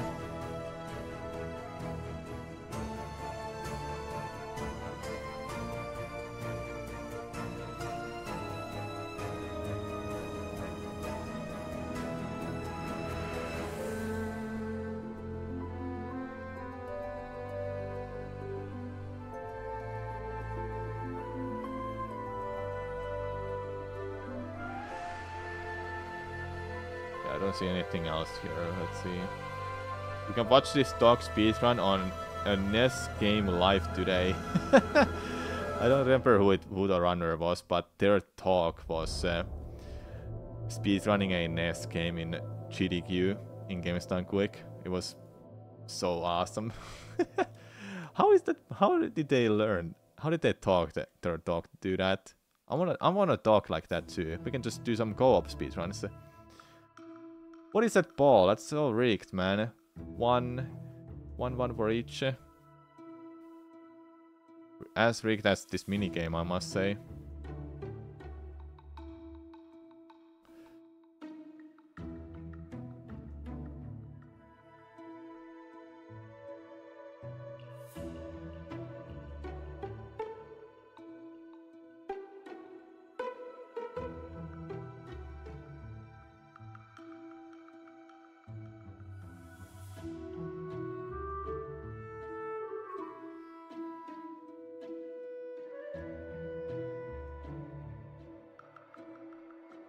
Okay. Now the news of Polygon website is getting January, so nothing really new right now there. That was interesting to read. We have to get lucky, Chad. We have to get lucky, man.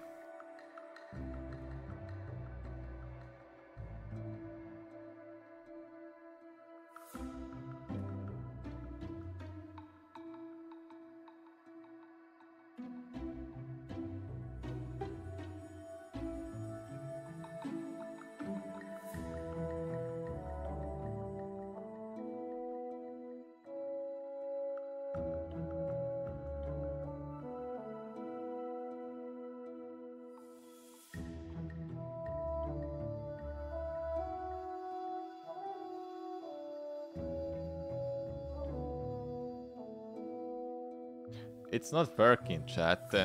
We need to do something to get the RNG on the track.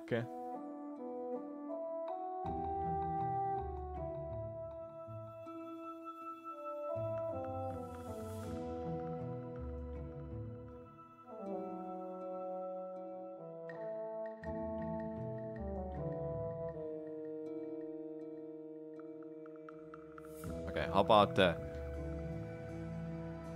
do this for a few seconds. Now select and let's go.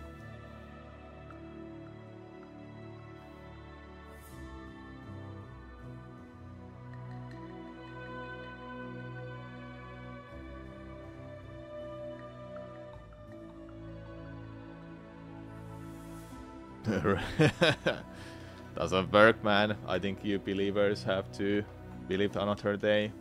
Today is not the day.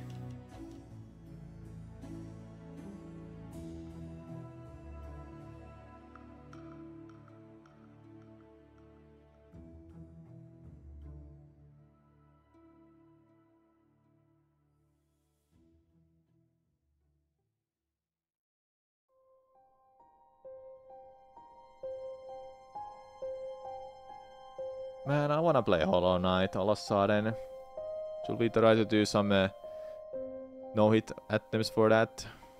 Learn that. That would be actually awesome to pull off a no-hit run of Hollow Knight.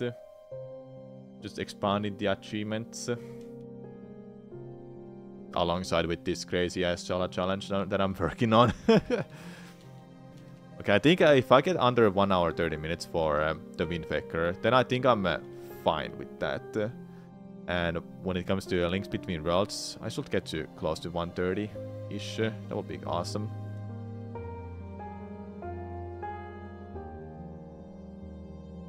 And something to look for is like the barrier skip for the Wind Waker, that I can figure out if there's a way to make it consistent for myself. So I have to mash for getting the skip.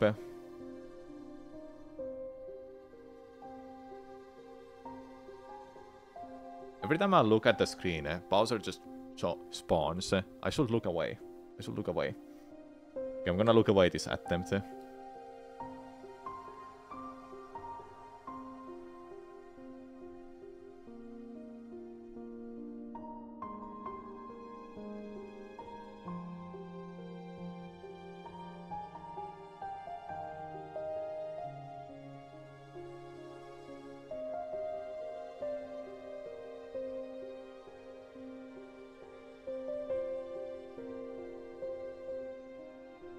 Okay, let's look away. I'll have to look back every time. Okay, never mind. It doesn't work, chat. It doesn't work. Nothing works.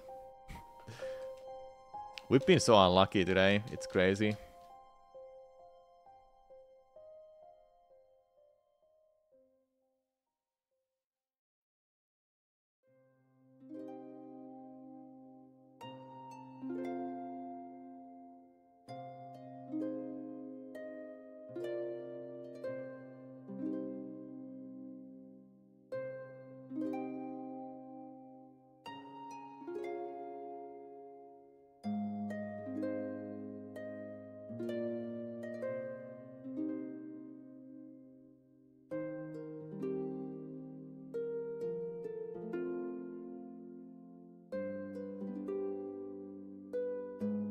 Bowser, why?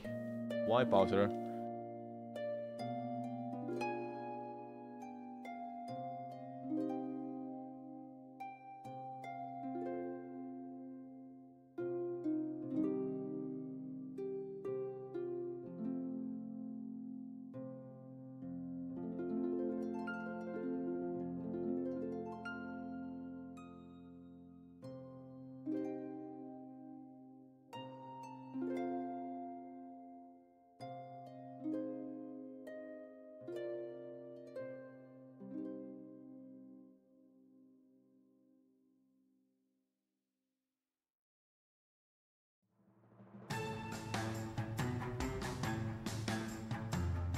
Two more attempts, then the prediction is done.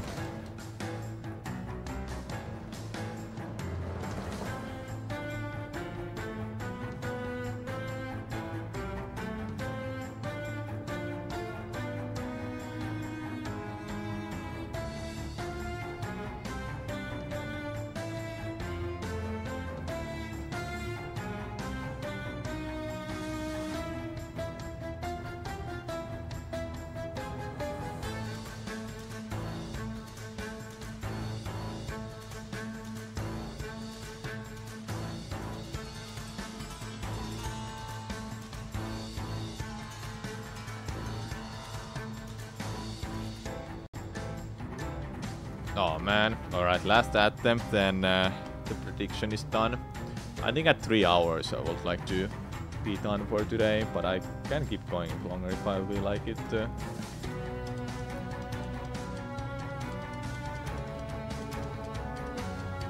I'll go for extra half an hour today. Half an hour, okay.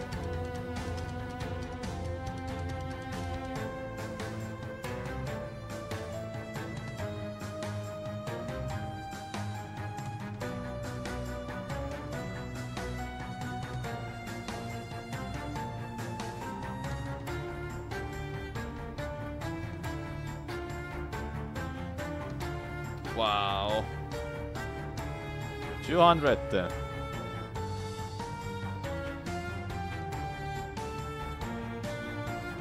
Let's make a new prediction.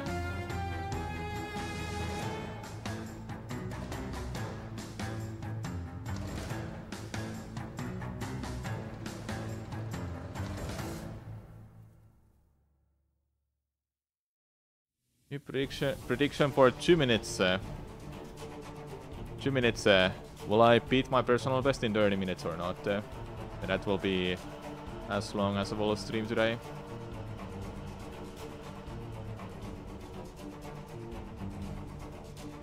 You know you had this game as a kid, but you did not remember this minigame. It's kinda hidden there in menus. 90% of the gamblers quit right before they're about to hit it big, pretty much. I'm sure it will take over 1,000 try. Over 1,000 try. It can take over 1 billion. You have no idea, man, how unlikely this is.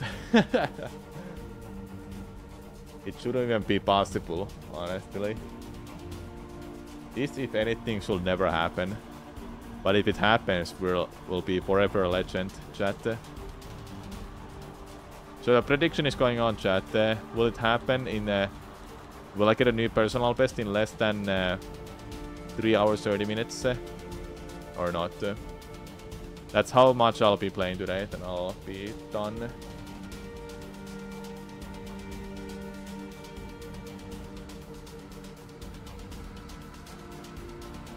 Is there any dash of this? Yeah, and it ends at 30.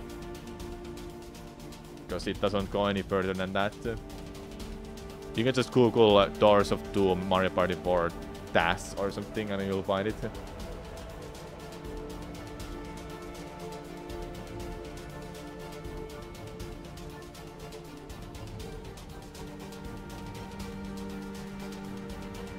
Well, isn't it like 5 something odds? Like that's how strats works, right?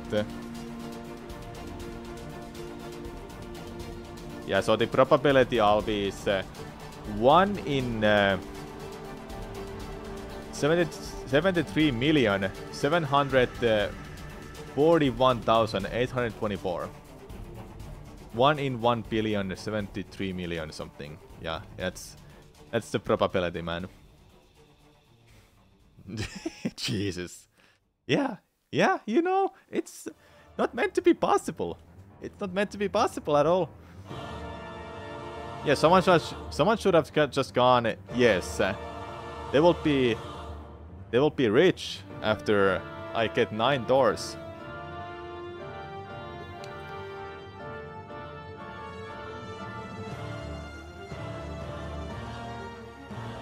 This is infinite content. It is, unless it happens now. You know, you never know. This could be the attempt.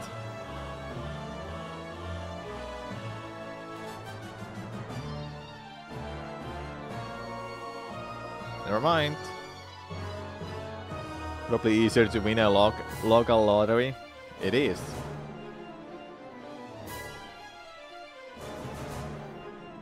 Consider this. Anything that has a 0% probability of happening will happen at some point. Yeah.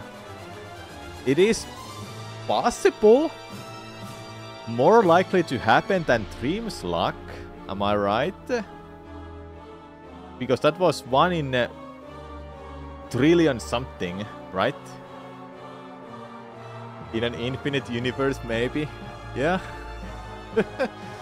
Infinite content machine right here, chat. It never ends.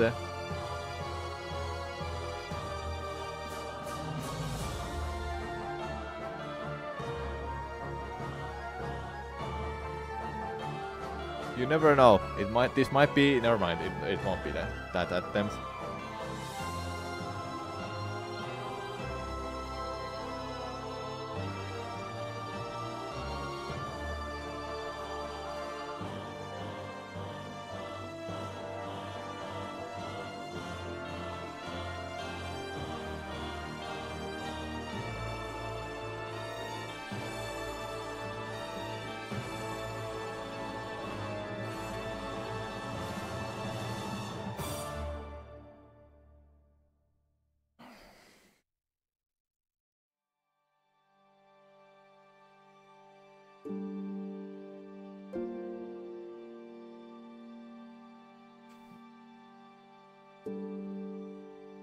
Shall we switch music? No, not yet. It's been only 15 minutes. Not yet, not yet.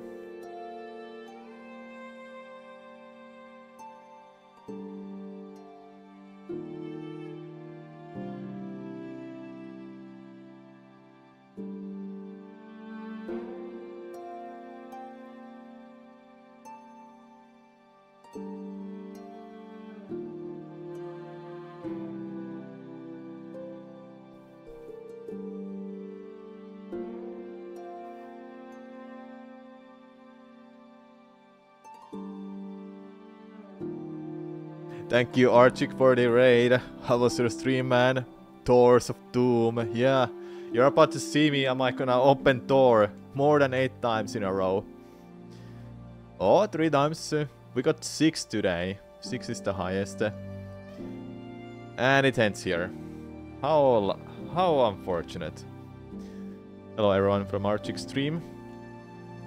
Doors of Doom, indeed.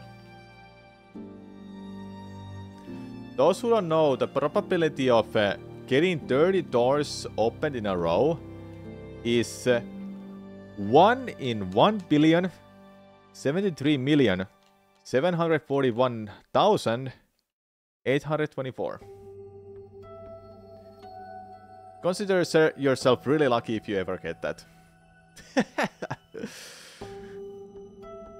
My best is 8 doors, which I got yesterday. You're good. Did some indie games today. Kodomon, Hyper Auto Battlers, Mini Shoot Adventures, and the last Humblebee. I should do some Metroidvania indie games too. I have some indie games in my list, Metroidvanias especially, that I wanna play. Is there some kind of SRM glitch or something you can use to manipulate the RNG? I wish there was, but I don't think this game is that advanced for us to actually advance. What? It's not that well broken out for us to try it. Yeah, indie games are great. I was playing some Zelda earlier. The Wind Waker, any percent. No manual super swim. I got a new personal best in that. Making progress for that solo challenge. Try this. You get 9 with that. Are you sure? This minigame is rigged from the very start. I'll tell you that much. It doesn't matter what door you open. It doesn't matter what door you open. The game just decides at the very start of the minigame how many doors you can open. That's it. Oh, we have 5! We have 5 doors! 6 doors! Oh! No! Man, come on! I was getting excited, man! I was getting excited there! So yeah, if you just go to this link, you can just read that out loud yourself. Well, I can even read it myself, okay? Listen. This is what the minigame says. The extra room of Mario Party 4 contains a single-player minigame called Doors of Doom. It consists entirely out of choosing one of 2 doors. Each one either lets Mario through to the next room, awarding him a point, or opens to reveal Bowser, which ends the game. The minigame is actually completely rigged from the start. The game determines how many points the player is allowed to receive, and the result will be the same, no matter which doors are chosen. So yeah, there you go. It doesn't matter what door I open. It doesn't matter what door I open. But wait, sure, I can try right, left, right, left, left, right, left, and that will be 9. Who knows? This seems unnecessarily insane. I approve. Yeah, I approve too. And this is all thanks to because I saw this one video from Did You Know Gaming and mentioned the probability of this, and I was like, that sounds like a minigame I wanna do on stream because this is content. We can just read out some like copy pastas. We can read some articles, talk about some random ass stuff, and we can just talk about video games, movies, food, anything. And I just sit here, press buttons a few times, and that's it. This is content, the live streamer's creed. This is way more than a creed. You know, I'm digging through the hole in a cave, waiting to get the diamonds behind the wall. But the probability of getting those diamonds is so low that I should stop, right? But you never know. The next attempt might be that. I might get those diamonds in the next attempt. Yeah, good old RNG at its finest.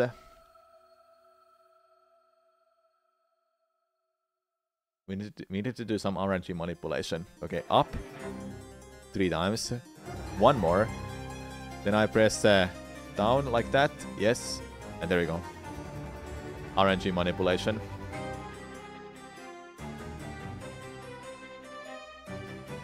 It's actually crazy how unlikely it is to get any good RNG for this.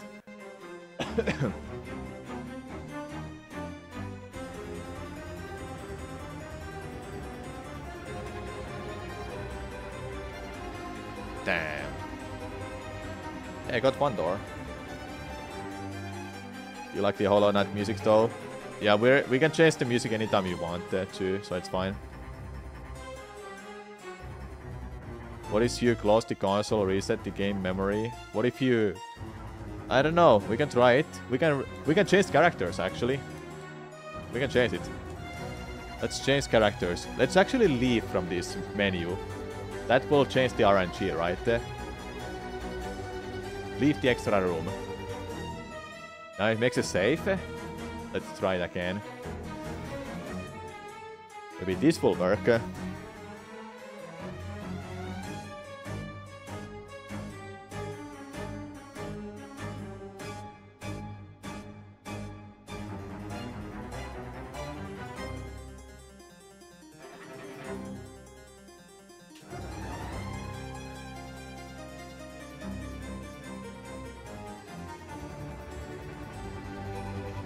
Let's go with Luigi.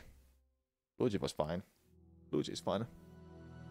Luigi just happens to be a pro keeper. He will make it to the world record 16 doors in a row.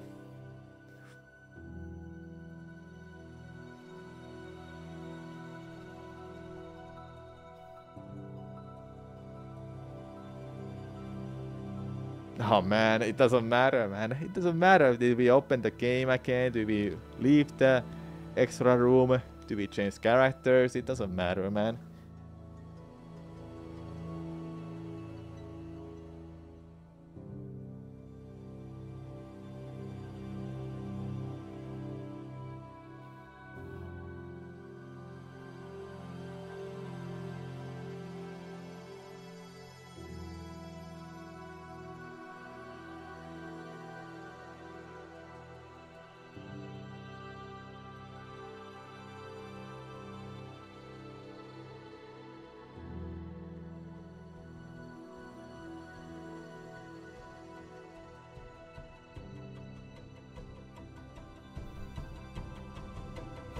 Really? Hmm.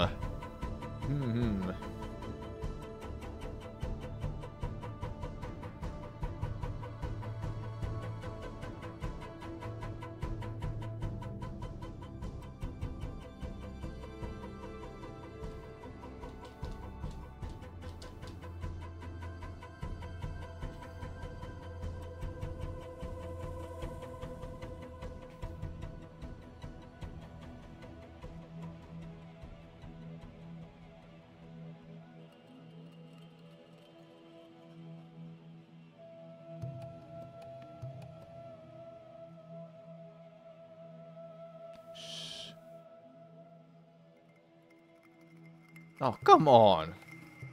I was thinking being quiet is gonna work.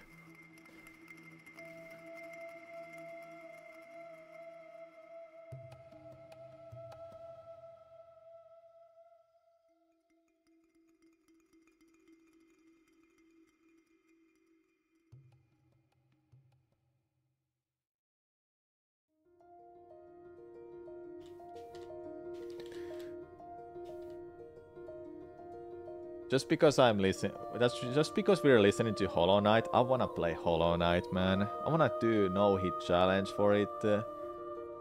It's actually my sort of like a list that I wanna do eventually. But it's just rough for me to start these kind of projects. And having too many projects to do as well, man. Yeah, no hit challenge, no damage basically. Don't take any damage. Beat the game and don't take damage. That's it. I don't think it will be that difficult for me. I'm quite good with Metroidvania games. I mean, I've beaten Metroid Dread, I've beat Zelda games, I've done permadeath for Prince of Persia: The Lost Crown. But I've done no damage, no hit challenges before, so I should be able to do that. It's just rough to start it. Because it means I have to play through the game a few times to get better at the game. And understanding where enemies are, what kind of strats I should use, what kind of charms I should have, and so forth.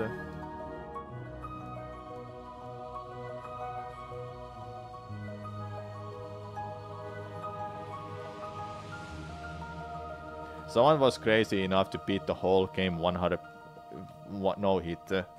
I don't know what kind of maniac they are, but holy hell, dude. And when I say the whole game of Hollow Knight, I mean the whole game. They went all the way through to Phantom of Hollownest. It's freaking insane.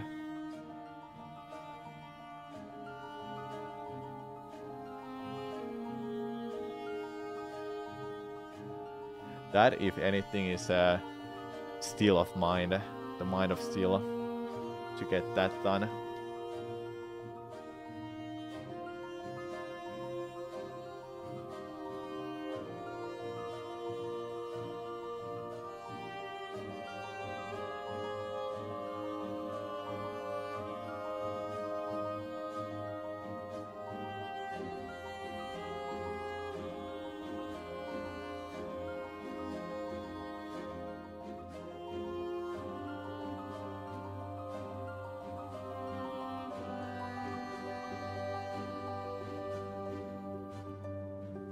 Oh yeah, oops. Is left or right there?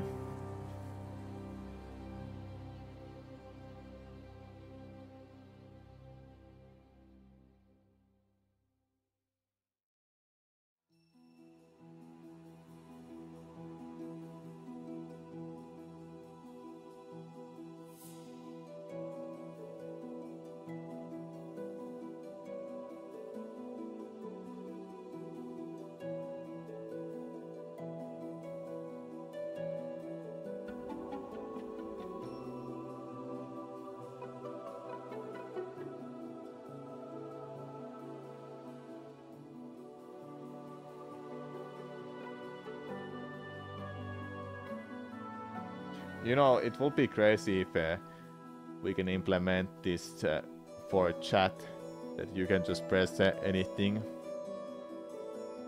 Like you can just press the L or R button, as well as pressing A button to scroll through the text, and start button to start the minigame. It will only be 4 buttons to put on, but I don't know coding, so I don't know how to do that.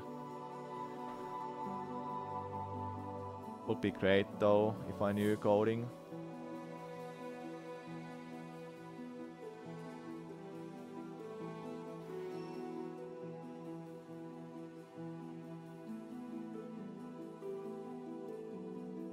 Because honestly, this would be fantastic. Stream game for chat. That you can just do anything you want for the. You can just press buttons for that game. Oh, we're getting it. We have an attempt.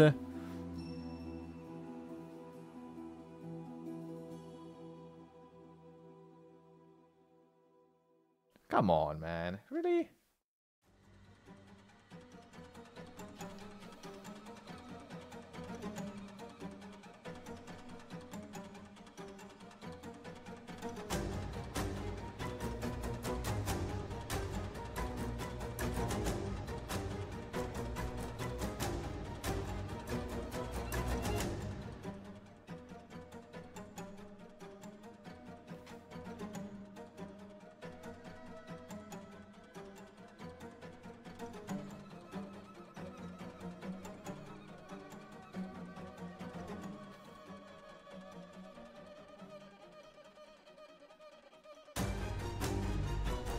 Is Luigi more lucky? I don't know. I like Luigi, that's why I picked him. I believe he can get through this hole.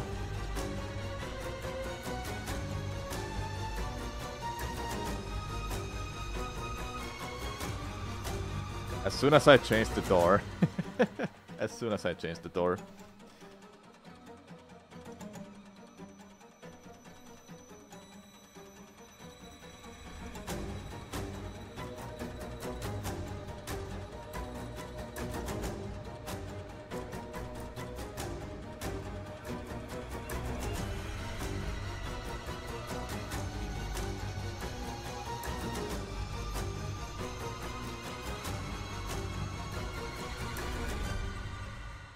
We've been doing this for almost 2 hours, chat. Today. Almost 2 hours.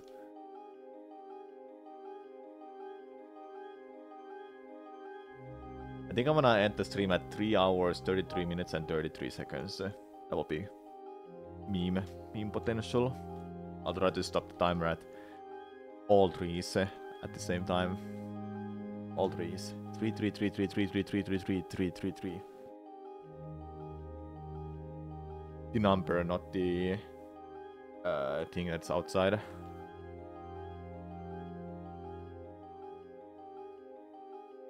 The hope reset will be 3D32. No, we're not gonna get that far. 100 resets is like an hour and a half type of kind of playing.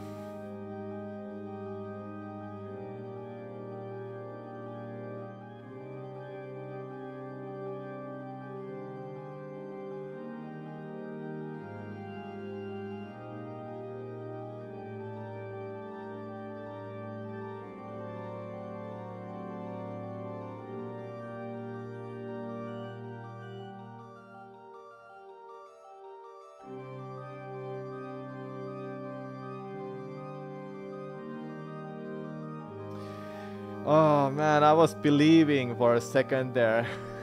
I was believing.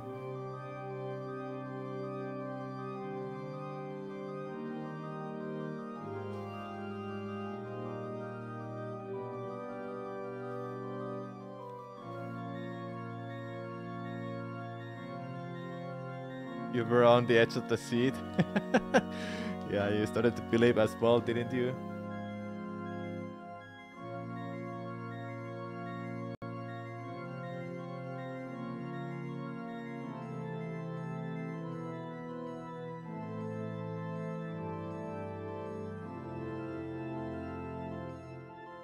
Here we go again. He keeps coming out of the door all the time.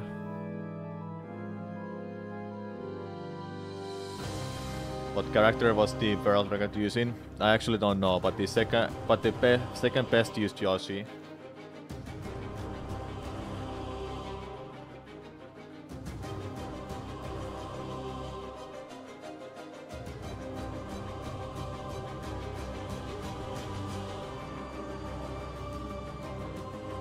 I wanna tweet on you, Luigi. I believe in Luigi.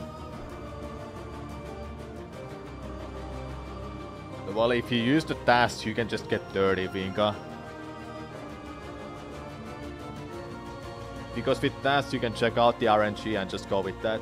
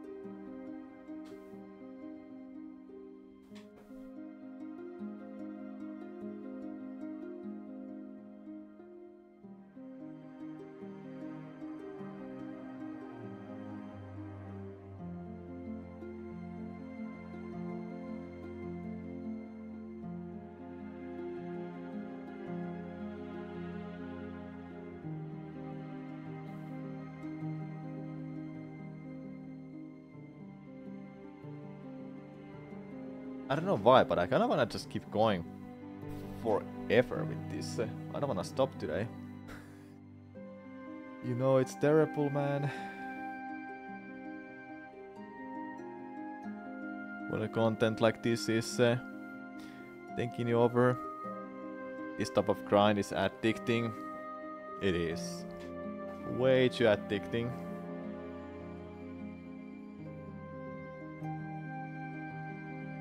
It's easy to get burned out in skill-based games. This is just hard gamble though. Yep. We just have to hope that we get lucky. Lucky enough to get a world record. The world record that matters a lot. 4 minutes for a world record. Well, 4 minutes for a world record. Yep.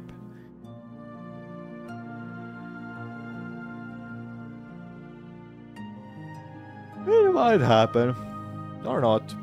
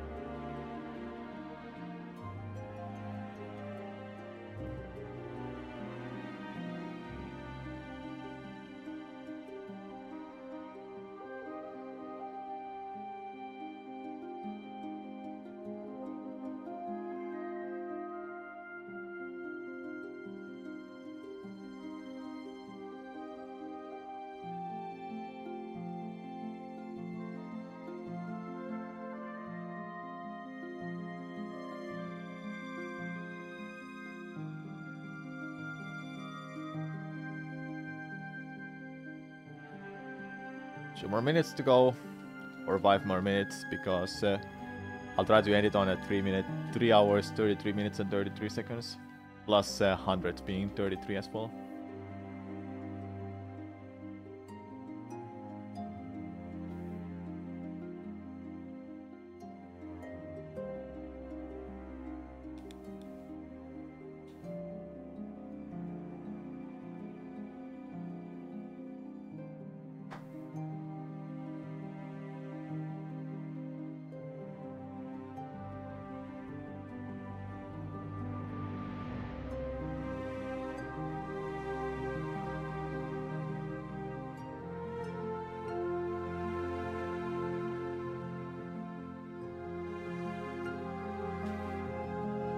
Knowing this minigame is unfair, will it influence your choice if you go really far?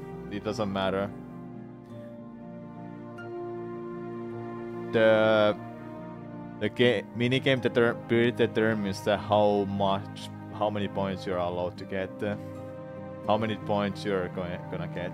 I mean, so at this point, it will tell the game predetermined that I will get 30 or 10. Or 15, it doesn't matter what door I open. This could go far, but who knows? But it ends there.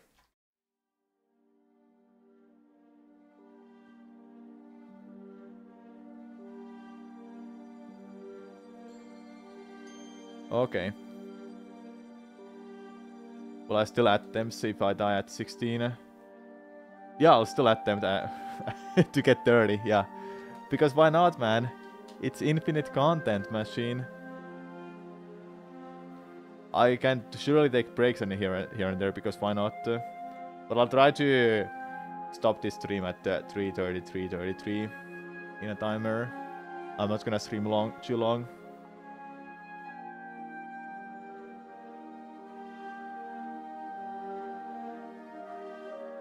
But yeah, I want to attempt to get 30, because that would be a legendary Giga Chat move ever. Because you'll go get really lucky, or you will just take 2 years to get it, who knows.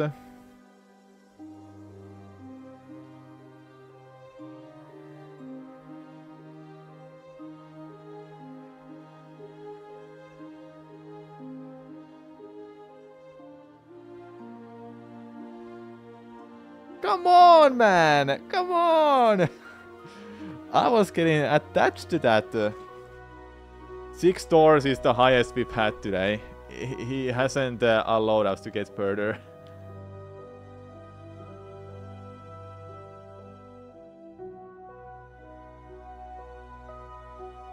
Now the page says the minigame is rigged. It doesn't matter what door you open. That's what it says there. Right here the game decided that Samurai could go through 6 doors. Once he got to the 7th door, it didn't matter what he went, where he went. Yeah, so in that attempt we just did. Bowser is behind both doors. It doesn't matter what door I open.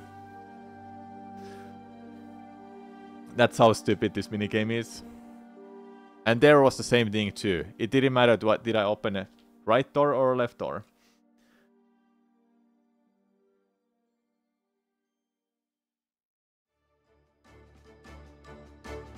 I think the confusing word is cooled instead of will. Yeah, it might be that.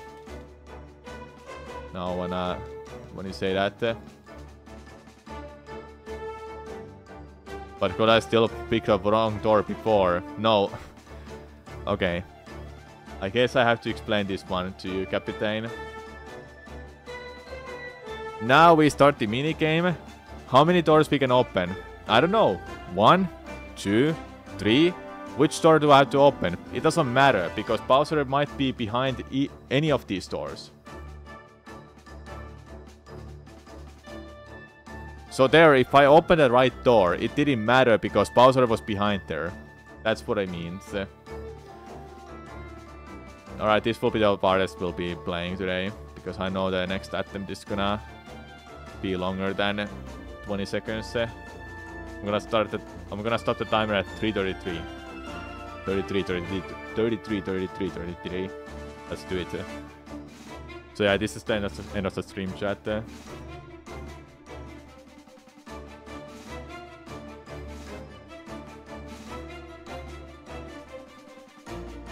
Oh man, I'm missing 3 there. That's so close.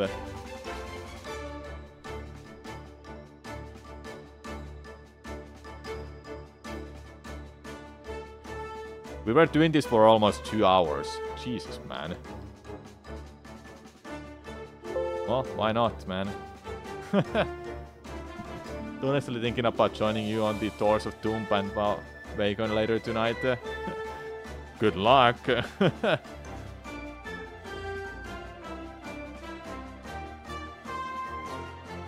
Okay, what does the page say? So I'm gonna go and read it again.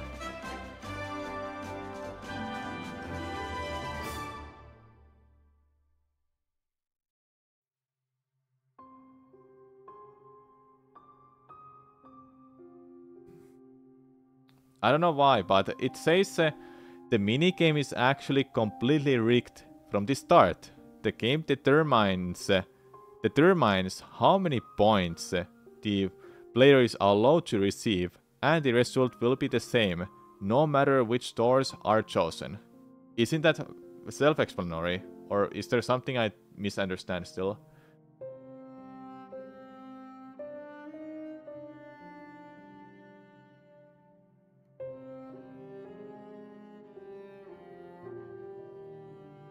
Where does it say gold? It doesn't say gold anywhere.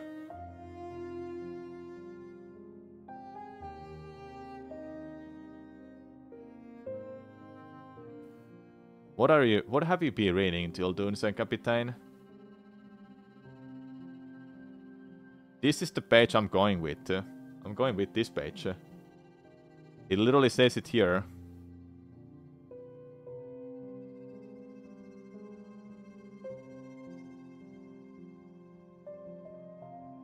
Is allowed to get doesn't necessarily sound like will get, implying it's still 50-50 until that limit is reached. But I think it's correct that it doesn't matter which door you pick. Yeah, it doesn't matter what door you pick. The both doors thing was the final door.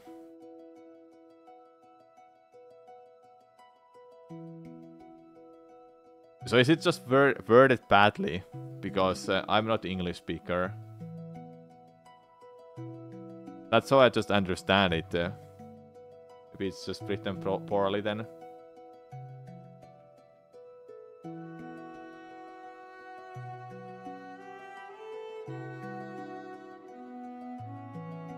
Didn't got the concept of being you go until the final door, whatever your choice are. You mean the final door, door 30, that is possible to reach after 1 in 1 billion with a probability or something? You mean that?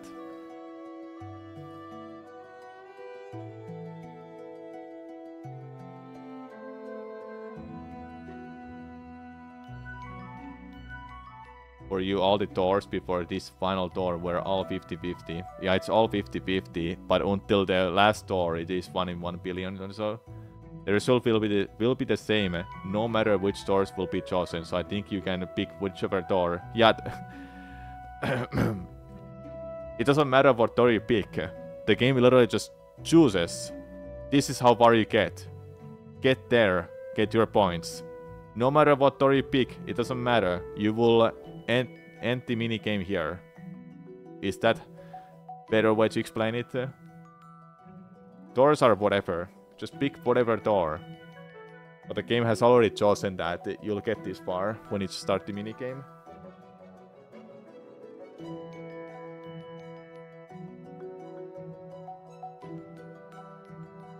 Alright then, I'm gonna be done, everyone. I'm gonna be back on Thursday, most likely. Guess the more explanations, the more confusing it is. Just say that the result is determined from the start. I mean, people will ask questions no matter what, man. People will ask like, why don't you just go and test this? Because the test will be 30 no matter what, man. I don't know. It's whatever, man. It's fun, it's confusing, because people are just asking, why don't you just pick right or door when the left was wrong? It doesn't matter, man. It doesn't matter what door I pick. Bowser is always there. Alright. So yeah. Check out my YouTube channel tomorrow. There will be a YouTube video coming out. And I'll see you on Thursday, everyone. If I find you someone to raid. How will you even task this? Reset until you get the right RNG. Or you can just go and check out the RNG value. I don't know. There is a task that does 30. There is a task. I'll rate you 2 out, May. They're doing some Super Mario 64 speedruns.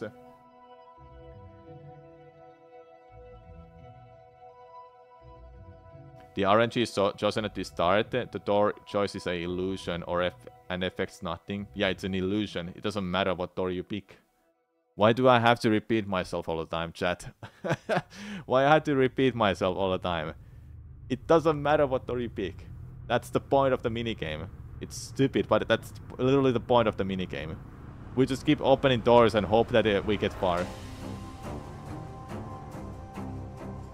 Yeah, probably get copped. There is a task run that does 30. You can go watch it. You can just go watch it. Maybe they will give us an explanation on that too. I don't know. But yeah, I'll see you on Thursday, everyone. Bye bye. Thanks for watching.